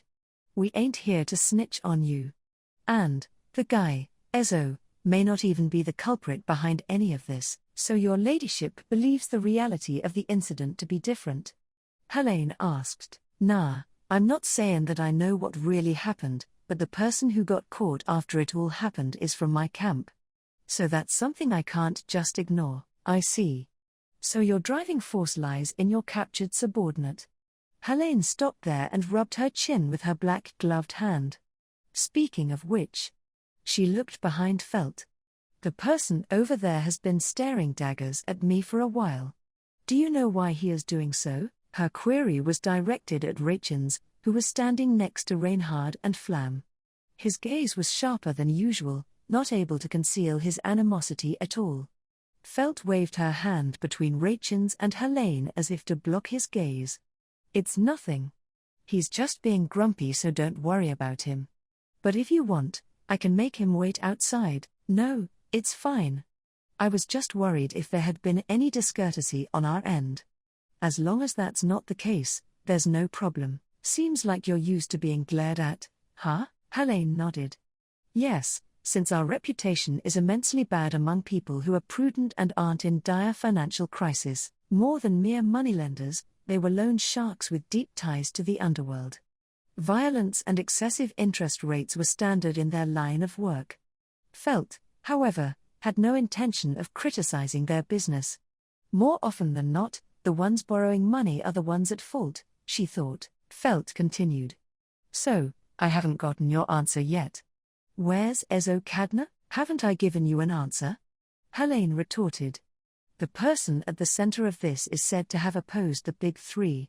Our position would be in danger if we protect someone like him. I'm sure that's true, but if you find the risk to be worth the payout, then that's a different story. Right? I don't intend on meddling with how moneylenders work, and you can do whatever side business you have. But if it comes in my way, then I'm free to try to move it out of my way, right? Felt moved away from the backrest of the chair and joined her fists in front of her thin chest. For the first time, Helene's smile completely disappeared. Felt's words could easily be taken as a declaration of war. The atmosphere in the parlor grew tense, as now all eyes were focused on Helene. Without any chance of assistance from other members of the Golden Beetle, she was all alone. It was obvious enough that a physical altercation would be hopeless for her, but not every altercation had to be won through physical means. We are moneylenders, so the way that we settle things around here should be clear enough, she said, reaching a hand into her pocket. Stop. If you try anything. Reinhard warned. Felt stopped Reinhard, who was now on high alert. Don't move, Reinhard. She ain't that stupid. Helene nodded at their exchange and took a missive out of her pocket. She spread it on the low table in front of Felt. The content of the missive was, this would be Master Camberley's IOU. Wait. That rascal had debt in this city. Felt screamed at this surprising turn of events. Yes, and it is quite a sum. It would be quite a financial blow to us if we aren't able to retrieve it. And now that he's been captured amidst all this commotion, we find ourselves with numerous options on how to retrieve the money owed. At a cursory glance, the IOU seemed genuine and without any errors. She hated to admit to herself that all of her studying for the royal selection came in handy right now. As a result, she knew that if Camberley's blood seal on the missive is real, then the missive is valid. Flam frowned at Helene's suggestion of gruesome retrieval methods. Numerous options, you say? Turning the human body into capital isn't just through the red light district or slave traders, young lady. Flam murmured to herself, I can't let Grasses hear this. It looks like Flam decided to keep this unpleasant social studies lesson a secret from her sister. Looking at that from the corner of her eyes, Felt speculated the reason behind Helene taking out the IOU at this particular moment. If things remain the same, then Camberley will literally be dismembered in order to pay off his debt. Helene's conscience won't be hurt by that since it is her job to retrieve the money they have lent. In that case, to make her back off from dismembering Camberley with means other than guilt would be, Felt began to speak this IOU. It is a huge sum of money for unknown use. Master Camberley often mentioned that he was serving a person in a prominent position. What are you going to do? Helene inquired, looking at Felt, who had picked up the IOU. The question gave little detail, but Helene's intentions remained clear as day. To be honest, this feels like repeating the negotiation with Toto in the flower prison garden. Camberley is making me really exhausted. I've been told continuously to let him go, give up on him, that he is no good, that he is a lump of debt and a womanizer. And I can't deny it if someone were to tell me he's my camp's burden. But, please, Rachins implored. I beg of you, don't abandon him. Despite Camberley's reputation, the man pleading for his salvation by putting his forehead on the table with the IOU did not badmouth him. Felt could tell that Reinhard and Flam had gasped slightly at that sight. The disguised Rachins had put his forehead on the table between Felt and Helene, kneeling and pleading for Camberley. It was evident from his stance he was serious about what he wished for. Come to think of it, Rachins has been desperate from the start. He's been giving all he has for Camberley. He's my friend. Only Gaston and Camberley helped me when I was on the verge of death and couldn't do anything. So, please. Rachins's words trailed off in despair. So? Felt replied. What does that have to do with me? Nothing. You don't have to tell me. I know it's got nothing to do with you. Rachins lifted his face up and shouted at Felt's cold query. I know we've been a burden on you. It'd be no loss for you to abandon us here either. But it's the same as back in that alley. You could left us there too, but you took us in. Rachins was referring to the time when Felt first met the three friends in a random back alley. She was on her way back from the remains of the loot house after having just declared that she would take part in the royal selection when she found them. The three of them were down on their luck and on the run, and when she welcomed them to her camp. Back then, it was even Rachins who sneered at her initially. Reinhard complained that she should reconsider, and Old Man Rom just heartily laughed it off. But now Rachens was here pleading desperately for mercy for his friend, his face on the verge of oozing with snot. Reinhard hadn't changed his position of waiting for Felt's decision, and old man Rom had stayed in Hakushuri, so he wasn't here. Seems like the tables have turned within just a few months, thought Felt, amazed. A sum as big as that can't be arranged right away. My walking wallet doesn't have that much, right? Am I right? Felt teased. If by walking wallet you mean me, then it is as you say, Reinhard replied, unamused. Felt closed an eye and looked over Rachens's head to Helene. The lady from the Golden Beetle smiled faintly and pointed at the IOU on the table. Of course, I am not asking you to return all the money immediately. It would be of great service to us if you could do that, but I understand the sum is quite large. So for starters, how about a down payment? Down payment, it will be a guarantee to show me that you intend on returning the debt, though it would not hold any weight unless it's worth something to you. Thus, what's she going to say? Felt had a bad feeling about what Helene was about to say, but she urged her to continue. The Golden Beetle's Helene was an unrivaled negotiator despite her young age. She deepened her smile as if she was testing Felt's resolve and said, the red earth dragon tied to the dragon carriage outside, it would seem to be worth quite a hefty sum, am I correct? Chapter 17. Taking advantage of my situation, that damned golden pest, I'll make her pay next time. Without intending to do so, Felt correctly used the standard derogatory term for the Golden Beetle, and clicked her tongue at the content of their negotiation. As tough as it was to say, they had achieved their objective safe and sound. Thinking of her dragon, she couldn't help but object at how safe it had been, but they had received a near-perfect response nonetheless. She had to make a great sacrifice, but this yielded much for their efforts. As such, there was no time for them to slow down or stop now.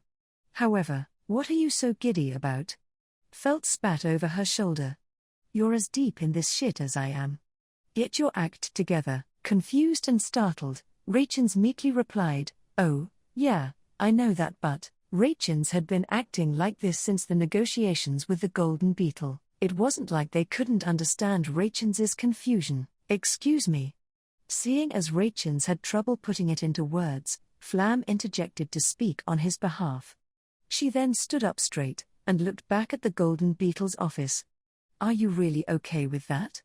Romy was a gift from the young master, not to mention you had a deep fondness for it. No, it isn't fine. It ain't fine at all, Felt shouted back. They took my precious earth dragon as collateral. There's nothing fine about that at all. I'm definitely not gonna let this slide. Her face grew closer and closer to Flam's as she babbled to the point where the young lady was bending backward. Felt caught Flam by the shoulders to keep her from falling and let out a deep sigh. Her anger was understandable since the collateral Helene demanded was her crimson earth dragon, Romy. It had only been a few days since Reinhard gifted the earth dragon to Felt, but it was clear that Romy had become completely attached to her. The two of them were eager to spend more time together. That was real precise harassment, Felt thought.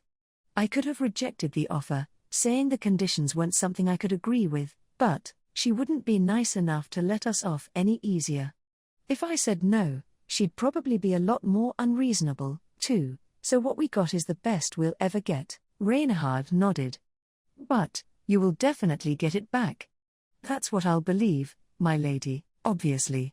And I'm not saying that 'cause it's a gift from you. It's because Romy is my precious earth dragon already.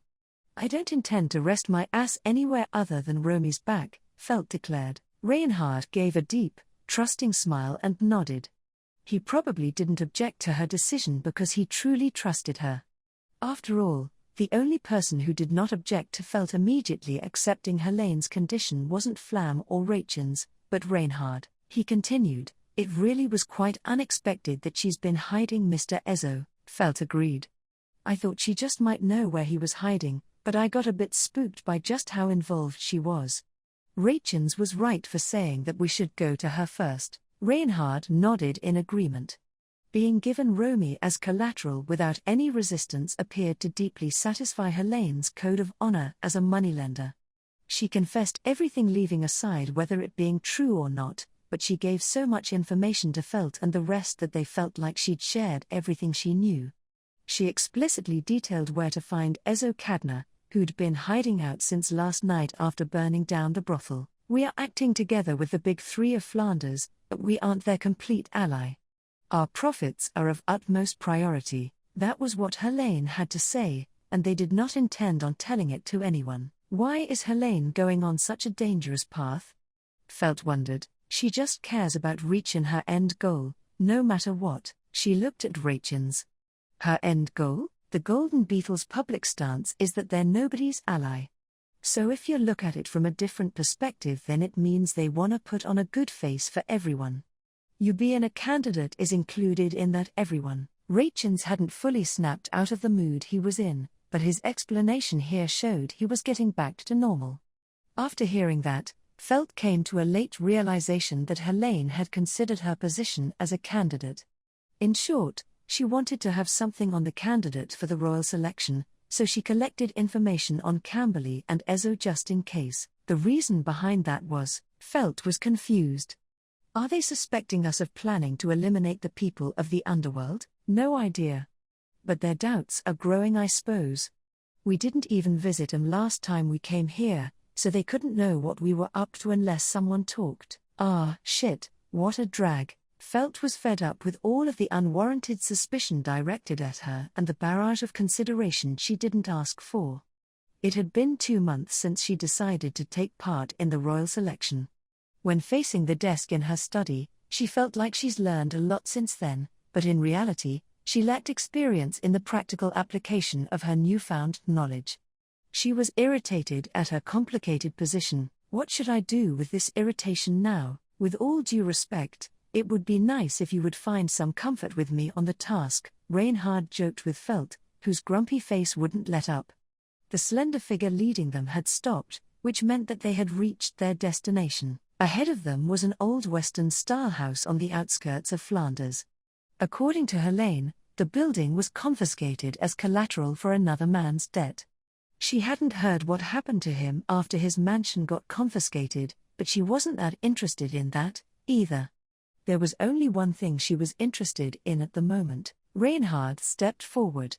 "Flam, please protect Lady Felt and Rachen's in my stead." "I will break in." "Understood, young master." "Please be careful not to kill him." Reinhard smiled wryly at Flam, who had rephrased her words into something more considerate for his opponent. The sword saint then knelt in front of Felt and gazed up at his mistress. "My lady, I'll be leaving your side for a short while. Please forgive me." All right, just don't let him escape. And no killing either. "I wanna hear what he has to say." Reinhard turned around towards the mansion after hearing Felt's apathetic instructions. With his graceful side profile and heroic gaze, a mere search in this rundown mansion seemed like an act from a great epic poem. Reinhard, with an air about him like that of an epic scene that marks the beginning of a grand tale, walked toward the mansion. He carried with him the great dragon sword, which he could not unsheath. Reaching the front door, he took a short breath and without any hesitation blew the door open with a front kick. Felt chuckled. He's oblivious to words like sneaky and infiltration. That is how the young master is. Felt and Flam exchanged their remarks as Reinhard broke into the mansion and quickly entered. Just as they thought he would begin his search, he unexpectedly shouted out, "Mr. Ezo Cadna, I know you're here. Please show yourself." Even Felt and Flam were baffled by his ridiculous act. No way someone who suspected of arson, running around the city would appear just by being called. But Felt's assumption was shattered immediately by the dwarf who appeared from one of the mansion's backrooms. Who would have thought that the sword saint himself would pursue me? It would seem that I am quite popular. Is he for real? Felt muttered with a husky voice, having witnessed something unexpected. The person who had appeared there was undoubtedly Ezo Cadna himself, distinguished by the grey-brown hair, intelligent look, and clearly short stature.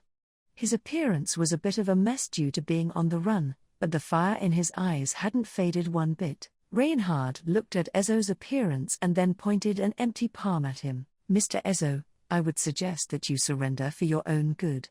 Considering you've shown yourself so quickly, Can you confirm the charges against you are some sort of misunderstanding? Are you saying that you'll give me a chance to explain myself if I surrender? I'm not such an optimist to believe something like that. Nor am I a fool oblivious to his own sins, either, Ezo dejectedly muttered, slowly shaking his head. Reinhard furrowed his brow. Your own sin? That's right, answered Ezo before lifting his arms. An unforgivable sin which demands atonement. This meager tribute to Mimosa is all I can do what I must do, to atone for the severed future of a bright young girl who looked up to me. Mr. Ezo, shouted Reinhard, sensing a change in the air. Ezo, however, kept his arms raised to shoulder height, showing no signs of budging. A complex magical formula mingling in red and blue projected from both his raised palms. Your consideration is most appreciated. However, there is something I must do. I refuse to turn myself over to you before that has been accomplished. Even if the one standing in my way is you, Sword Saint. Reinhard glanced briefly and felt to his rear. The reason was clear, it was to ask whether he should restrain Ezo by force or not. Of course, he had no hope of getting past Reinhard, but even so, it was true that he had some level of ability, so, Reinhard. Just do it, as you wish. Reinhard gave a short response to Felt's order. Then in the blink of an eye, the Sword Saint exploded forward, the ground at the mansion's entrance erupting behind him. Immediately the empty-handed Reinhard was close enough to reach for Ezo's shoulder. It was all playing out the same as that night in the red light district, with Ezo helplessly pinned on the ground. You underestimated me, Sword Saint. What? Reinhard exclaimed in surprise as a purple shock exploded into his chest, sending him flying backward. Reinhard widened his eyes at this unexpected impact. He looked down to see that 2 buttons had been blown off his white shirt. Behold! A countermeasure to your inborn ability to circulate excess mana, shouted Ezo with a satisfied smile on his face, both hands stretched out, blood dripping from them. The backlash of casting on Reinhard appeared to be great. He'd lost a few nails and he now had cuts all along his arms where his sleeves had been rolled up. However, he'd managed to land an attack. It was the first time Felt had seen Reinhard get hit by anything, let alone magic. Did you really believe no magic user could harm you? That would be true arrogance indeed, Sword Saint. I have created a distortion in the normal conduction of mana by rearranging the magical composition. Make no mistake, it is no easy feat. It would take a lifetime for an average magic user to even be able to change the composition of a spell while executing it. But I have done it, shouted Ezo as he ripped off a barely attached nail, ignoring the pain. Though it didn't do much, it was a blow nonetheless. Reinhard had no equal in combat skill, but his strength was not only derived from his extraordinary physical abilities. The Sword Saint possessed an innate ability that was said to nullify incoming attacks, particularly magic attacks, almost entirely.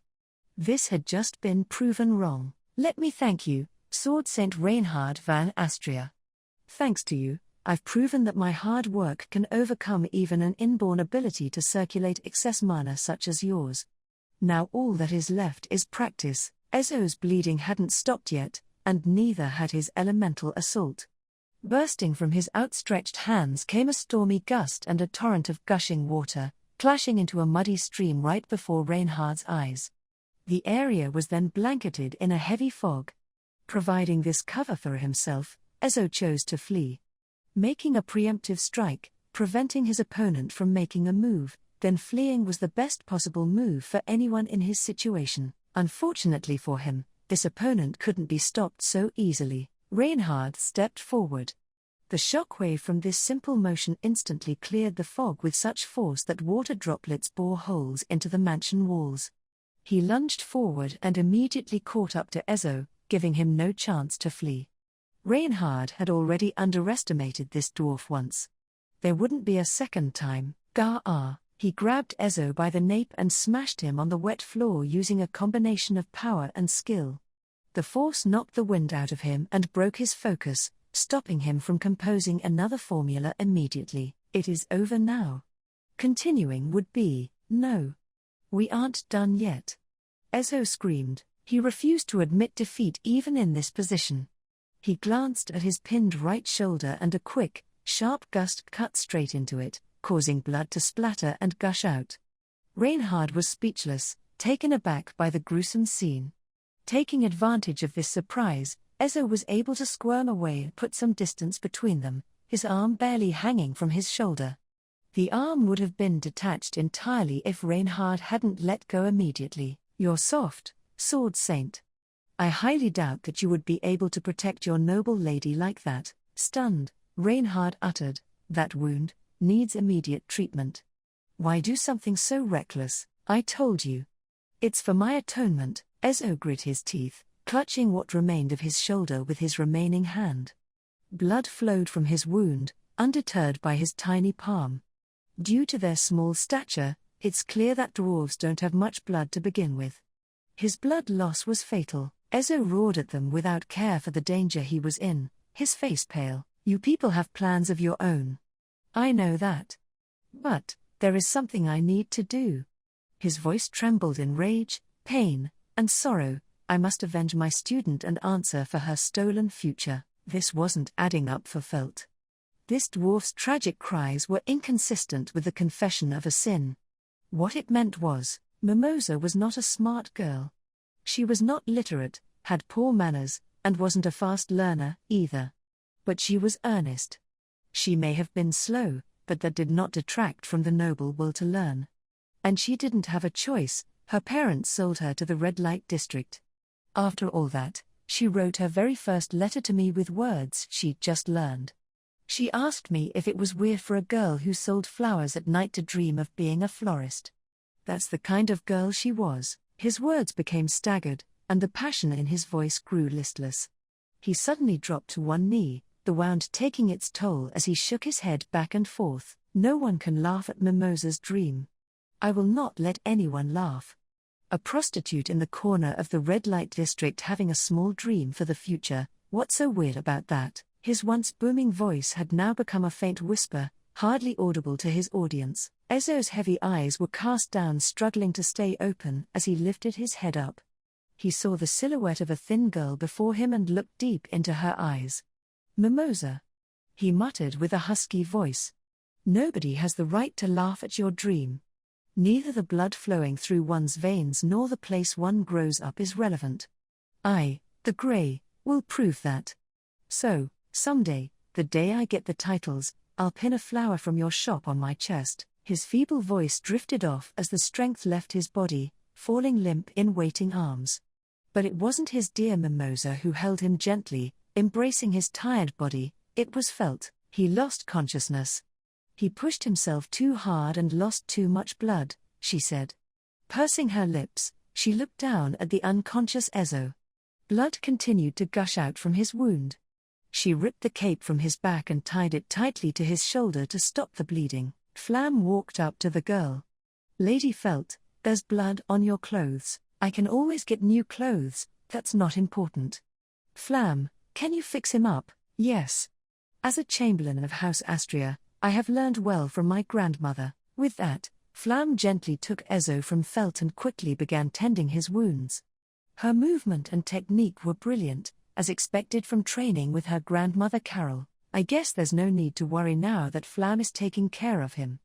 As for this guy, you look super gloomy. I feel like I'm seeing you like this a lot lately." "I am ashamed of myself," Reinhard muttered. "Honestly, I did not think that he could ever counter me like that." Felt nodded. "Yeah, that was unexpected for all of us. He's more impressive than I thought." Gaining the upper hand on Reinhard even for a moment isn't something even 100 normal people could pull off together. Ezo definitely proved he's more than just talk.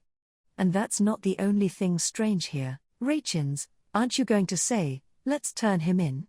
she said, teasing him. "You don't gotta be like that. Even I can see it's more complicated after that whole thing." Annoyed, he clicked his tongue at her with a scarf still wrapped around his head. His gaze was fixed on the thick pool of blood Ezo had spilled on the ground. Only with extreme determination could someone do this to himself. Delirious and at the cusp of death, Ezo still howled sharply as if he was still engaged in battle. Felt could not possibly fathom that any of this was merely an act. "My lady," Felt responded with a somber nod. I know, she could hear the concern in Reinhard's voice regarding the now unconscious dwarf. Ezo's critical condition and the mystery surrounding his actions left them with only one answer: someone else is behind this, and Ezo's taking the heat for it. Seems like this is more than just simple arson. Felt looked up at the sky, lamenting the dire situation they'd become involved in. Annoyingly bright little clouds littered the sky in stark contrast to the grim, sinking feeling in her heart. Chapter 18. Standing in the pasture, Gaston felt a mixture of emotions after hearing that something was amiss. Earlier that day, he learned that Rachins and Camberley had gotten into trouble with some underworld syndicates after a night out in Flanders. Gaston cursed himself for not keeping in touch with them lately. He knew that Rachins and Camberley had a tendency to go overboard and lose control, but he had always been there to steer them in the right direction.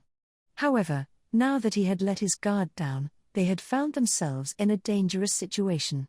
It was clear that they needed to stick together if they wanted to avoid any more trouble. Sorry about that, Khalifa. I spaced out for a bit. Gaston suddenly felt a disapproving gaze boring into him from the side, and he quickly apologized with an expression oozing with love to the person looking at him. After receiving his apology, the grey-haired Lady Khalifa smiled gently. He had become acquainted with this mother and her daughter a bit more than 2 months ago by a curious turn of fate. Khalifa was an admirable woman who, despite being young, raised her daughter diligently. Gaston had been getting along well with her and taking care of her all this time. She lost her voice due to a wound she received in a certain incident. This made her day-to-day tasks much more difficult to carry out. They'd gotten so close that she doesn't get angry at him even if he calls her Khalifa without any honorifics. Ironically, it was Gaston's relationship with her and her beloved daughter Ilya that kept him from joining Rachins and Camberley's night out.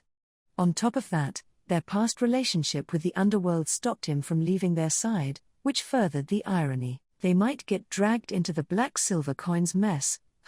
He pondered. It was something Gaston didn't want to think about, but that was the reason why Gaston didn't accompany them to Flanders. Gaston and Camberley were childhood friends who grew up in the royal capital together. Obviously, he wanted to take part in saving his friend from a dire situation, but he was advised to stay out of it. According to Felt, there's no guarantee that Khalifa wouldn't get dragged into trouble as well if Camberley's situation was related to the incident that wounded her. If that were to happen, it would be up to Gaston to protect the two, considering his position and abilities. Status-wise, Gaston was a servant at Astria Manor, but he was continuously being taught how to perform various tasks and new skills as if being idle there was unforgivable.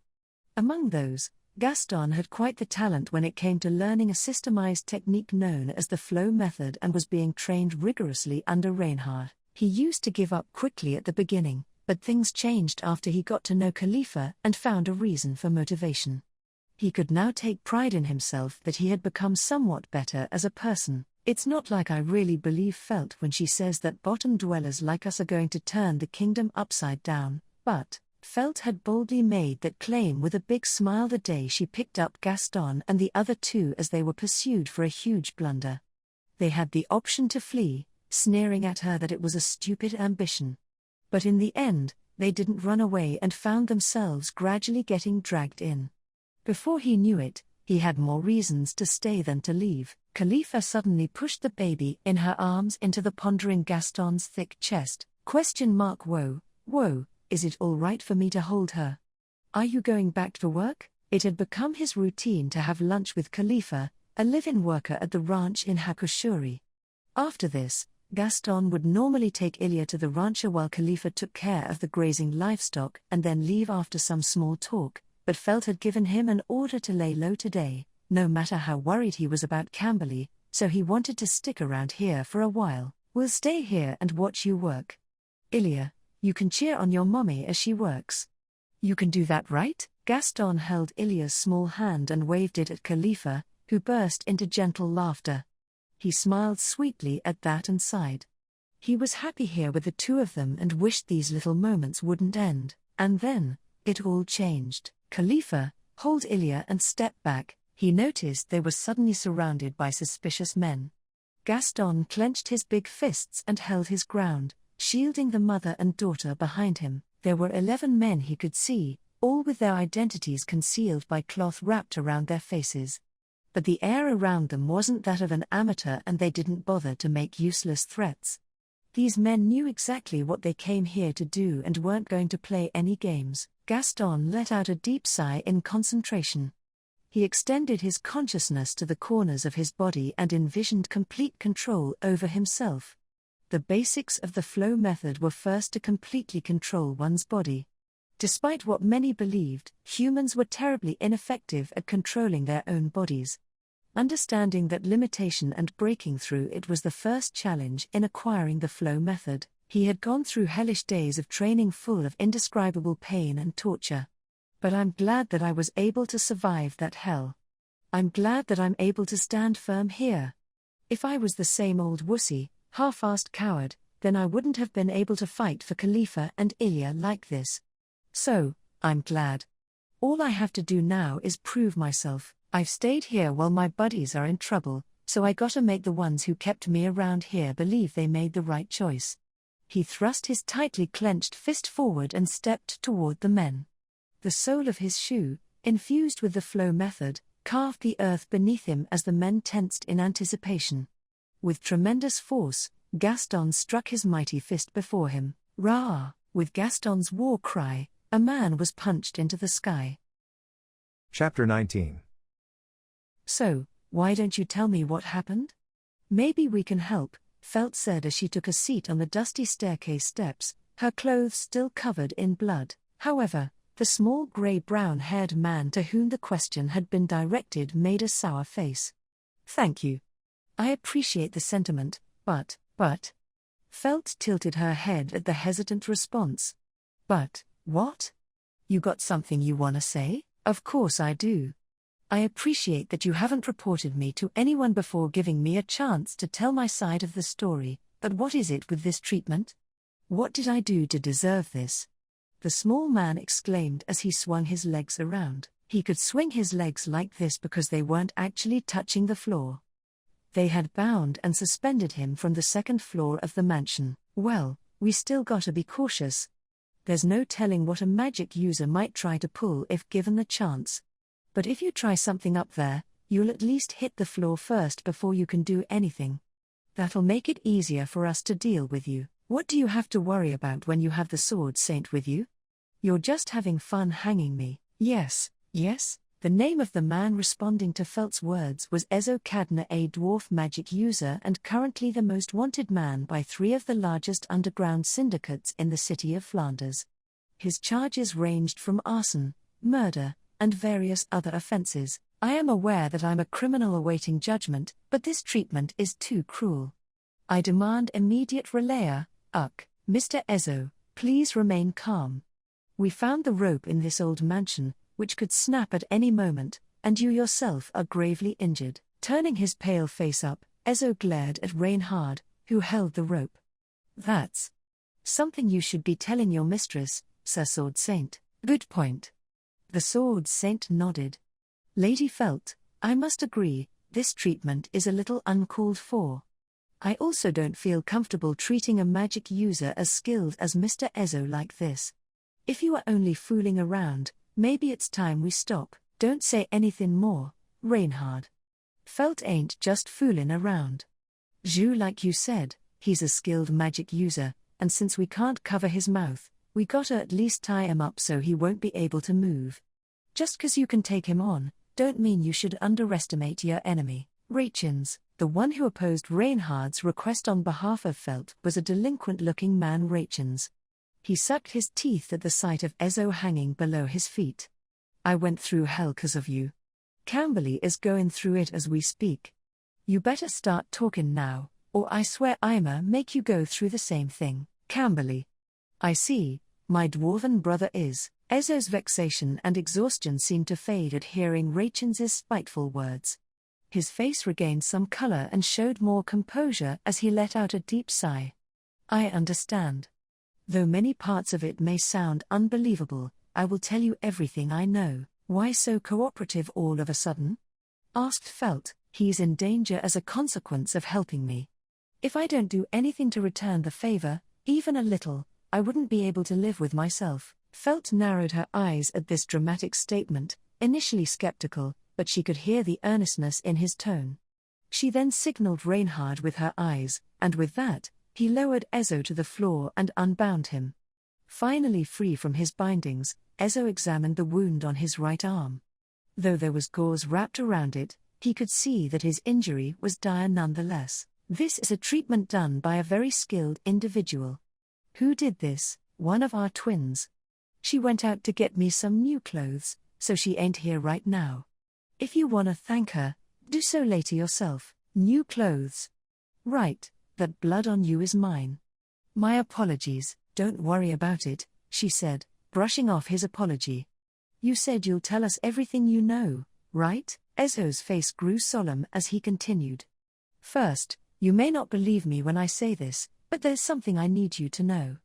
The arsonist who burnt down the brothel of the flower prison garden and killed so many, that wasn't me. Oh, yeah, I know. You can skip that part, you know? Ezo froze at Felt's blunt words. Reinhard walked over to Felt and looked as though he was about to criticize her for her bluntness. My lady, what? Felt bared her fang at the knight's presence. We ain't got the time to be wasting on something that's already happened. We already decided we're looking into this matter based on his innocence, right? Then we gotta move on from that. I agree with your splendid decision, Lady Felt, but, how do I put this? You've glossed over such a large portion of our side of the story, you've caused Mr. Ezo a bit of confusion. At Reinhard's comment, Felt looked at Ezo with disappointment. Confusion? What's there to be confused about? I thought all magic users were supposed to be intelligent. Receiving attention from both of them, Ezo placed his hand on his head. Wait. So what you're saying is that you're asking for my side of the story and not my defense? And that you've already decided to trust me and are willing to help me catch the real culprit? Felt widened her eyes. Yeah, I guess. She responded, perplexed by Ezo's speedy rational assessment of his own situation. Reinhard was also astonished by his accurate ability to objectively see the whole picture. Ezo, however, grew suspicious of the story that sounded too good to be true for him. Why? Why would you trust me so easily? You and I have only met once in the past. I can't even say you were particularly on good terms with my kin who helped me. So why would you hear me out, even when it defies the will of the big three? None of this makes sense. Ezo's skeptical eyes pierced at Felt. From his perspective, there was no telling who was on his side or not. No, there should have been no one on his side. There were only enemies. It was obvious he'd be immediately skeptical if anyone appeared and claimed to trust him. Felt also had no intention of nosing around to find the truth of that disaster in the red light district initially, but when she came and saw Ezo in person, there must be a part of you that still thinks, I'm a cold-blooded killer who burned many people alive. Nah, there ain't. At least not after I heard your desperate cry. Desperate cry. Ezo furrowed his brows, apparently unaware of what Felt was saying. The blood loss seemed to have made him forget about what he said before losing consciousness, his raging vow to avenge his student. It's stupid to even suspect him after hearing something like that, Felt thought. So if there was anything she needed to ask Ezo, it was one thing, only one. I don't care for complicated shit. We already made up our minds. So you're the only one left. Are you in or are you out? I can kinda guess the shit you're in right now. You ain't able to make a move while being hunted by the Flower Garden prison or the black silver coin and whatnot, right? And I also get that you're probably still rattled from getting caught by us with all that going on, but if you don't accept our help right here, right now, then this discussion is over!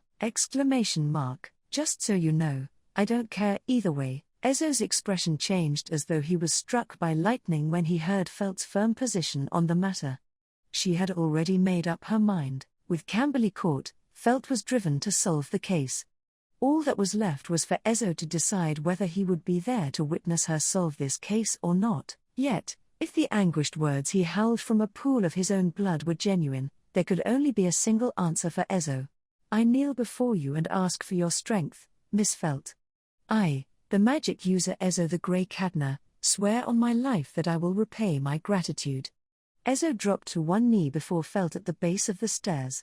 She tried to mask her relief when seeing his completely sincere face looking up at her. Reinhard, however, admiringly gazed at his mistress's face from the side. Whether he could understand their trust in him or not, he accepted their help. Kneeling before this mistress and servant, Ezo continued in his booming voice. Please, help me avenge the death of my beloved student, Mimosa. With that, Ezo Cadna bowed his head and started talking. He told them everything he knew about what happened to him and his student on the night of the fire. Chapter 20. As you already know, I had been working as a guard in the red light district after being tricked by your comrade, my kin. Well, on that night, after I finished my normal patrol, I headed over to my students' rooms, the girls I'd been teaching to read and write, to collect their homework. Then brought all of it back to my sleeping area to grade them. Felt and Reinhard had already heard about this side job of his the other day when they met at the flower prison garden, completely aside from his contract there. Dissatisfied with his workload as a guard, Ezo had voluntarily started teaching some of the prostitutes. He became quite popular for doing this and once mentioned he gained great satisfaction from it. He also noted one particular student of his who dreamed of opening a flower shop one day, the young girl Mimosa. My sleeping area was in the building that burned down. Even though it was operating under the name of the flower prison garden, that brothel was relatively cheap compared to other places. So it also attracted rude customers who caused trouble. Ezo was placed in this brothel in case such problems arose. Evidently, his presence alone significantly worked as a deterrent and the usual trouble here became almost non-existent. Ironically, less trouble meant less work to keep him occupied, but he wasn't one to complain about peace. So, once he finished grading all the homework assignments, he was ready for a late bedtime as usual, and that's when he noticed something. Once the flower and her customer enter their room, it becomes a place almost detached from the real world, if you will. Usually, it would be insolent for an outsider to intrude in such a place, but on that night I had an eerie feeling I couldn't shake off, and before I knew it, I rushed into one of the rooms. Unfortunately, when I arrived, the customer was already dead, and Mimosa, who was supposed to be attending him, was. Ezo stopped his words and pinched between his brows. He became silent, but that was for no more than a few seconds. He quickly put back on a serious face, with regret and grief showing only in his eyes, and continued.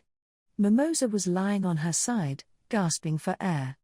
I rushed to her and attempted to heal the wound on her chest. But my healing magic didn't activate. All I could do was press on the wound to stop the bleeding, but it was too late for her. He paused. Her lung was ruptured and air was leaking out, he added, weakly. He added that he found a short sword thin as a needle lying next to her, which he believed was used to impale her. I couldn't do anything for Mimosa. She kept apologizing deliriously. That girl was in agony till the very end. All she could do was keep scratching her pathetic teacher's chest until she stopped moving. It was a miserable death. Mimosa died, gasping for her last breath, Ezo added. It was an unforgivable sight. But what was more unforgivable was what came after. I was too distracted by Mimosa's death and failed to notice the assassin hidden in the room. As a result, Ezo failed to dodge the assassin's strike from behind and received a blow to the back of his head. He attempted to strike back, but his magic was once again inactive and he lost consciousness. When he regained his senses, the building was on fire, and I was right in the middle of the burning brothel. I instinctively carried Mimosa's body and the thin short sword, and made my escape outside. That's when the people from the flower prison garden found you. Felt finished his sentence. You may think I could have surrendered and waited for my chance to explain myself. But I couldn't. If I did, the assassin might have gotten away while I wasted time trying to prove my innocence. I just couldn't let that happen. Ezo, face covered in black soot from the smoke, quickly analyzed the terrible predicament he was in. The customer who died in the room was a member of the Black Silver Coin. Many members from the Scales were also in the building that night. He deduced that whoever was behind this was going to frame him for both Mimosa's murder and setting fire to the brothel. If I stuck around, I feared there would be no way to avenge Mimosa, Ezo said, remembering his feelings that night. I just couldn't allow that. A sinner must be punished appropriately. This was an unwritten code amongst demi-humans, a bloody oath etched deeply in the soul of anyone with tainted blood running through their veins. Ezo had always despised such philosophy, arguing it to be barbaric, but that night he could not deny the irrepressible bloodlust he was feeling. Retaliate. His blood screamed. Retaliate. His soul commanded. Retaliate. He howled. Before I knew it, I broke out of the people circling me, and made my escape out of the red light district. That's when I ran into my kin and him right there, said Ezo, referring to Rachins. I'm here today because of them. Then, you asked that shady-ass golden beetle bunch for help and ended up hiding here. Am I right? Exactly. Miss Helene from the Golden Beetle can be trusted so long as we share a common interest. Besides, Felt prompted Ezo as he suddenly stopped his words. Ezo, however, hesitated to continue, irritated by such an indecisive attitude. Felt was ready to open her mouth, but before she could have the chance. Mr. Ezo, we have already made up our minds. We're not going to back out now, no matter what you tell us, Reinhard chimed in, using Felt's words. He then glanced at his mistress, to which she huffed sharply through her nose and nodded. You're right, Ezo sighed at the unwavering resolution of this mistress and servant, and continued. I couldn't rely on anyone other than the Golden Beetle.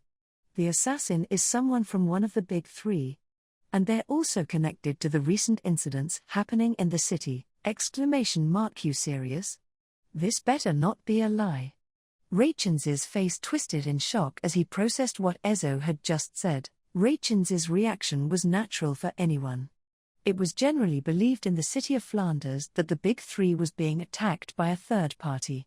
Ezo's testimony, if true, would overturn this premise and even shift the balance of power within the metropolis. Rachins held his head in confusion. But, everyone thinks it's a third party, right? Since all three groups were attacked, it's so they can act like a victim too, Felt said. She began to feel sick at the culprit's underhanded tactic. Who's your source? Mimosa, answered Ezo. His short, one-name answer only made her feel worse. He made a bitter face. Mimosa kept apologizing even as death loomed before her.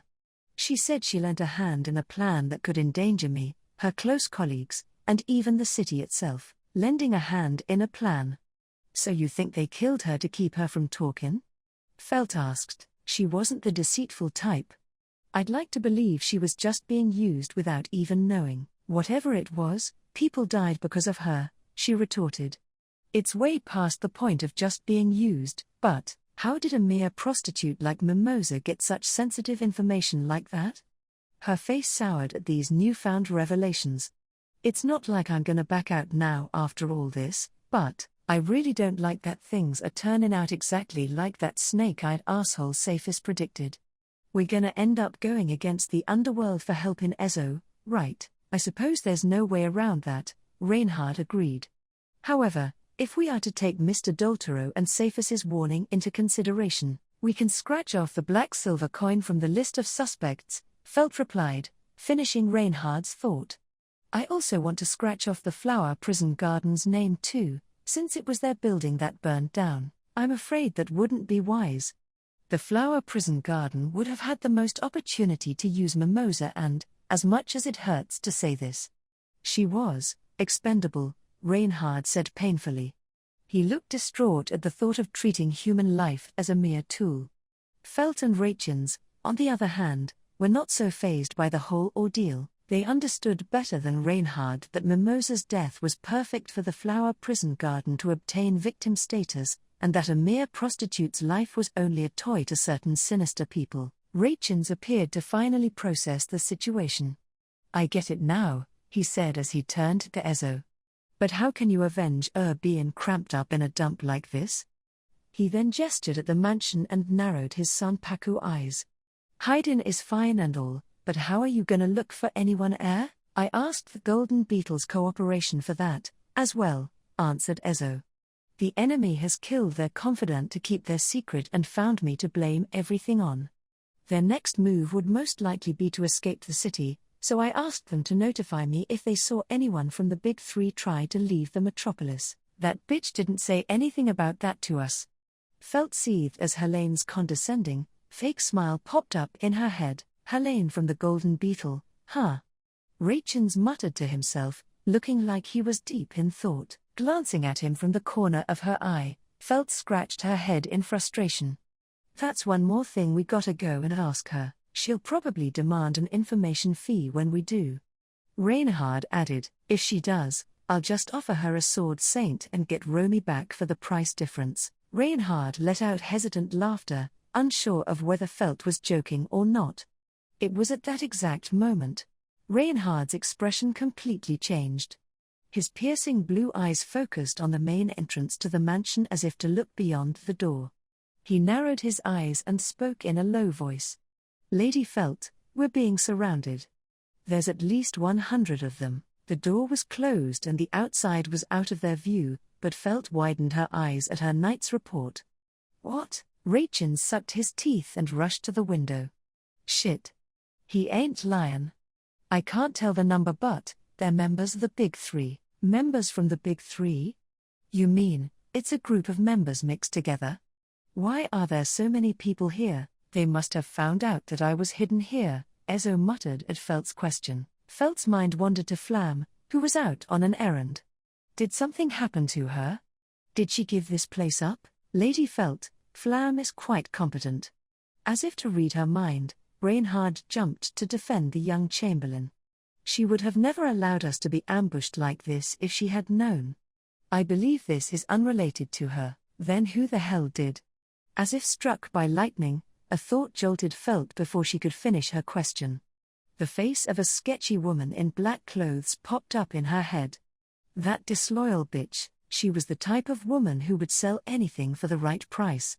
If someone had asked for information on Ezo, the first thing she would have considered was the cost-benefit analysis. Yo, the hell are we gonna do?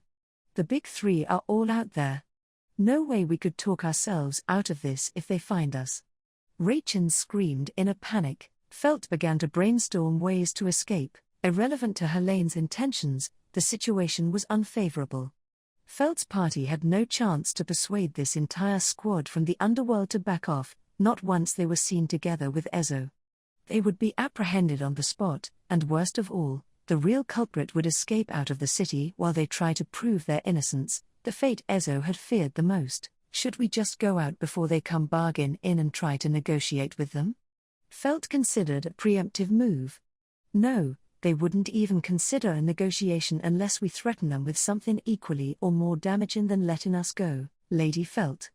Reinhard called out her name from the side as she racked her brain. He said no more, but Felt understood right away what he wanted to say: use my name and reputation. Reinhard's martial might was known to all.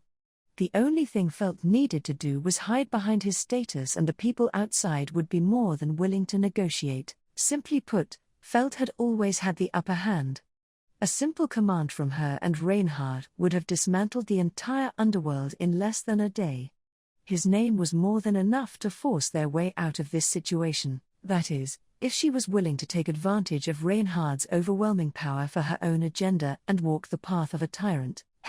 As if. There's no way in hell I'm gonna do something that lame.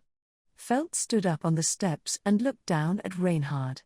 This was something unusual for both of them for their height difference. Reinhard had a puzzled look on his face, awaiting what he thought would be an order from Felt.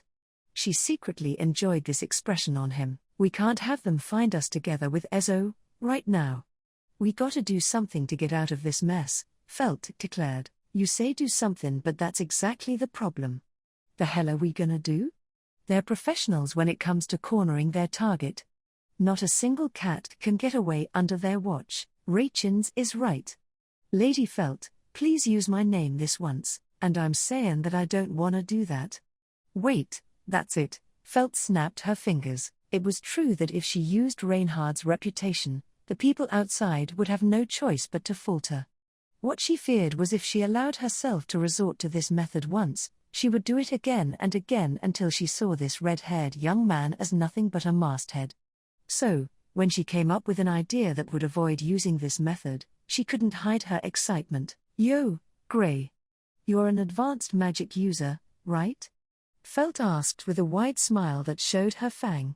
The men looked at her skeptically.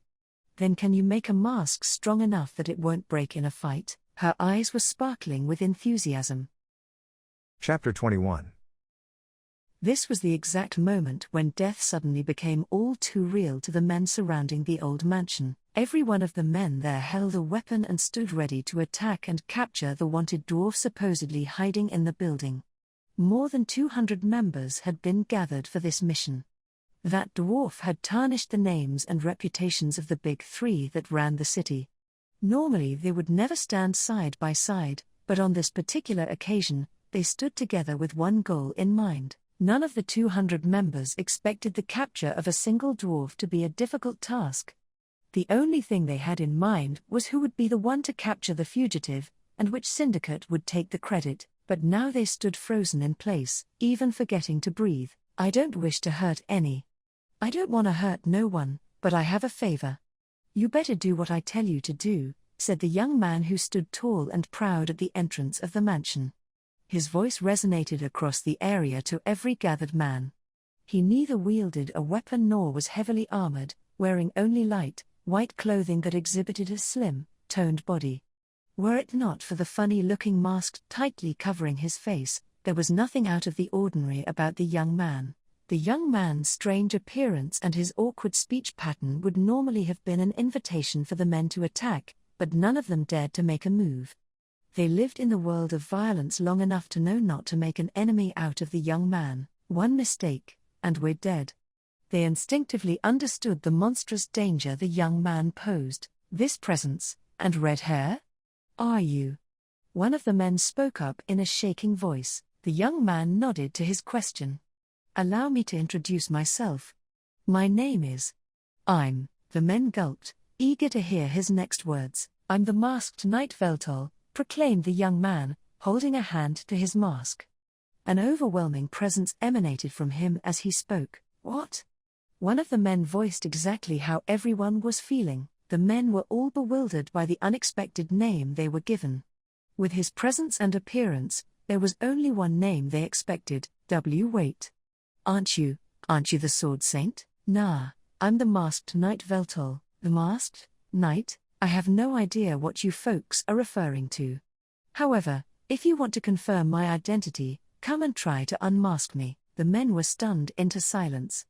This was partially due to confusion at the inconsistency of the young man's speech pattern, and largely due to his glare. They felt completely paralyzed, as if trapped in a never-ending nightmare. The masked knight shrugged his shoulders at the men incapacitated by his gaze.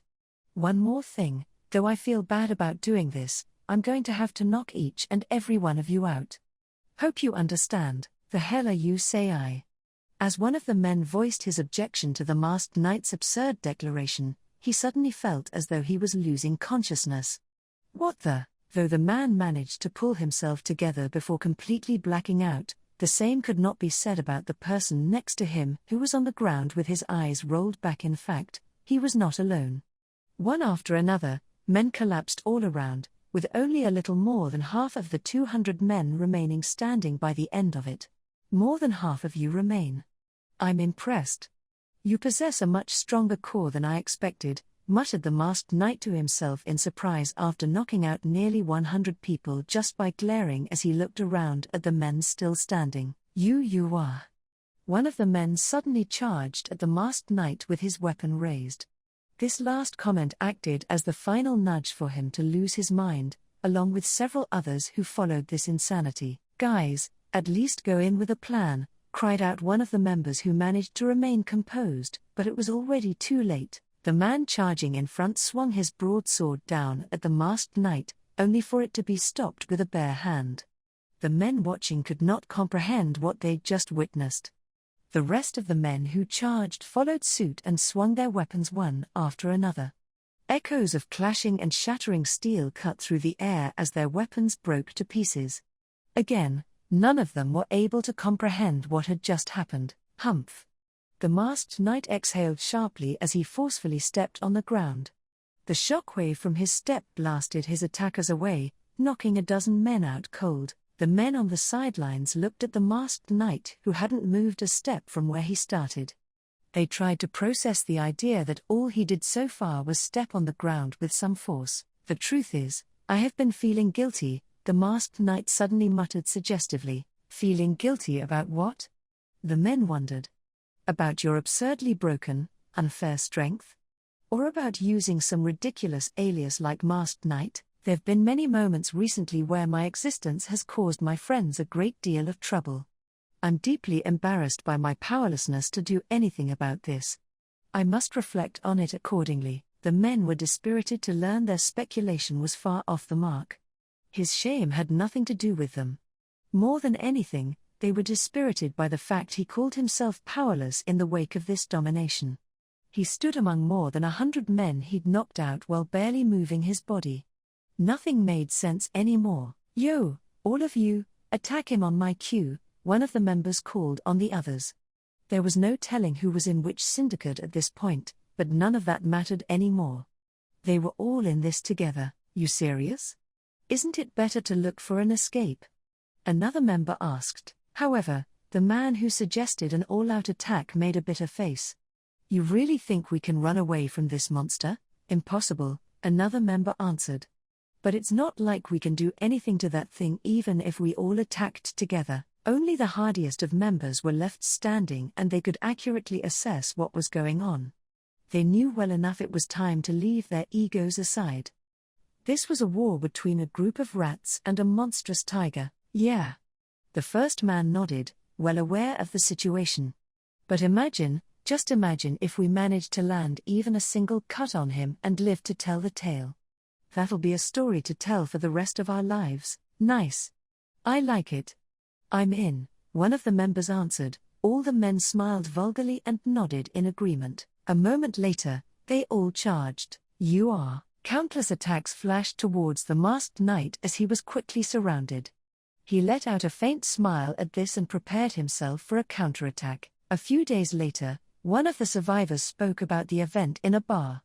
Walking on air is just too unfair, man. Chapter 22. You don't want to use him as a bargaining chip, but you got no problem using him to knock everyone out, huh? I really don't get you sometimes, boss lady, Rachins muttered as he ran with a horrified expression. He was taken aback by witnessing the aftermath of Reinhard's actions. The entire group of 200 enemies lay defeated on the ground, out cold as the party fled. They had been running ever since they escaped from the mansion. It's fine, Felt responded as she stuck her tongue out. Now, even if they accuse us of anything, we could just say the masked knight did it. They can't prove we were there or that Reinhard did all that. What if they say only Reinhard is capable of doing something like that? They can say whatever they want. Like I said, they have no proof or witnesses. Why do you think I made him wear a mask? Right, Mr. Masked Knight, yes, I believe I was able to deal with the problem without anyone seeing my face, Reinhard answered, fiddling with the mask in his palm as he spoke. It was a mask created by Ezo's magic, which effectively hid his identity. Felt had taken advantage of Reinhard's overwhelming abilities, but without relying on his reputation. It's lame to threaten people with Reinhard outright, but it sure feels good to deny using him. Felt was amused by this whole situation and glanced at Reinhard, who ran beside her. You looked like you were enjoying yourself too. Maybe we oughta bring Masked Knighty back out every now and then. Reinhard shook his head at Felt's proposal. I'm glad to have assisted in your plan, my lady, but there will be no next time. My powers are far too dangerous to use anonymously. That's a dangerous way of thinking. Felt realized she was getting carried away and restrained herself. So where are we going now? Is there a place you have in mind? Ezo chimed in from the back. His face grew more pale as he struggled to keep up with them. Although they managed to escape from the surrounded mansion with Reinhard's, the Masked Knight's hard work, their situation remained unfavorable nonetheless. Their first course of action was to find a new hideout for Ezo as soon as possible and avoid being seen in public with him. I guess the safest place right now is the black silver coin, Felt responded to Ezo's question. Let's tell 'em what we know, ask 'em to hide you, then go talk to that golden pest again. Kinda awkward to go and ask for their help after all we did. Rachins muttered, show it up, Felt spat in frustration. The masked knight did it. So you apologize, Reinhard. Reinhard nodded. Sure. I will apologize on behalf of that masked gentleman. Despite a slight detour from the main topic, they continued to plan their next move. By the time their discussion came to an end and they decided to visit the black silver coin, they came to a halt in a back alley, hidden from the public eye. Then suddenly, Lady Felt. Young master. Someone called them from behind. They quickly turned around and saw the silhouette of a young girl approaching them. Flam had found them once again after they fled the chaotic scene at the mansion. Flam. Reinhard called her name. I'm glad you're okay.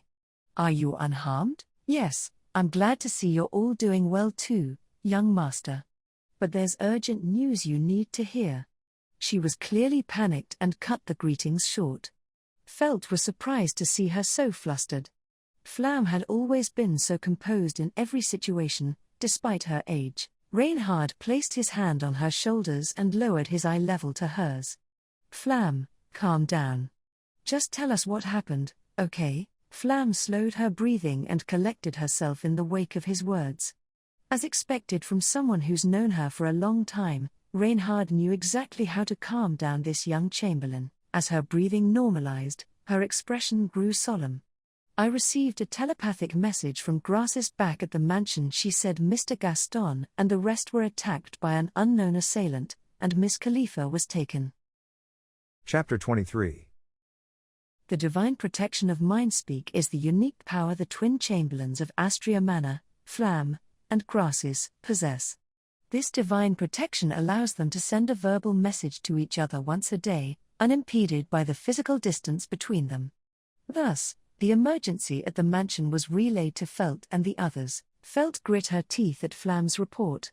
We're always a step behind. According to Grasses' message, though not life-threatening, Gaston was critically injured and unconscious. He resisted fiercely against the assailants and managed to protect Ilya, but Khalifa was kidnapped. There's no way this raid and the recent attack on the black silver coin aren't connected. Felt quickly interpreted this as an attack on the black silver coin. It was evident to her that Ilya and Khalifa were the targets, and not necessarily Felt's party. But these two were family to her, and she had no intention of sitting idly by and doing nothing. Her patience had officially reached a boiling point, and her motivation peaked. Your nerves of steel truly astound me, Safis said as soon as he walked into the drawing room to greet the visitors he'd been informed of. There was a hint of shock in his tone and demeanor, a stark contrast from his usual cold impression. After you took in a fugitive, you single-handedly dismantled a large number of our forces. Now you come to see us as if nothing happened. Please, would you be so kind as to tell me your secret on how to be so audacious? Go. As he finished the venomously sarcastic breakdown of events, Felt grabbed Safis by the collar and shoved him against the wall.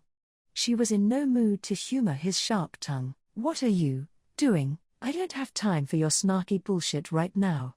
So listen carefully and just answer my question. Are you the one targeting Ilya and Khalifa, again? Safis paused. I see. No wonder you are so worked up. As suffocating as it was to be interrogated like this, Felt's question allowed him to connect the dots. I'm afraid I'm unrelated to this matter. As attractive as the idea is to again be the target of the boss's anger, there's no point if I am also endangering his status. Felt continued to glare at Safis, gauging the authenticity in his words. My wish is for the boss to reign over the metropolis as long as possible. No more, no less. Felt sucked her teeth. Fucking pervert, she spat out her words in disgust and let him loose. Now, started the snake-eyed man as he rubbed his neck and fixed his suit. Based on your little outburst there, I assume that the mother and daughter in question were attacked? And that something has happened to them? You really are keen, said Reinhard. So much so that it makes your last testimony suspicious. If only I had the courage to attempt deceiving the Sword Saint after all this. Cephas raised his hands at Reinhard's accusatory suggestion. But, I see, that mother and daughter has. This is why I told the boss many times that they'd be a liability. Felt stayed silent as Cephas continued to babble. Despite her knowing that Ilya and Khalifa would constantly be in danger, she'd chosen to take them in and vowed to protect them from all harm. But now, she'd broken her vow, so this would mean the enemy's true target is the black silver coin. Were the attacks on the other syndicates merely a distraction? Cephas speculated. By the way, how are you two intending to explain the ruckus you caused at the mansion? The mansion? I don't know what you're talking about. We have nothing to do with the masked knight. I can't believe you're actually using that as your defense. Does this also mean you have no intention of explaining your relationship with the fugitive? And, if that's the case, am I to assume that you're working against us? Cephas asked in a cold, emotionless voice as he glared at Felt and Reinhard. His eyes lacked any sign of the playfulness seen there a moment ago. Only pure hostility remained in this assessment of their allegiance. Felt pursed her lips at his gaze. Don't start. Remember that we can kick your ass any day if we were to fight head-on. Her ladyship wishes to maintain balance, said Reinhard. Think of the masked knight as a gesture of her intention. Just imagine if he wasn't there and it was me who had fought. An all-out war would have been unavoidable, right? Cephas finished Reinhard's thought. But surely there must have been other methods. I'm pretty sure I chose the most effective yet peaceful method. Felt crossed her arms and smirked unapologetically. Cephas sighed and shook his head, having lost his animosity at the sight of her cheeky smile. If you're going this much out of your way to cover up for that dwarf, you must really believe he's innocent. He was framed by the real culprit behind all this. He's in our custody right now and pumped to punish the real culprit. Interesting. For being framed? Felt paused. Apparently his favorite prostitute was murdered before the building went up in flames. She answered in a way that might cause a misunderstanding, but explaining Ezo and Mimosa's relationship would be too complicated in one sitting. She figured this simple explanation would suffice. Revenge.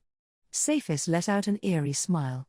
Nice, it's my favorite type of motivation. We get it, you're a pervert, said Felt. Anyways, that's the whole picture, I understand. I will make sure to keep my subordinates off of the fugitive.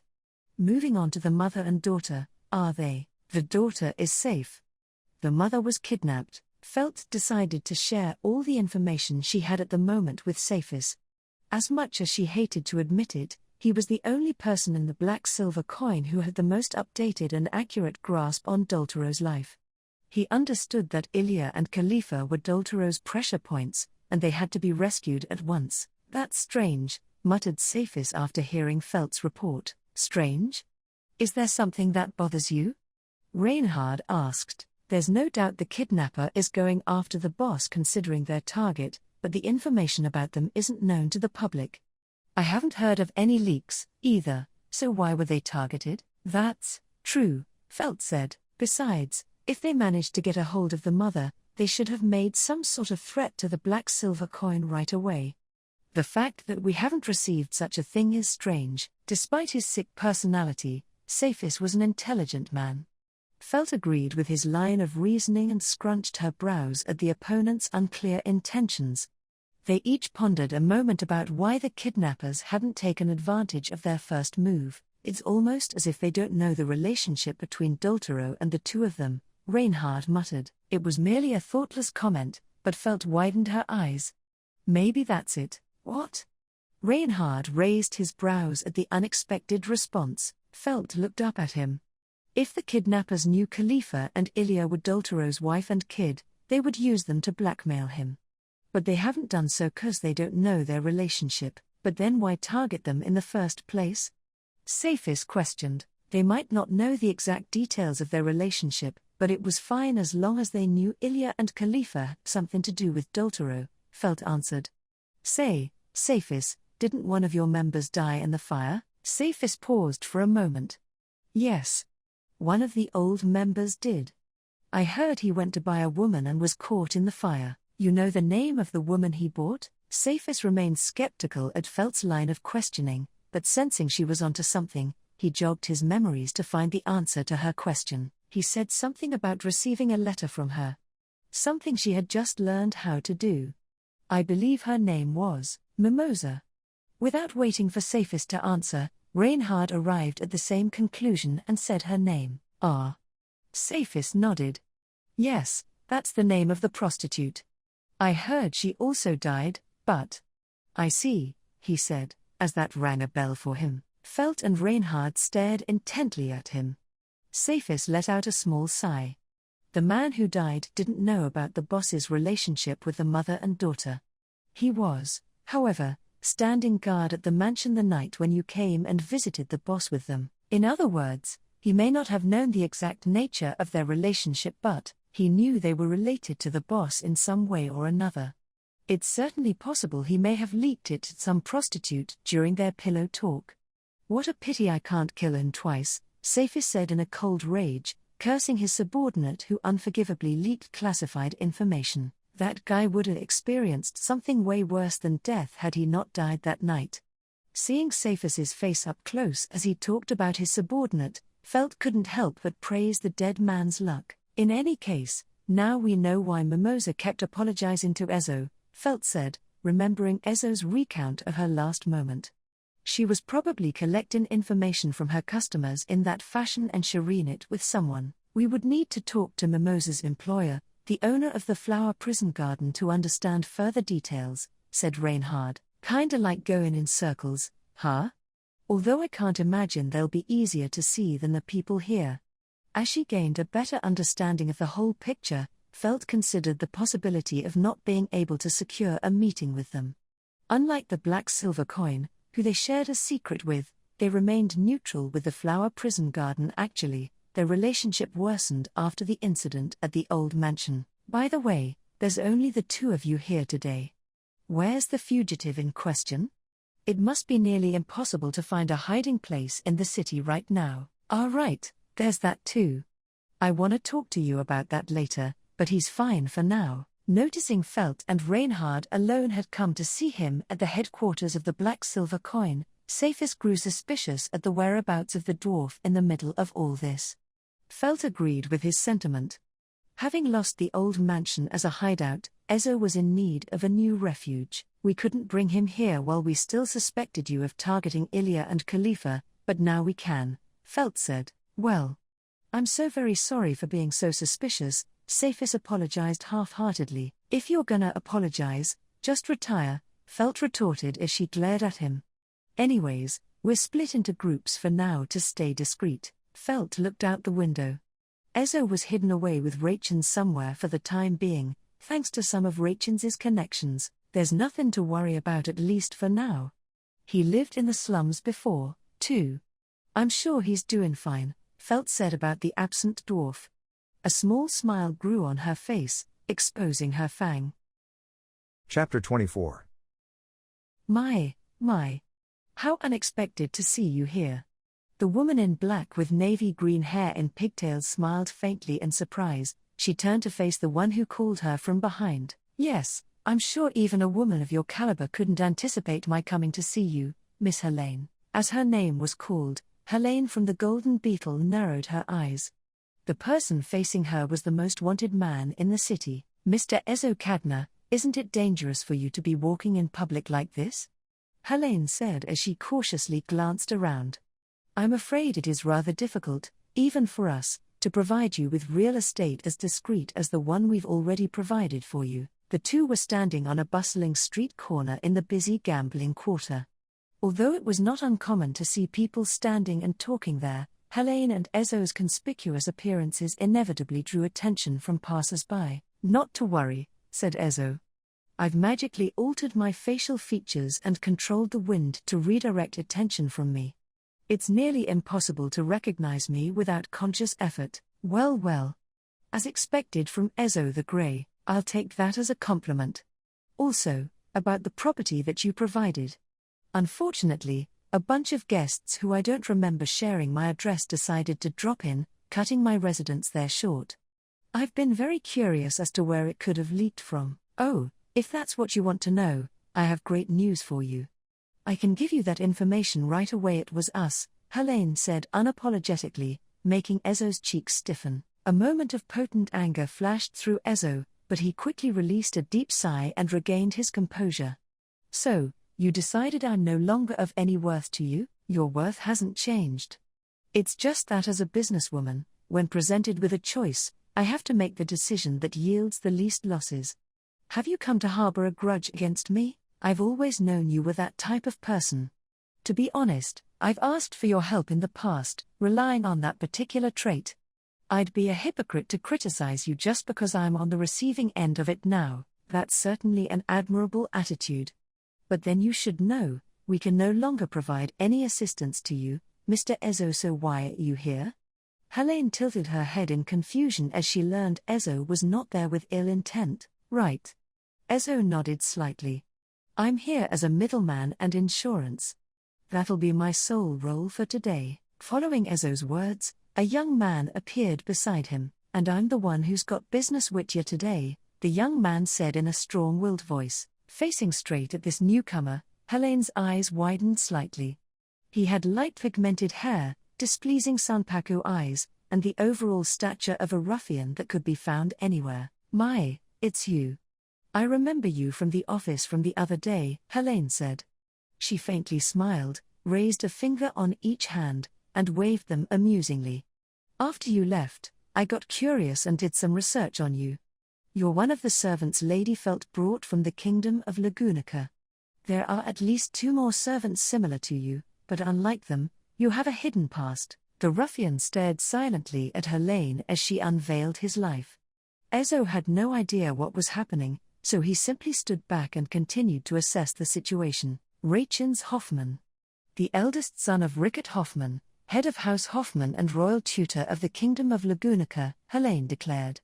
What is a runaway noble such as yourself doing in a place like this? The royal tutor. Ezo quietly uttered at the surprising revelation. He was thrown off by the significance of this casual narration from Helene.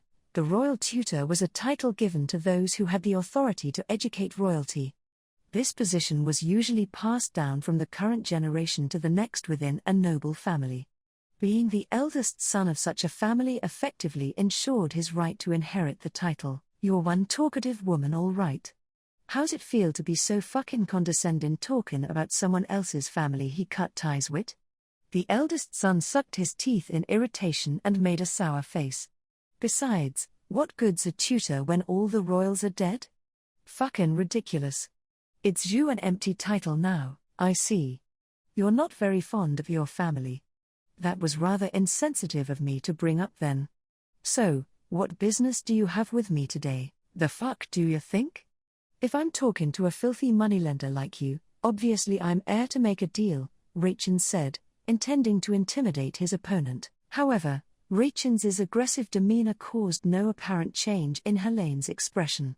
As a moneylender, she was used to dealing with hostile individuals. Very well, Helene said indifferently, then bowed her head. However, it is currently outside of our business hours. We will be happy to schedule you for an appointment and have you at our office at another time. Can't say that's a wise choice. Rachens interrupted. You sure the branch manager of the Golden Beetle's ready to ignore a once-in-a-lifetime opportunity? Helene paused. A once-in-a-lifetime opportunity, you say? Her already squinting eyes narrowed even further at Rachens' proposal. She furrowed her brow as she took note that his mistress and her knight were nowhere to be seen. Miss Candidate and her knight aren't here. Can it be that your deal involves them? Truth is, I'm fed up with them. Nothing's gone right ever since I've been with 'em. Now my 2 buddies been dragged into their mess, and I'm getting real tired of it. I want out. So you're telling me you want to sell them out? I am not so naive to easily believe a story like th. That's why I'm here as insurance. Ezo jumped to Rachens' defense as Helene was about to decline his offer. I'm also fearful for my life. It's true that I once wished to punish whoever framed me, but I can see that's not going to happen.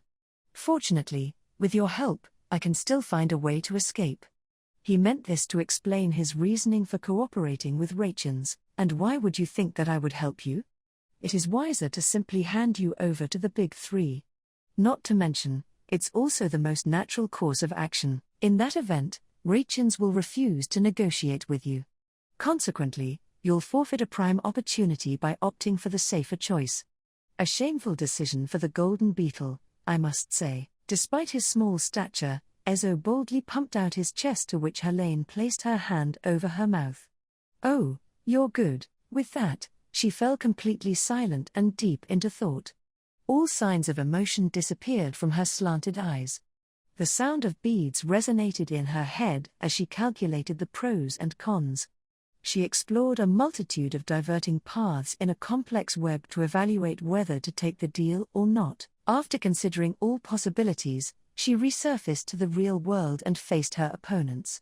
"It's certainly an interesting proposition, but I'm still unsure whether it's worth the risk." "So, that's a no?" Ezo asked. "It's more that I'm swaying between the two options," Helene said mischievously. "So, Mr. Rachens, would you be willing to up the ante?" she suggested in a soft voice and clasped her hands together in front of her chest. "Up the ante?" Rachens pursed his lips. "Yes, yes." Helene raised her voice. "You want to make a deal with me and sell out your current mistress, as you don't see a future with her. Would you be willing to add the family you cut ties with as part of that deal? There ain't much I know about them." "That's fine. I don't ask for much in this part of the deal. Let's see. How about one letter? You send your family just one letter of what I ask you to write." "Just one, but more than none," Rachens thought. Although he cut ties with them, he was still anxious as to how the letter would affect his family. He couldn't even begin to imagine how cruel a letter written by someone from the Golden Beetle would be. Rachens's face started to cloud over as he considered her new condition. Seeing his hesitation, Ezo tried to speak up, but before he could, "Of course," Helene interjected. "It would be an embarrassment as a moneylender if I didn't offer any interest after asking so much. So allow me to offer you another condition, which greatly works in your favor, Mr. Rachens." "Another condition?" "Yes. By some luck, we are coincidentally in the gambling quarter, so..." Helene spread her arms and gestured at their surroundings. The gambling quarter's madness, enveloped by money, violence, and insanity, deepened her insidious smile. "Play a game with me. If you win, Mr. Rachens, I'll make a deal including only the first condition. But if I win..." Helene calmly closed the distance between them until they could feel each other's breath. "You follow through with my second condition. How about it, Mr. Rachens Hoffman?" Helene stared at him with eyes of insanity. Rachens, trying his best not to be intimidated, forced a smile. "Sounds interesting. I'm in," he answered. Chapter 25. The sudden resurgence of liveliness in the city of Flanders indicated the night was near. "The night is coming. The time for us flowers to bloom and dance." The enchanting beauty Toto, head of the flower prison garden, leaned on a windowsill overlooking the red light district. She held her pipe in her mouth as she blew a puff of purple smoke, basking in the night air. Women in charming attire lined the street below, illuminated by the flickering magic lamps that aroused hope and excitement in the darkening city. Soon, men with bloodshot eyes of lustful desires would fill the red light district, seeking to tear the aromatic flowers to pieces with their own hands. Toto found such a view to be incredibly pathetic. The men must believe they are liberating the flowers, Toto thought. She knew better, though. Most men were manipulated by these flower petals, captivated by their honey, and exploited. Toto had once been among the many flowers that bloomed in these streets. The only difference was that she possessed an immeasurable amount of talent as a woman, almost to the point that it was sad. Although her talents did not bring her happiness, they did allow a girl who came from nothing to rise up and rule one sector of the city. She was ignorant to regular happiness and unhappiness. She was born with a congenital numbness that caused her body to almost nullify pain, agony, pleasure, fatigue, drugs, or even poison. They were all foreign to Toto. However, this allowed her to always have the upper hand in the bedroom, never having to stop. "Miss Toto, you have a guest," called a prostitute who had entered the manager's room. "It's Miss Candidate and Sir Sword Saint, ask them to leave." "I already have an appointment tonight," Toto ordered. She had already heard about the incident at the mansion where a large force from the Big Three was obliterated. They might have come to explain themselves, but I can't let them have the initiative. The Flower Prison Garden must also make a move. If they don't want to be cooperative, then I'll just do what we do best. She tapped out the ash from her pipe, then put on a dress tailored for entertaining guests. This dress was not meant for facing guests as the owner, but rather explicitly to exploit someone, whether man or woman. As she prepared herself, the woman once hailed at the 100 Flowers of the Red Light District began to make her way. "I need to plant poison. In order for the Flower Prison Garden and I to always come out on top no matter what happens. I will protect my flowers from ever getting bent again. I must be ready for anything. And if taking on the painful role of a woman is what it takes, then so be it. Are you ready, my dear customer? I, Toto of the Flower Prison Garden, will be your companion for the night." As she opened the door and let herself into the room in a fluid motion, the man bound to the bed vigorously shook his body in dismay. The man had the signature small-statured body of a dwarf. He was a servant of a royal selection candidate and a perfect target to plant poison in. The charming woman once called the 100 Flowers smiled with cruel seduction, like that of an irresistible poisonous flower. Chapter 26. The gambling quarter, with its array of tempting games and high-stakes wagers, was overseen by the Scales, a formidable presence among the three major gambling organizations. An unspoken decree held sway even among organizations of similar standing, such as the Black Silver Coin and the Flower Prison Garden, who abided closely by its unwritten code. Not even the Golden Beetle was exempt, despite their position of privilege within the city of Flanders. That's why I can assure you, without a shadow of a doubt, that you can wager with confidence, even against us. So professed Helene, the enigmatic woman of dark green locks, as she narrowed her eyes and offered a profound bow. Rachins clicked his tongue at her condescending demeanor. Ever since his family was brought up in their conversation, Rachins's mood had been visibly sour. What made it even worse was that they were brought up to exploit him and undermine the deal. However, if the deal were to crumble in light of such circumstances, if that were the case, there would be no reason for us not to hand over the wanted man, Ezo, to the Scales right here and now, she remarked sharply. "You bastard." Rachins muttered under his breath. "Then, Mr. Rachins, you would have nothing left, correct? You'd never learn whether your friend was safe or not. All you'd be left with is the wicked rumor that he betrayed his master. A painful position for you to be in, I must say," she said with a hint of satisfaction. Helene touted the worst possible outcome with an audacious flair. Her unabashed attitude, devoid of any trace of remorse for the calamity her words could bring about, revealed a chilling lack of humanity. It all boiled down to position. Rachins had long anticipated that this would barely amount to a negotiation between equals. "You're a greedy bitch, ain't ya?" Rachins spat with evident disdain. "Hope you ain't expectin' a respectable death. People don't have the privilege of dictating their own demise," she replied coolly. "However, at this moment, there's an unmistakable disparity between you and me regarding which of us is closest to their demise. Now, once again, I ask, what would you like to do?" Rachins raised his gaze, eyes narrowing as he observed the figures flanking him. Amongst them stood Ezo Cadna, a man of the dwarf tribe, and a subject of fervent discussion in the city. His fate now rested solely in Rachins's hands. He must feel like his back's against the wall. With that in mind, Rachins tried to gauge the tension in the man's intellectual, slack-jawed countenance. "Stop with your gratuitous threats, Miss Helene," Ezo cautioned, crossing his stout arms, displaying no inkling of vulnerability. "It only diminishes your self-worth. For someone entrusted with matters of finance, undermining one's own value is utterly unacceptable." A momentary silence hung in the air as Helene absorbed his words. What painful words to heed! I shall bear them in mind as valuable words of wisdom. Whether the reason for his fearlessness was confidence in his own decision, faith in Rachins's judgment, or conviction in something entirely different, it remained shrouded in uncertainty. Yet, Reinhard couldn't help but release a measured sigh of anticipation. Backing out wasn't an option from the start, Reinhard asserted.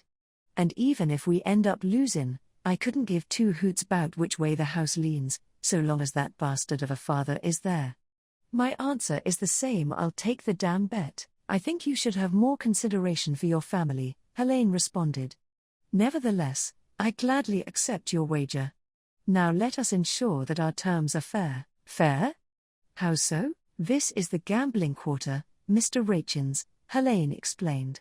Bets of all kinds are waged as far as the eye can see, so it is your choice alone to decide what you will contend for. I shall readily oblige. Helene gestured to the bleak and bustling view of the gambling quarter, leaving the task of selecting a game in Reinhard's hands. After a quick survey of the surrounding gambling scene, Reinhard's Sanpaku eyes, inherited from his parents, caught sight of one corner of the amusement center. Amidst the games of chance that dominated the district, there was a handful that relied on one's skill. It was within this subset that a particular game captured Reinhard's attention. How about a round of shotrange? He suggested, pointing toward the game in which two players vied to capture the other's king. Chapter 27. A mediocre move. Such was Helene's assessment upon observing Reinhard's moves against her. Positioned at opposite ends of the shotrange board, they deftly maneuvered the other's pieces, aiming for their opponent's king.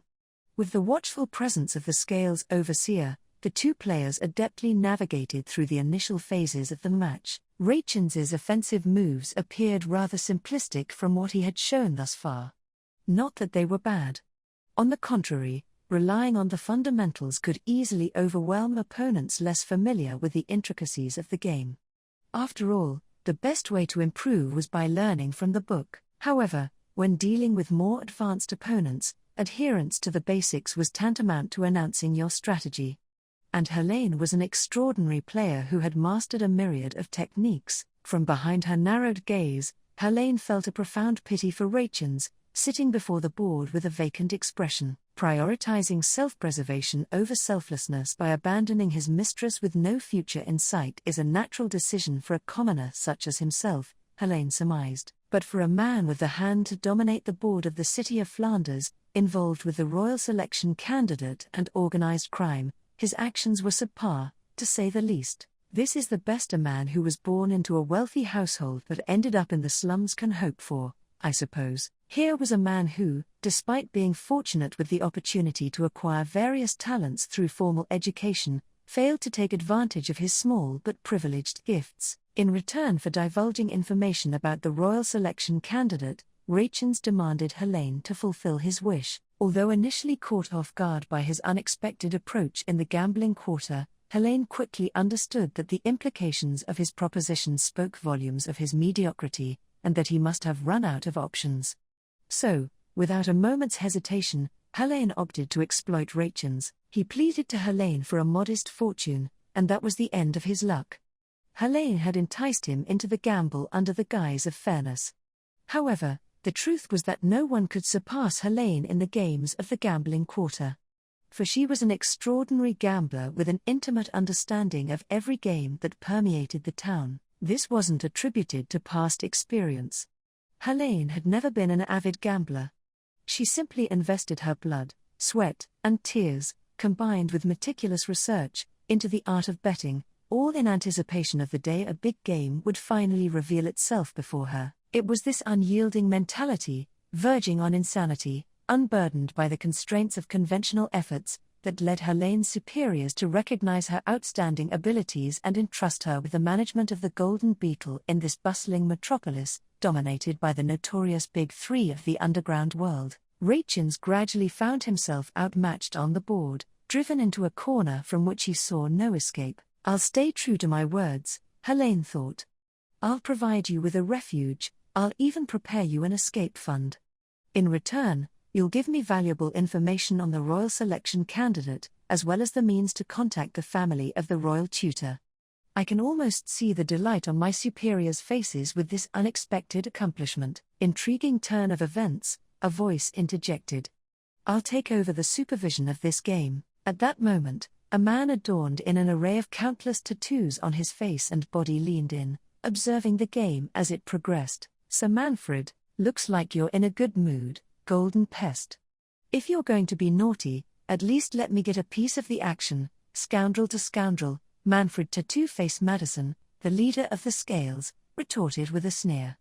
Helene's voice caught in her throat as Manfred's expression distorted the countless scales etched upon his face, creating the illusion of the scales tilting backward. Sporting a sly smile, Manfred relieved his subordinate of his duties, where he had been presiding over the game. Taking his place, he positioned himself strategically for an unobstructed view of the shotrange board. Right beside him was Ezo, who had transformed his face with magic. At this spectacle, Helene's heart danced with a frantic rhythm. Should Manfred see through Ezo's guise, the game would come to a swift and disastrous end. Ezo would be captured without delay, and the agreement with Rachins would be off the table. While Helene herself had little to lose, there was a tantalizing prize on the line, too precious to surrender without a fight. "Your turn, bitch," Rachins jeered, gesturing at the playing board. Helene, who was engrossed in her calculations to protect her gains, shifted her attention back to her opponent. "My, you certainly have a way with words, don't you?"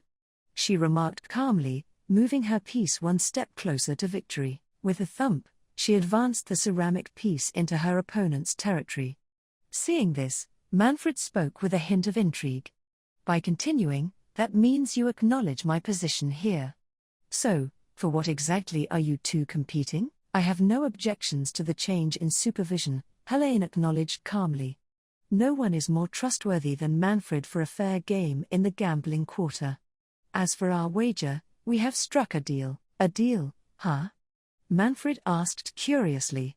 "What kind of deal might that be?" Slightly widening her eyes, Helene watched Manfred as he continued to trace the tattoos on his face.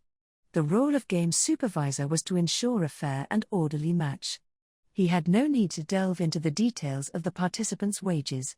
His sole responsibility was to draw the line between winner and loser. Helene had the right to remain silent regarding that answer. Despite her silence, however, "It's simple, sir.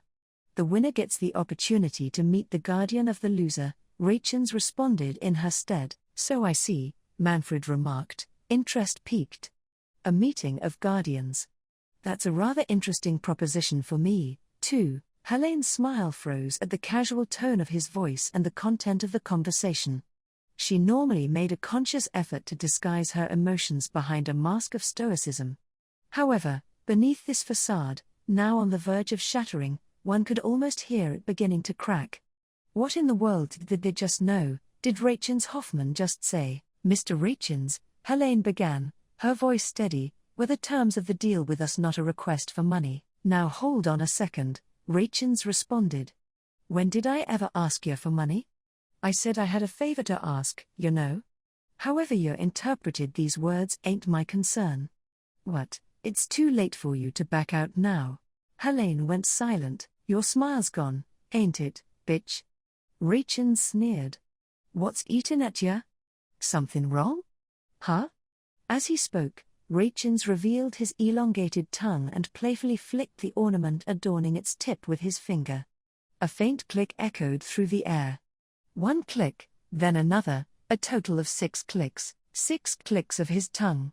At that moment, Helene's realization struck like a lightning bolt. She had been set up, and she knew it. "I hate to say this," Ezo interjected, shaking his head sympathetically at Helene's stern expression, "but it was you, Miss Helene, who started the off-the-board battle first." Although she had only been in contact with them for a short period, Helene had a keen eye for people. In her assessment, Ezo appeared to be a decent man. One might even say he was too good, with the capacity of acting like an upright man. However, there was something more driving him. Revenge lingered in his heart, even if it meant compromising his personal convictions. She had plotted the course, chosen her tactics, thwarted actions, and driven hope into the ground, confident of victory. In fact, the shotrange board showed victory as irrefutable. At the very moment she allowed Rachins to choose his bet, Helene's victory had been all but guaranteed. However, there was one final move remaining before that gap could be closed. That was when. The royal castle's full of power and deceit, Rachens explained. There, you gotta shape your opponent. Even if you got the basics down, it's the ones who can put 'em to use that'll come out on top. Now, your move, bitch. Helene squealed as Rachens slid one of his pieces across the board, knocking one of her pieces down. With it now being her move, Helene watched through widened eyes as her lips quivered involuntarily. Rachens, Ezo, and Manfred fixed their gazes upon her. Through their timing and their breathless demeanor, Rachens and Manfred communicated a silent understanding to each other. Almost as if the two had struck a deal of their own before encountering Helene in the gambling quarter. It was Helene, not Rachens, who made the initial misstep. She should have seized the opportunity to escape, without hesitation, the moment she crossed paths with him. Instead, she had underestimated the lowly commoner's desperate plea for a small fortune, which they now used as leverage to block her escape. The result of the game of Shotrange no longer held any meaning at all. You can win and have your secrets exposed, or lose and suffer a great loss, Rachens sneered. Take your pick, why? Helene hesitated, weighing her options. Upon being presented with those terms, Helene realized she had underestimated him. She underestimated the breadth of his knowledge and experience. Not just as a royal advisor, but also with the influence and authority that came with the position. So, Helene bowed her head, forehead toppling the pieces on the board as she pressed it against the table. Grinding her head against its surface, she made a desperate plea, begging him not to pursue the defeat of anyone but herself. I lost. No, I lost, she confessed. She offered to divulge everything she knew about the city's implosion, taking full responsibility for her actions. Chapter 28. I'm back and I won, Rachens exclaimed with a wicked grin plastered on his face as he swaggered back to the Western-style mansion. Felt applauded at the sight of him looking so happy. You managed to keep your limbs intact, she congratulated, and not a single finger was lost. I'm impressed. Don't say scary shit like that, man. Ain't no way I'm crossin' a bridge that big. Rachens protested, rejecting Felt's words of admiration. I mean, the bridge you just crossed was pretty damn close, Felt said, scratching her head, disappointed by his reaction. I was just giving you a compliment. The location was a Western-style mansion on the outskirts of Flanders, once a fierce battleground. Fortunately, the Big Three's forces were all sent to a treatment center, making it now one of the quietest and safest places around. In that haven of tranquility, Felt anxiously awaited, her exasperation swept away by Rachens's triumphant report. Learning the outcome of the game in the gambling quarter, Felt nodded deeply and asked, so you're saying that narrow-eyed lady confessed her involvement in the incident? I mean, Shiju confessed that she connected the main suspect and the hitman, Rachens replied. Trying to play nice and soak up the sweet juices of the city. So she says, so she made up an excuse while her own people died. What a nasty woman. Folding her arms, Felt scorned Helene's attitude. At the same time, she couldn't help but admire Rachens's astuteness in sniffing out Helene's involvement and informing her of it. Rachens, who had boldly confronted Helene, had made good on his lofty promise. Although Felt was taken aback when he proposed using Ezo as bait for his plan. So you actually pulled it off for real, Reinhard complimented. I'm impressed, Rachens. I could say the same about you, Rachens returned. You just let me go ahead without bothering to ask what the hell I had in mind. Didn't you consider the possibility that I might have sold her out and switched sides? I wouldn't say that possibility never crossed my mind, but, said Felt, glancing at Reinhard, who was standing beside her, people in the slums got a keen sense of smell, you know. Why would they go out of their way to take a dangerous road just to get hurt? That's absurd, I swear. With Reinhard here, you have nothing to worry about, Rachens expressed with frustration, covering his head in his hands, to which Reinhard let out a bitter smile. If it's just a matter of winning or losing, it's pointless to make an enemy out of Reinhard. Felt, observing the exchange, turned her head and said, well, even if Reinhard hadn't been in the picture, I still would have left it to you. Why? Rachens asked, puzzled. You bowed to me and said your buddy's life was on the line, she replied. Ain't that enough? Originally, Felt and her crew became deeply entangled in this case because Camberley had been captured by the Flower Prison Garden. It was in this urgency to catch the real culprit and save him that Rachins bowed to Felt. That was enough to make his real intentions clear. Recognizing his sincerity, Felt saw no need to inquire about the trump card he held to squeeze the truth out of the golden beetle. He made a promise, and he delivered. Well then, I guess there's no point in digging further, Felt remarked. I'm not so stubborn that I need every damn detail to trust someone. Just tell me what's necessary. In that case, Rachins, it was enough that you were a friend. Hearing the exchange between mistress and servant, Rachins stood stunned, mouth agape. Felt closed a single crimson eye, paying no heed to his reaction. Just then, it occurred to her that Rachins had returned to the Western-style mansion alone. So, I guess that means there ain't no Ezo, she said with a sigh. Nope, Rachins replied. The bastard went to get what he came for. Even Manfred of the Scales, who did the most, promised us the best forerunner, I see. So, forget about Ezo's revenge, what about us? Felt asked. We ain't letting them get away, that's for damn sure, Rachins replied, flashing his long tongue and a roguish grin. Seeing that smile, Felt also grinned, baring her fang. Super. Flam, you're up. She called out, summoning Flam from the reserves. The young attendant quietly emerged and bowed before Felt's crimson gaze. As you wish, Flam replied, looking back at her master with eyes devoid of emotion. We can only perform this once per day, but I will make sure we fulfill it. What a cute thing to say. Well, we're counting on you to do your job.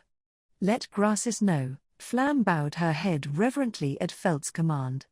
With the power of their divine protection, the twins Flam and Grassis could communicate their words to one another once a day, regardless of distance. Through its power, Grassis sent word that Gaston, Ilya, and the others had come under attack in the town of Hakushuri. And now, it was time for the counterattack. So, what's the message? Flam asked. Tell old man Rom who's with them, Felt began, and tell him there's someone I want him to contact. With those words spoken, Felt turned her attention back to the fiery-haired Reinhard standing by her side, who met her gaze. He dropped to one knee for this long-awaited moment. Felt couldn't help but chuckle at his dramatic gesture, finding it a tad excessive. With her hands on her hips, she puffed out her chest and declared, and now it's our turn. So let's give it all we've got. Chapter 29. The moment he returned to his base, the man's instincts tingled, sensing an eerie shift in the air that made his throat constrict. To survive in this business, one required a keen nose for danger. Grudges abound, and to that effect, the base was fortified with various traps, ensuring that only he could access it, but those traps had been disarmed. The presence of an intruder was glaringly obvious.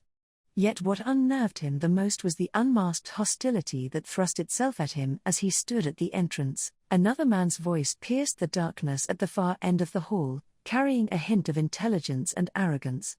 I've selfishly taken the liberty of paying you this unwelcome visit. But you mustn't mind, as it was you who played dirty in my establishment the other day.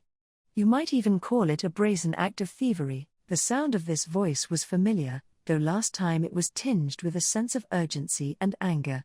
Slowly, the other man's figure came into view from the far end of the hallway. There was no mistaking it. The guard from the Flower Prison Garden? He uttered in surprise. It was the dwarf man he encountered in the burnt-down brothel. Rumors had it that he was a formidable guard skilled in the art of magic, which meant he posed no real threat to the man. After all, the man possessed a natural talent to manipulate the essence of the mana that surrounded him. I'm merely a foolish man who failed to safeguard what I should have, confessed the dwarf. The other day, I couldn't even put up a fight against you, and you think you can beat me today, magic user? The man retorted, is that the inborn ability to circulate excess mana? As a magic user, you don't stand a chance. On top of that, I'm a hired hand, that's true. The inborn ability to circulate excess mana is a natural enemy of magic users, the dwarf continued. And it wouldn't be right for me to retaliate against you for just doing your job, while I couldn't even fulfill my own duties. I get it. In the darkness ahead, the magic user nodded. Yet despite claiming that retaliation was off the table, his eyes, his hostility, and his determination to fight only grew stronger. His mana itself practically screamed that he had no intention of backing down. Without waiting for the dwarf's next words, the man took the initiative and made his move. Although the magic user had no moves to make in the first place, it was best to not give him a chance to react. In their previous encounter at the brothel, the man had only spared the dwarf's life to frame him as the culprit. But this time, there was no other choice but to take him down. Brandishing the small sword concealed in his pocket, the man attempted to cleave the magic user's throat with a single, slick blow. You failed to finish me off that night. You missed your chance, and that's why you're going to lose now. Gar. Goo. In the next moment, a searing heat came from nowhere and erupted against the man's torso, blasting him backwards with a painful cry. Burning agony coursed through his chest, rendering his limbs numb. Unable to move, he collapsed. His thoughts wavered and clarity faded away. With widened eyes and twitching limbs, he struggled to comprehend what had just happened. It's the ability to circulate excess mana, patterns, and countermeasures, plus lots of practice and improvement. The fallen man's vision reflected the face of the dwarf looking down at him. He displayed his blood-stained hands as evidence of his attack on the ability to circulate excess mana, carried out through some mysterious method. How and where he had acquired this particular method remained unclear. It's a misplaced vengeance. The dead won't feel a thing, even if you retaliate. But my soul cries out for justice. So I decided to compromise. It's not about revenge, it's about proving something. That one can achieve the impossible if they just keep walking. That even a dwarf man inferior in odd could win a color title. And that a girl selling flowers in the red light district could build a future with her own flower shop. It was proof that what was deemed impossible was indeed possible. The defeated man exhaled at the realization that he had lost precisely because of that. Ridiculous. That's why he wanted to overcome this wall? A wall no one had dared to challenge before, all for that reason. My name is Ezo Cadna, the Grey, and I have at last avenged Mimosa. I'm not dead yet, no. The man gasped, desperately clinging for life. I will not take your life, said the magic user, Ezo, with a flip of his cloak. I don't think she would want that either, for she knew the joy of nurturing flowers. At his words, the man caught a glimmer of hope, clinging to the possibility of survival. However, in that moment of hope, another figure emerged. Unfortunately, we don't fall into that category, came the chilling response. We are a bit more savage. The man's throat tightened with grief as his gaze met the inked visage of Tattoo Face of the Scales, obscuring his view of Ezo's reflection. In swift succession, multiple individuals appeared and seized the man's limbs, forcibly dragging him outside. Despite his futile struggles, his body, having been weakened by a vicious blow, refused to obey. Interrogations carried out by the Scales, and those by Tattoo Face, were notoriously ruthless. It was widely understood within the realms of the underground that no one ever emerged unscathed, much less kept their mouths shut. Thus, the man cried out, desperately clinging to a sliver of hope. Wait. I'll tell you. Anything you want to know. About my employer, he desperately appealed. Well, you sure talk fast, Tattoo Face replied, his features contorting in a twisted smirk. That's very helpful. Very helpful indeed. The man's eyes widened in sheer horror as the subtle shift in expression tipped all of the Scales in unison. I'm sorry, Tattoo Face continued, but unfortunately, I don't put faith in tales from people I haven't had the pleasure of torturing. Take him along. I will personally attend to him later. Tattoo Face's subordinate quickly and quietly fell in line with his directive. Unable to resist, the helpless man was dragged outside, never to see the light of day again. He only left behind a cacophony of despair, echoing in hopelessness that shattered his very core. So you're satisfied, Avenger? Manfred called out to Ezo, his gaze fixed on the departing hitman, before tending to his own injured hand. Ezo examined his fingers and sighed, shaking his head in response. There was only one way to answer: I can claim no sense of accomplishment. How can I fill this void in my soul, knowing I allowed her to perish? It was my own foolishness that brought about her demise. A remorse that will forever haunt me. You're quite the poet, Manfred remarked. Not that I disagree. But then why did you go through with that plan? I already told you, Ezo replied. I did it to prove a point. Nothing more, nothing less. Manfred shrugged, not pressing further on the matter. Instead, he continued in his own distinctive tone. Even so, you're quite talented.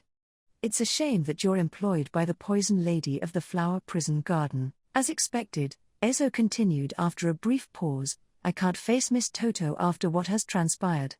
No longer can I call myself the guard of flower prison garden. In that case, Manfred offered, are you willing to accept the Scales' invitation? Anyone with a chip on their shoulder is welcome. Ezo's eyes widened lightly at Manfred's provocative words. Then, the grey magic user shook his head loosely and replied, I'm sorry to say. The one to whom I have entrusted my allegiance already has prior commitments. I see, Manfred responded with a hint of regret. That's unfortunate. If that's the case, then I'm sorry to hear that. Upon the rejection of his invitation, Manfred touched the tattoo on his face as if to convey he had anticipated Ezo's response. Ezo squinted at the gesture, when Manfred twisted his expression once more, tilting the scales on his face. How disheartening to lose both a promising individual and the forerunner for revenge to that young lady, he muttered, his words tinged with a sense of resignation. Chapter 30. Moselite was keenly aware that the scales had shifted in an unfavorable direction. As the trusted confidant of the tattoo face, Manfred, the scales' second in command, he himself did not know what he had done wrong that had driven him into such a position. With my special eyes, I should have been able to discern the movements of all the important people involved. Moselite was blessed with an extraordinary ocular ability known as the divine protection of distant vision, granting him unique eyes. These eyes allowed him to see the precise location of a target, or to determine and closely observe targets that fulfilled specific conditions. Moselite was supposed to have used his power to observe the leaders of the Big Three and their entourages, the young royal selection candidate and her sword saint knight, the dwarf man who had taken his place, and even the conniving golden beetle woman, with whom he maintained a tenuous alliance. He never let his guard down, and yet, the tables had turned. An irrevocable collapse was all that greeted him. Now is not the time to dwell on the cause of this failure, he thought. More importantly, it's time to get out of here. Although his involvement had not yet been exposed, he knew it was only a matter of time. And often, the success or failure of escape hinged on how quickly one took their first step. With that in mind, Moselite departed the city before those around him had the chance to raise any suspicions. Aligning himself with the Golden Beetle, he orchestrated attacks by assassins on the Big Three. Leveraging his position as a manager within the Scales, it was easy for him to facilitate such maneuvers. The rest was a ploy to strategically advance the situation, undermining the influence of the black silver coin and flower prison garden. And ultimately, to hold Manfred, who had long been a thorn in his side, accountable, thus replacing him. To this end, Moselite had spent a significant amount of time meticulously crafting and executing this well-devised strategy. Where did the cogs in my plan go astray? Moselite pondered aloud, voice tinged in frustration. Using his getaway plan he had prepared for emergencies, he had already departed Flanders, and intended to flee the country entirely. He would remove the organization's tattoos, alter his face, and seek refuge in the countryside until everything quieted down. From there, he would embark on a fresh start within the shadows of the underworld. Sniff, sniff, sniff. At the dragon carriage stop, where Moselite waited for the dragon carriage to arrive, he felt something against his shoulder. Huh? Startled, he glanced over his shoulder, only to discover a kitten girl nuzzling against his arm, sniffing curiously. Moselite's blood boiled in irritation at the sudden intrusion, but he managed to restrain himself. This wasn't the time to cause a scene. Hey, little miss. I don't know what you're up to, but I'm busy. Where are your parents? He demanded. No good. No good at all. Old man, you smell like a bad guy. A very bad guy. The girl derided as she stared at him with her cutesy eyes, to which Moselite could only gulp in response. At the same time, he noticed that this young cat girl before him carried a finely crafted walking stick while exuding a strong sense of fighting spirit. This realization sent a shiver down his spine. Bad Mimi. I told you to keep quiet and watch. A girl with flowing light purple hair materialized at the station entrance. Adorned in white, furry attire with a collar, she was a beautiful girl with a presence that seemed rather out of place. "Ah, Missy." Mimi greeted the familiar girl. "I forgot. You did say that." "You did." The familiar girl was none other than one of the royal selection candidates who had recently become the talk of the kingdom. "I'm hoping you're smart enough to realize it ain't some coincidence we two happened to cross paths," she said with a glint in her light blue eyes, causing Moselite to jolt back instinctively. The cat girl attempted to grab his sleeve, but he wriggled out of the way to escape, causing the fabric to tear as he stumbled away. Rolling over, he swiftly dashed off with all his momentum. "Ah. He got away. Hetaro. Tivi. Run, run, run, run, run." The cat girl shouted behind him. Moselite activated his eyes, scanning for the hostile gaze as he wove through the winding streets, evading it. It was like looking down at a map. Moselite could perceive the actual location of any person searching for him. With this power, pinpointing targets and fleeing pursuers was a breeze.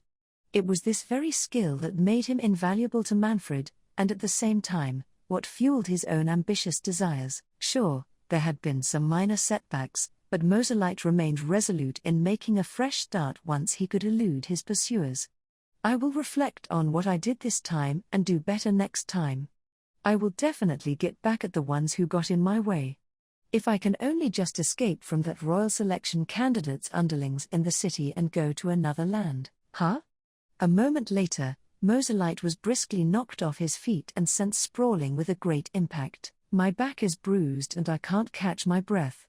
What the hell just happened?" He looked at his feet, only to find them drenched in a vibrant shade of red.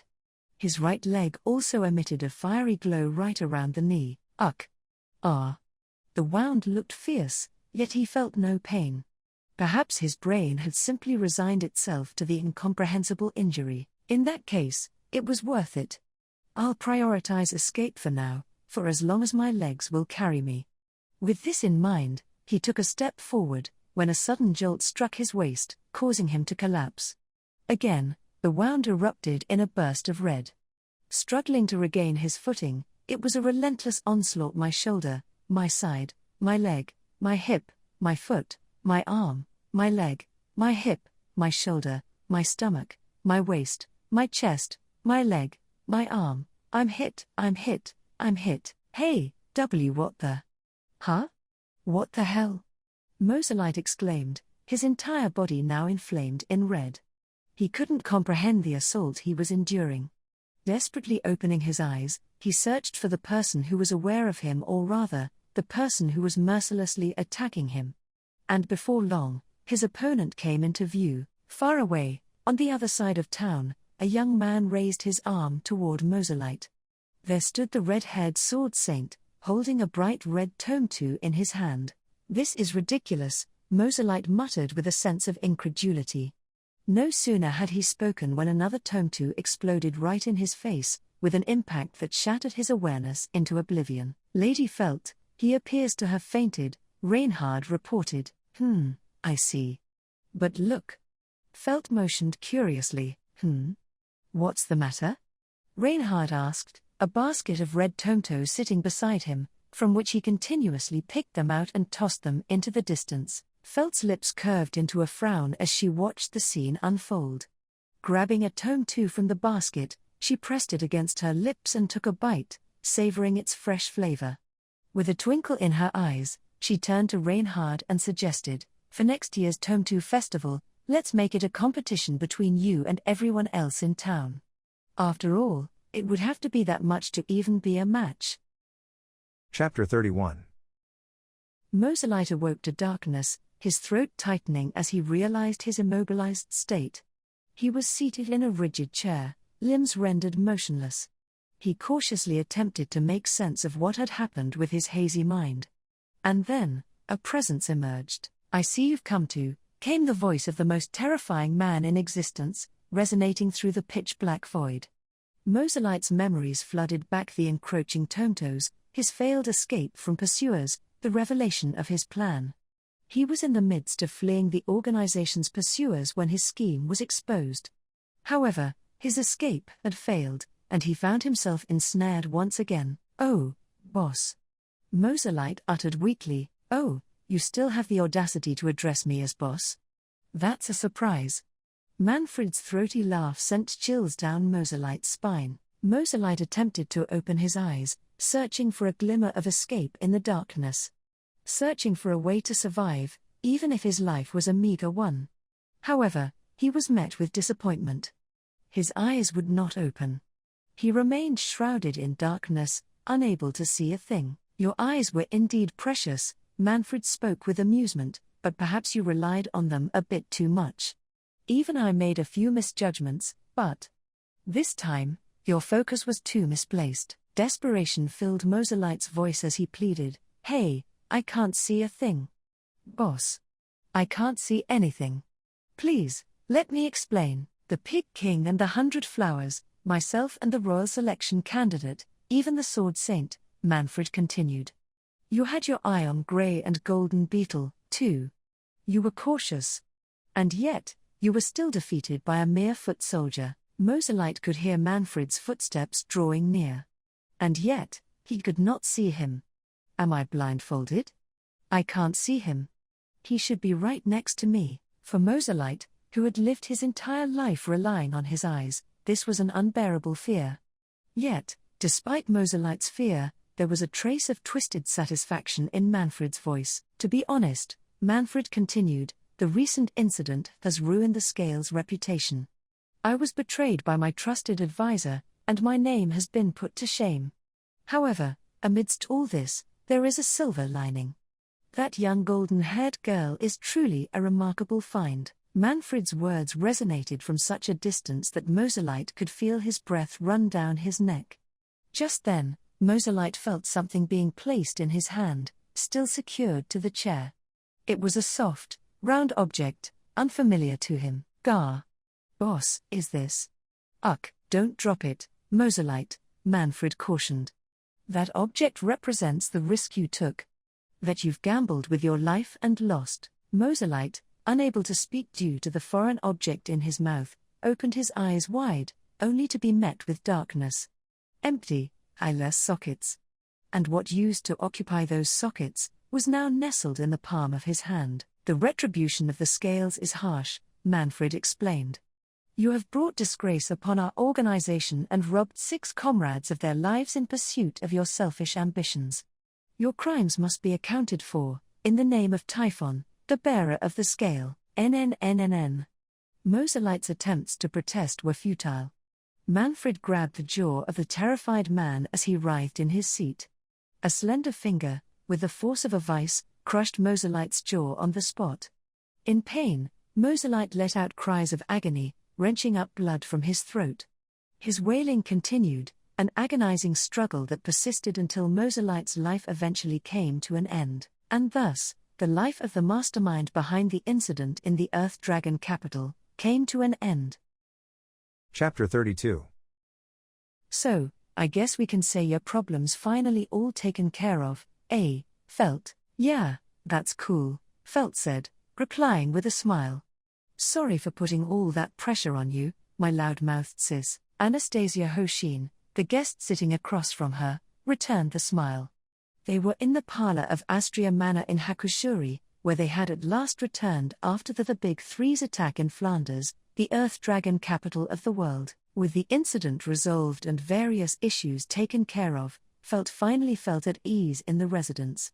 And now, having invited the people who had helped them to the mansion, they were able to relax, enjoy the fruits of their labor, and appreciate everyone's hard work. "But let's be real, we ain't really do much till the end," Anastasia remarked. "That ain't much of a contribution. But Felt, I'm sorry hearing 'bout all the troubles you went through," No kidding, Felt replied. I've been wondering, do all royal selection candidates have to go through crazy stuff like this? I dunno. At least my place hasn't been all that busy, Anastasia admitted with a laugh, tilting her head at Felt.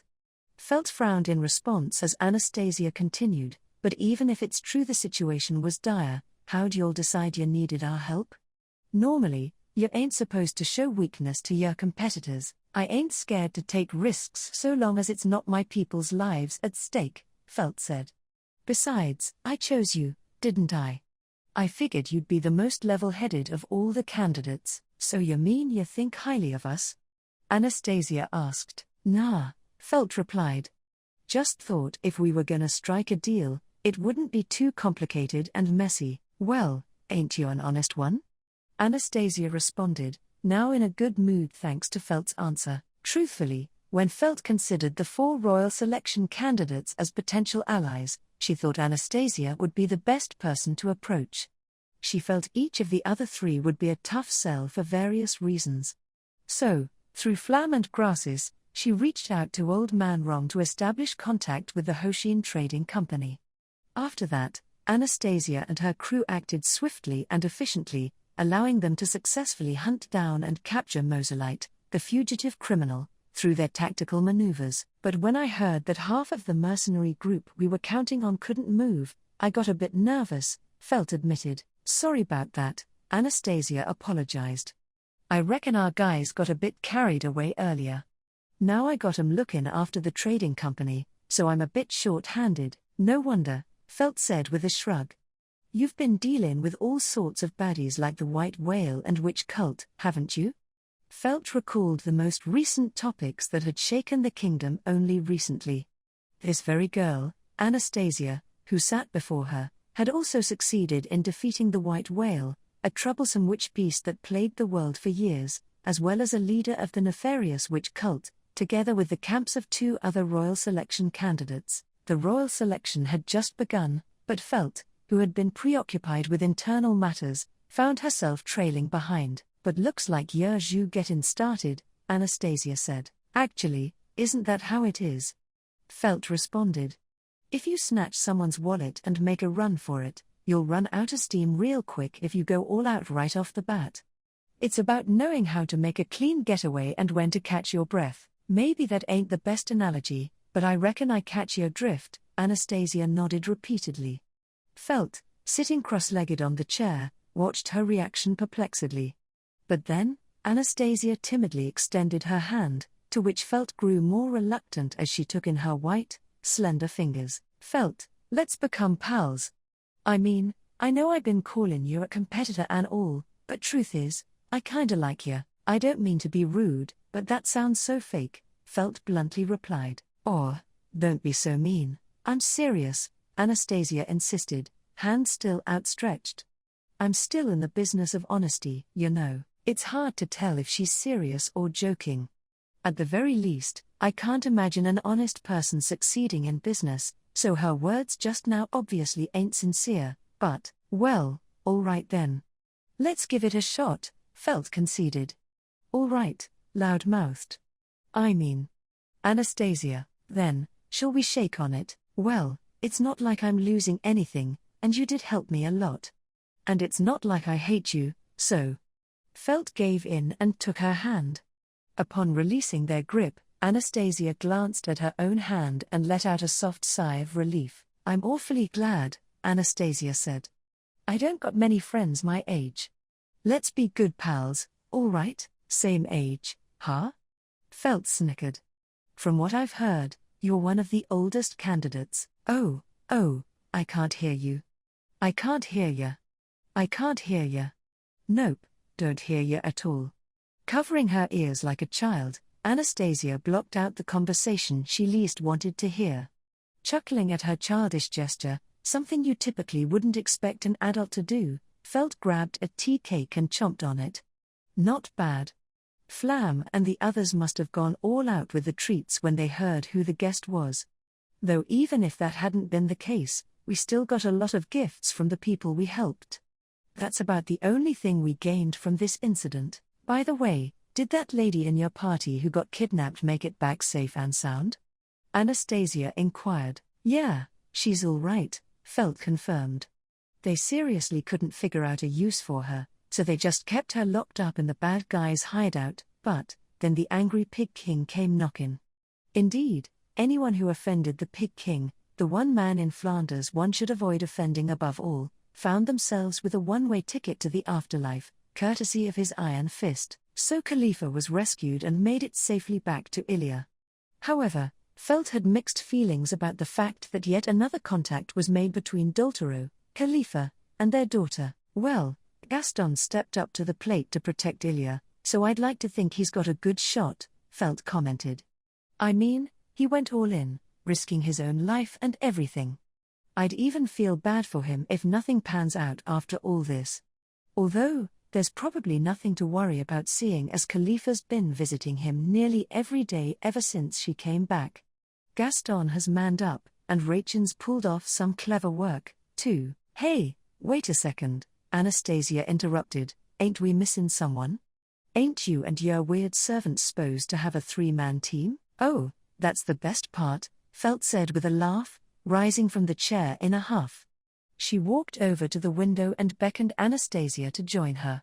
Curiosity piqued, Anastasia followed and peered out the window beside her, gaze falling upon the well-maintained garden below, shaded by the surrounding trees. Oh, there he goes, Anastasia pointed out. In the corner of the garden with an awfully fancy-looking lady. Oh, that's the proprietress who runs the red light district in Flanders, Felt explained, holding up her pinky finger with a sly smile. She ended up with Camberley, of all people, the proprietress of the flower prison garden. Ain't that a kicker? Anastasia exclaimed, taken aback by the unexpected revelation. For there in the garden of the mansion, sitting side by side in the shade of a tree, sat a rather unconventional pair, a far cry from what one would call picture perfect. At one time, Camberley was confined in the brothel of Flower Prison Garden, clinging to life by a thread. Rachens went to great lengths to rescue him, even taking on a high-stakes gamble with Helene. However, as Rachens waged that battle of his own, Camberley managed to escape from his confinement by himself. But one question remained. Just how the hell did he pull off such a daring escape, anyway? How'd one of the most seasoned gals on the streets get so bent out of shape like that? Anastasia asked. The divine protection of bedroom wiles, Felt replied matter-of-factly. What? Felt's short answer stunned Anastasia. Responding to Anastasia's reaction, Felt continued. Like I said, it was his divine protection of bedroom wiles. His infamy as a playboy of the red light district really wasn't for nothing.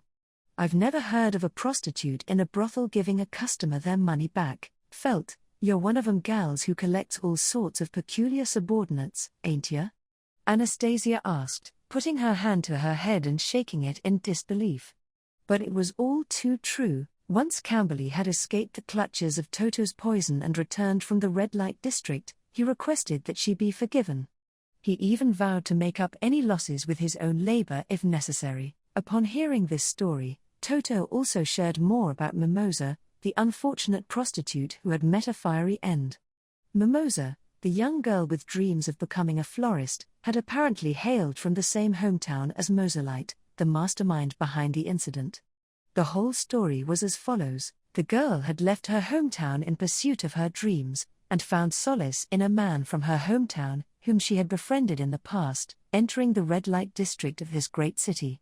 She then innocently complied with his requests, unknowingly becoming a source of information herself. And so, she fell victim to the man's ambitions, meeting a tragic end before achieving any dreams of her own. Such was the truth of the unfortunate woman's death, and the end of her unsalvageable dream. Having had it all explained, Anastasia asked Felt, "Are you feelin' regretful, me?" "Don't be an idiot," Felt retorted. "I grew up in the slums. I've seen lots of people die in the shittiest ways. And I've seen lots of people die after being taken advantage of by other people. So? Anastasia urged her to continue. "I'm frustrated and pissed off," Felt continued, brows furrowing in anger. "I'm so damn frustrated and furious.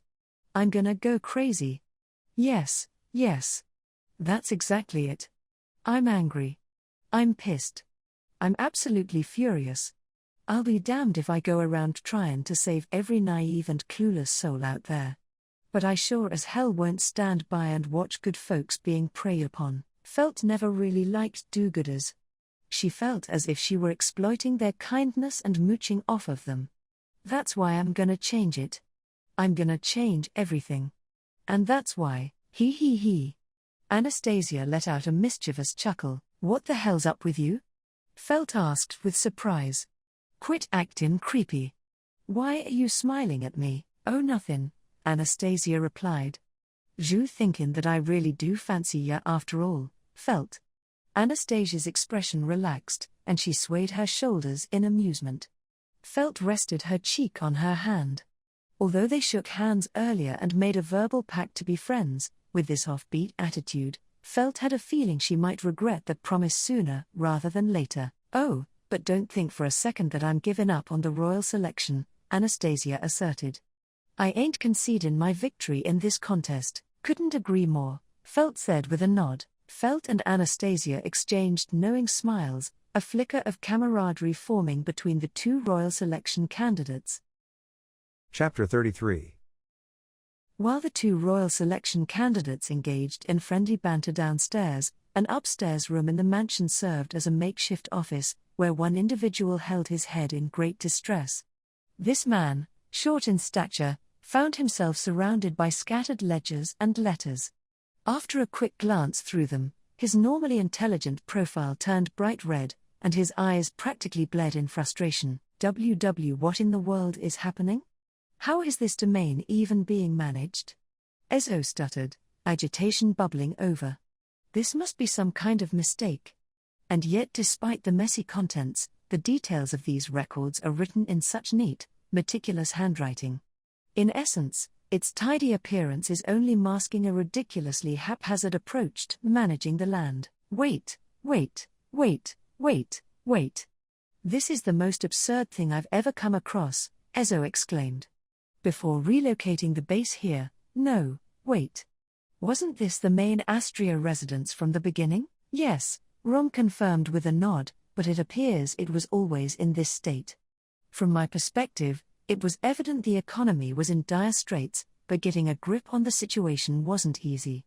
Old man Rom hunched his massive body over, stroking his bald head as he stood before Ezo, whose eyes were widened in disbelief. But, old-timer, leaving it in such a condition seems utterly hopeless, Ezo remarked, his voice filled with frustration and concern. In the unusual setting of a room in which a giant and a dwarf had gathered together, the atmosphere indeed was a bit peculiar. However, the matter at hand demanded their attention. But I certainly didn't anticipate such a worm-eaten state of affairs, Ezo said. Could it be, these are all false documents fabricated to test my abilities? I'm afraid I haven't the time to waste so much effort for you, Rom stated bluntly. This is the harsh reality of this mansion, or rather, our camp. Ezo's mental state seemed to crumble as he sank to his knees, sitting there for a moment. He then lifted his face to meet the stern gaze of old man Rom, towering above him. Anyway, I'd like to hear from the person who's been in charge of these tax revenue matters, Ezo continued, regaining his composure. These records indicate a complete lack of understanding. However, so long as one possesses the will to learn, that can change.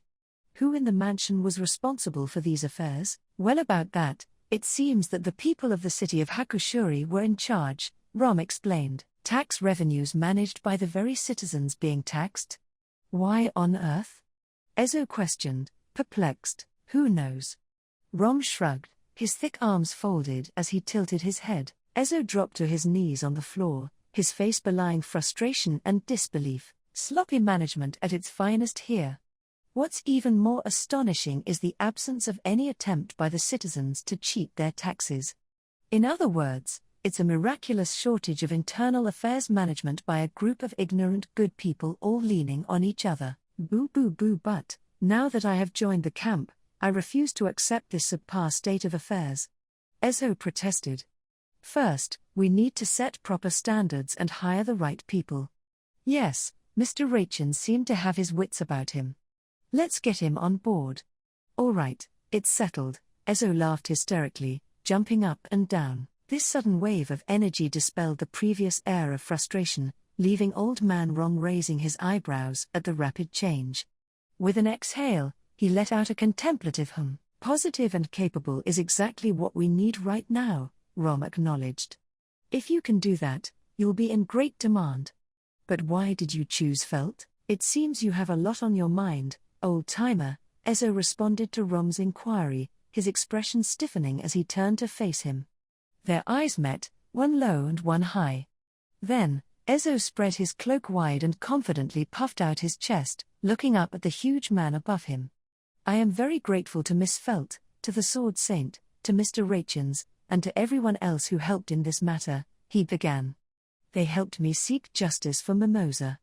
I want to repay them for their kindness.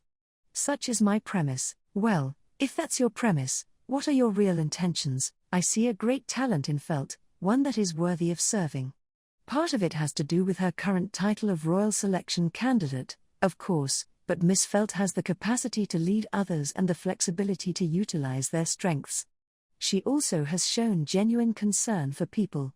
I believe that this, too, was a chance encounter. Ezo extended his small palms. I am indebted to you for aiding me in breaking through this impasse, he spoke sincerely. Yet, it was Felt's eyes that held the greatest significance. Locking gazes with her, he lowered his head and found resolve. If he was going to fight, if he was going to challenge, if he was going to face off, this was the right place to do it. Just as Miss Felt is competing in the royal selection, I too have an opponent I must confront, Ezo revealed. Coincidentally, that opponent is also in a position to be closely associated with the royal selection. An unavoidable circumstance for me, as well. So you're implying you want Felt out of convenience? Rom asked. No, I consider it to have been fate, Ezo asserted without a moment's hesitation. Reassured by Ezo's resolute response, Old Man Rom seemed mildly surprised. He scratched his bald head with his finger and commented, I see, so you're an eccentric person yourself, a girl from the slums with the Sword Saint as her knight. How could you expect a normal crowd to gather when the core master-servant relationship is this odd? Isn't it exciting? There's one thing I should mention, Rom cautioned. Felt hates the word fate, so be careful not to alienate her with such terms. I appreciate the advice. I'd be delighted to learn anything else you can tell me, old-timer. Old Man Rom shrugged his shoulders in response to Ezo's sincere explanation, his movements constrained by the cramped space. He began tidying up the scattered ledgers and miscellaneous items on the floor. That's when another thought struck him. Speaking of which, Rom began, I heard you mention some peculiar conditions for joining the camp. What in the world did you request? Oh, that, Ezo responded with a chuckle. I simply requested permission to visit the red light district in Flanders twice a month. I have a group of students currently learning to read and write. The will to learn is precious, he continued. I don't want that to cease. That's my revenge. Ezo stepped to the window, and as he fixed his gaze on the outside scenery, his expression softened. Towering above, Old Man Rom's cheeks also lifted into a smile, mirroring Ezo's sentiment. Outside the window, Reinhard ascended the hill to the mansion, accompanied by a crimson earth dragon. The return of the earth dragon, previously confiscated from them after being offered as the price of their agreement, was a notable sight. A golden-haired girl raced toward the knight and the earth dragon. Felt's unwavering figure, running straight ahead without hesitation, brought an unexpected sense of tranquility. Chapter 34. And so, the problems surrounding the Earth Dragon capital came to a close. With the exception of one thing, that is. The final scene unfolded in a stone room, stark and cold. Helene surmised that it was somewhere in the basement of a nondescript building in some obscure part of Lagunica. The loss of the golden beetle in Flanders, coupled with her own failure, was too much to compensate for. The golden beetles standing within that city plummeted, and Helene, stripped of her administrative role, was relegated back to the royal capital. The reason why she hadn't been handed over to the big three in the city was not due to any mercy bestowed upon her by her superior. She received no such generous compensation. In a sense, She may have even preferred her fate to have been entrusted to the black silver coin, the scales, or the flower prison garden. Of course, if this had been done, she would have faced severe torture or been subjected to their insatiable desires for a woman. Yet for Helene, even such outcomes may have been preferable to being stared at with such indifference by the person before her. Let's hear your explanation, Helene Gatnus. Yes, of course, she acquiesced.